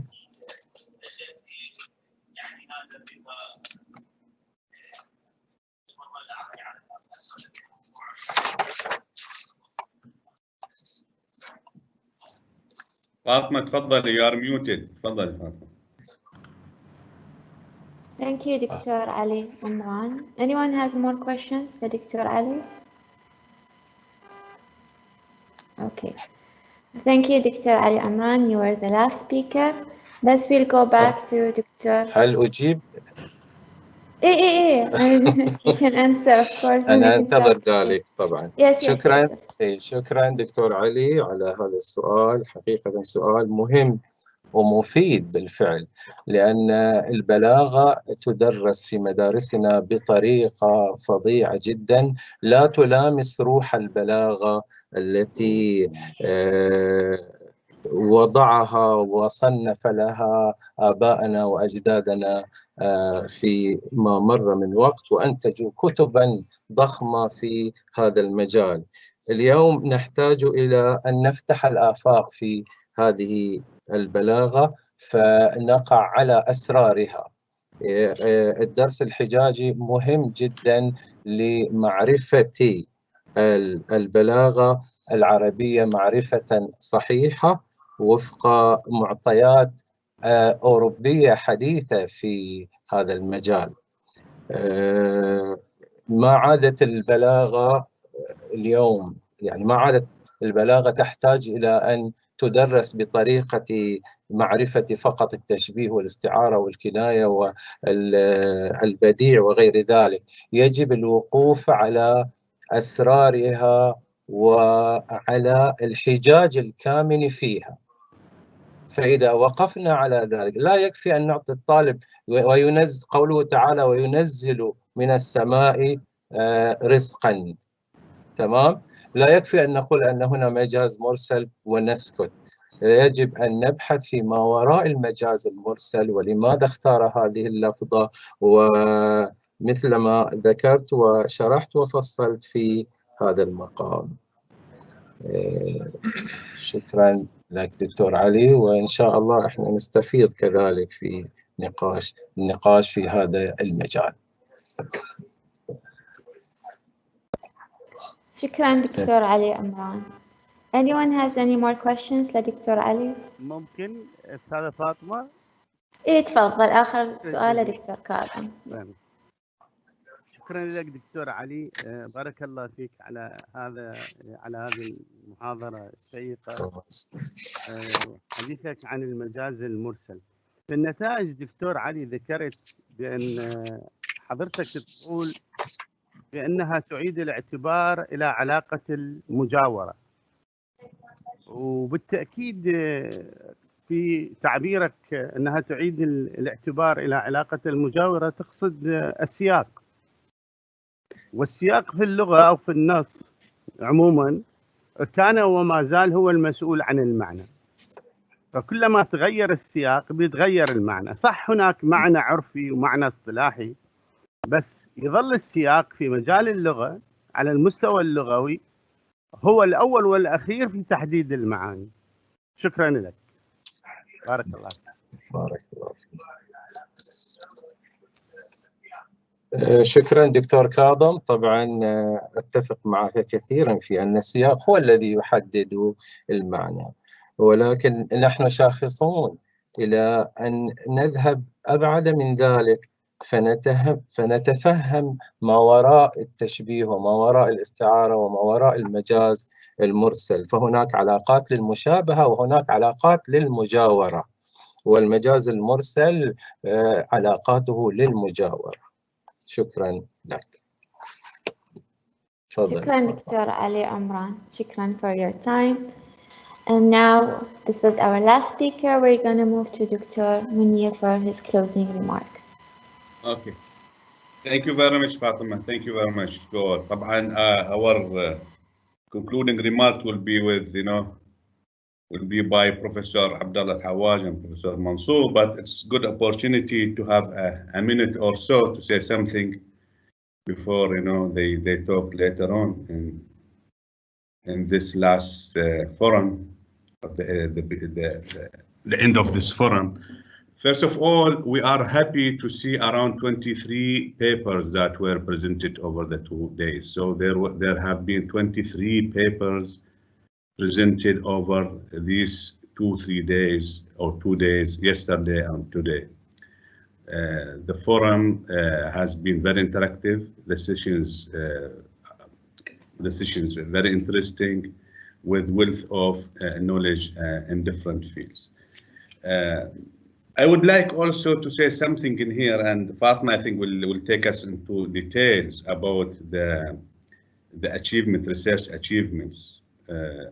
We have already mentioned, I have mentioned it at the beginning of the forum, that AU research has scored high in good publications in A* and A, and we have around 42 papers. But those who contributed in 42 papers are, the number is higher than this because some of the faculty contributing the same paper. With regard to participating certificates for those who have really presented their presentations over these 2 days, will also be sent, inshallah, shortly. And I think we would like to thank all who have contributed to this research forum, as well as the attendees. Finally, I would like to thank Professor Abdullah Al Hawaj, the founding president and the chairman of the Board of Trustees at Ahlia University, and Professor Mansoor Al-Ali, the president of Ahlia University, for their support, as well as the support received from the faculty and the admin, which has really made this event very successful. So now the floor is yours, Fatima. So we can proceed with the steps you have. Thank you. Yes, I'm going to share some slides with you.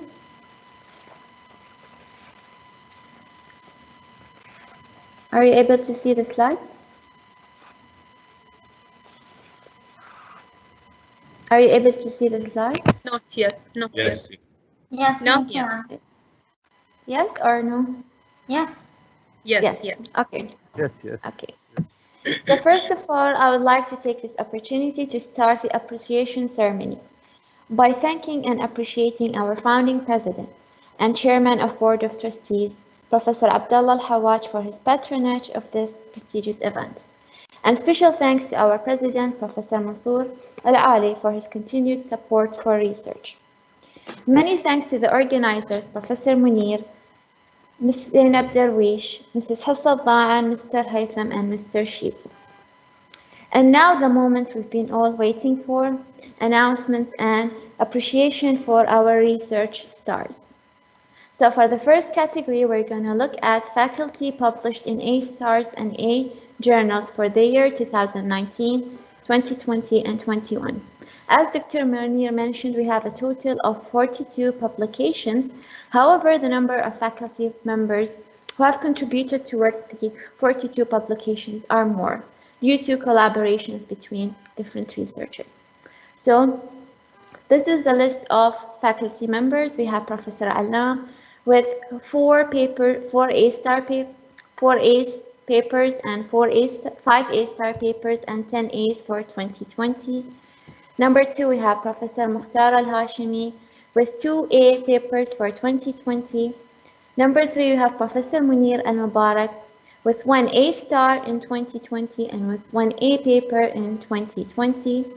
We have Dr. Ahmed Al-Jadidi with 1 A-star paper in 2019 and 1 A-star in 2021.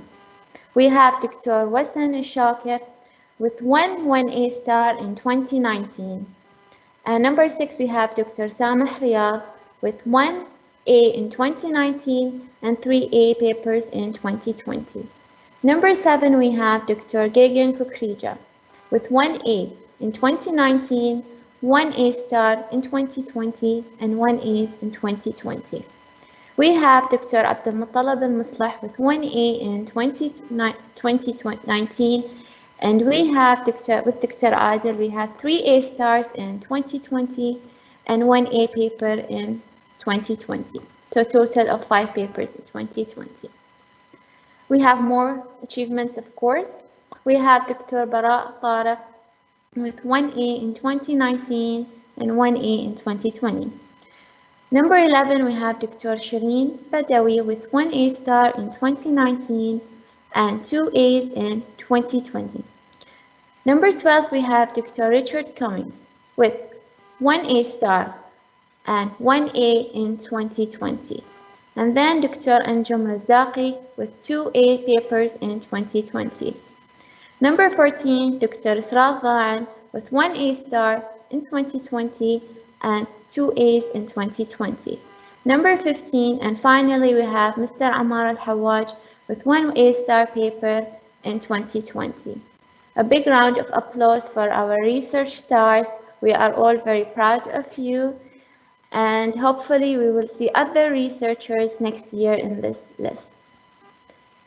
Number 2, we have the category of faculty. Round of applause.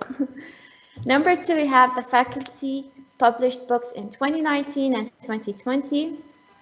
These are by Professor Mukhtar Al-Hashimi, Professor Allam Al-Hamdan, who has 2 books, Professor Ismail Al-Nouri, who has 2 books, and Dr. Wasan Al-Awad. These are the topics of their books. You can have a look at them. Okay, I'm going to continue. We have Dr. Abdul Muttalib Muslih with a book, Dr. Ali Al-Imran, Dr. Yousif Al Bastaki, Dr. Adil Al-Sari' with 3 books for 2019 and 2020. A big round of applause for the authors of these books. We have more. We have one more by Dr. Adil Al-Sari, Dr. Anjum Razaqi, and Dr. Rafiqa bin Bajab. So these are the topics of the books. Okay.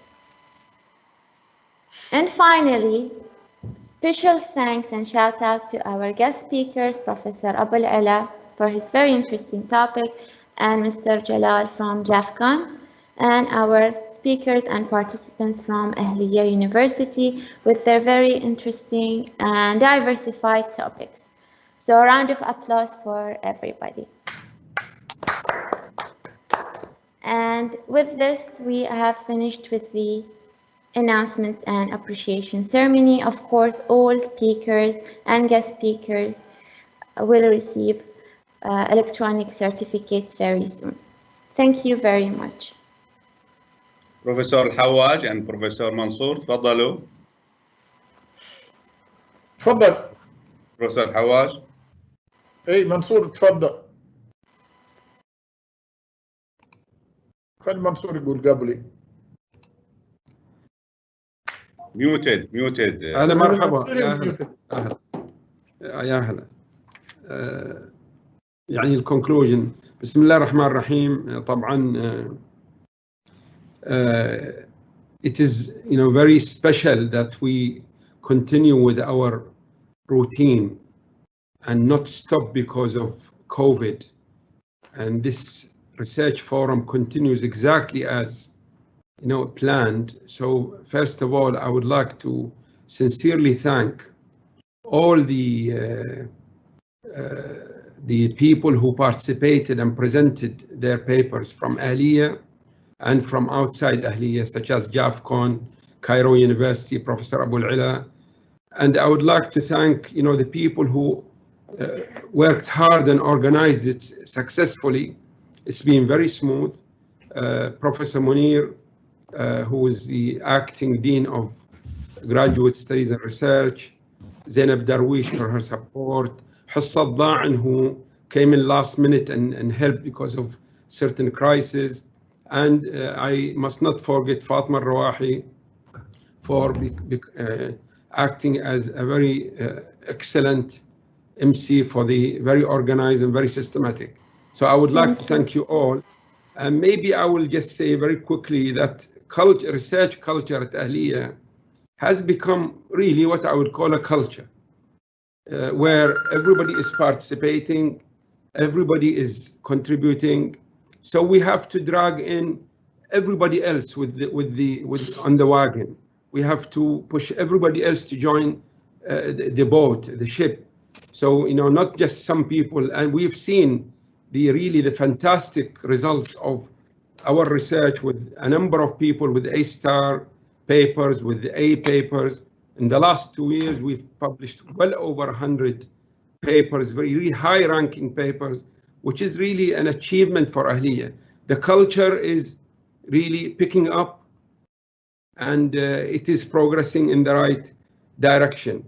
We really must publicize Ahlia's achievement in terms of research in any direction we can, and that way we get people confidence.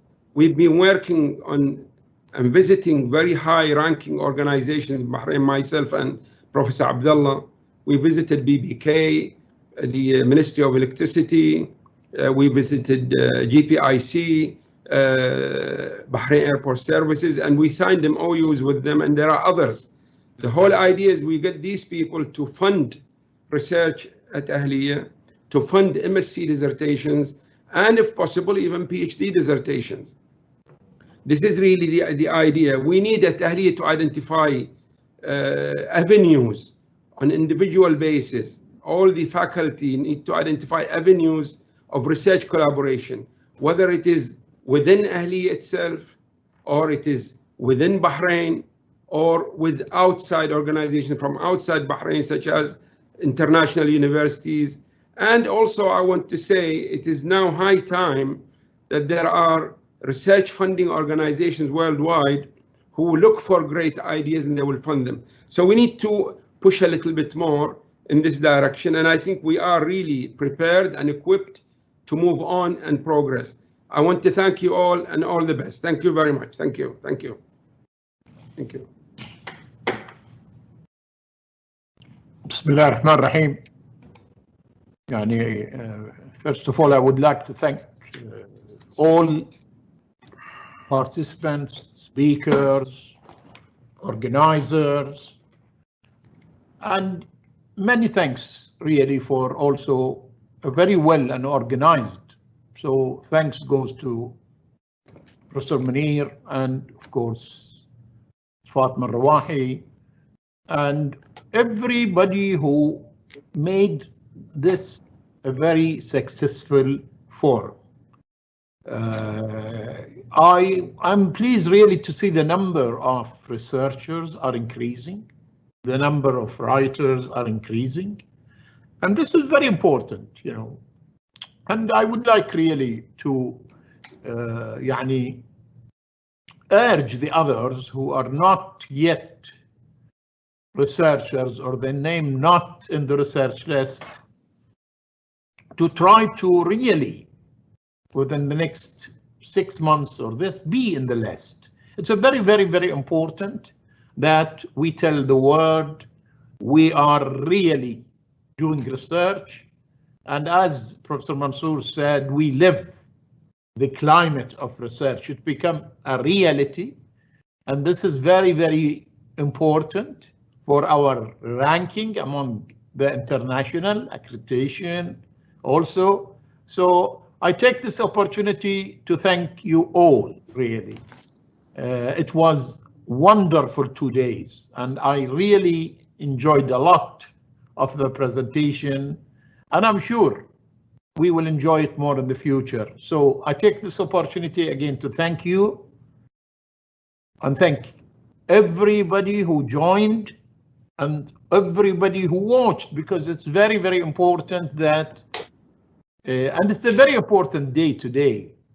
Tomorrow we are celebrating the 20th anniversary of Ahlia University, you know. So we end today, the last day of the 20 years, with a with good note, you know. So I hope really that we see another year and more research. So I urge really the researcher work together. Really, we can produce more research when we work together, and very important to also involve your students. It's very easy to involve students. Once you learn the trick, you can do it, you know. So please do it. They have a lot of ideas, and don't miss it, you know. So thank you very much. وكل عام وأنتم بخير والسلام عليكم ورحمة الله وبركاته. Thank you. عليكم السلام ورحمة الله. يلا مشكورين. عليكم السلام. شكرا جزيلا. شكرا لكم جميعا. مع السلامة. Congratulations. ونشوفكم بكرة الساعة 12 to celebrate إن شاء الله. 20th. هو مجرد يوم اللي وافق عليه مجلس الوزراء يوم 25 مارس، ف it's 25th of March tomorrow. Thank you. بس حبيت اقول لدكتور عبد الله شغله واحده بس للمداعبه لو اليوم اللي افتتحت الاهليه واحد تزوجوا كابل وجابوا ولد كان الحين في الاهليه سنه ثانيه او ثالثه جامعه. نعم. بس حبيت اخليه ما يمكن عندنا ما تدري. Maybe we have. Thank you. باي باي. شكرا لكم جميعا. شكرا لكم. مشكورين. مع السلامة.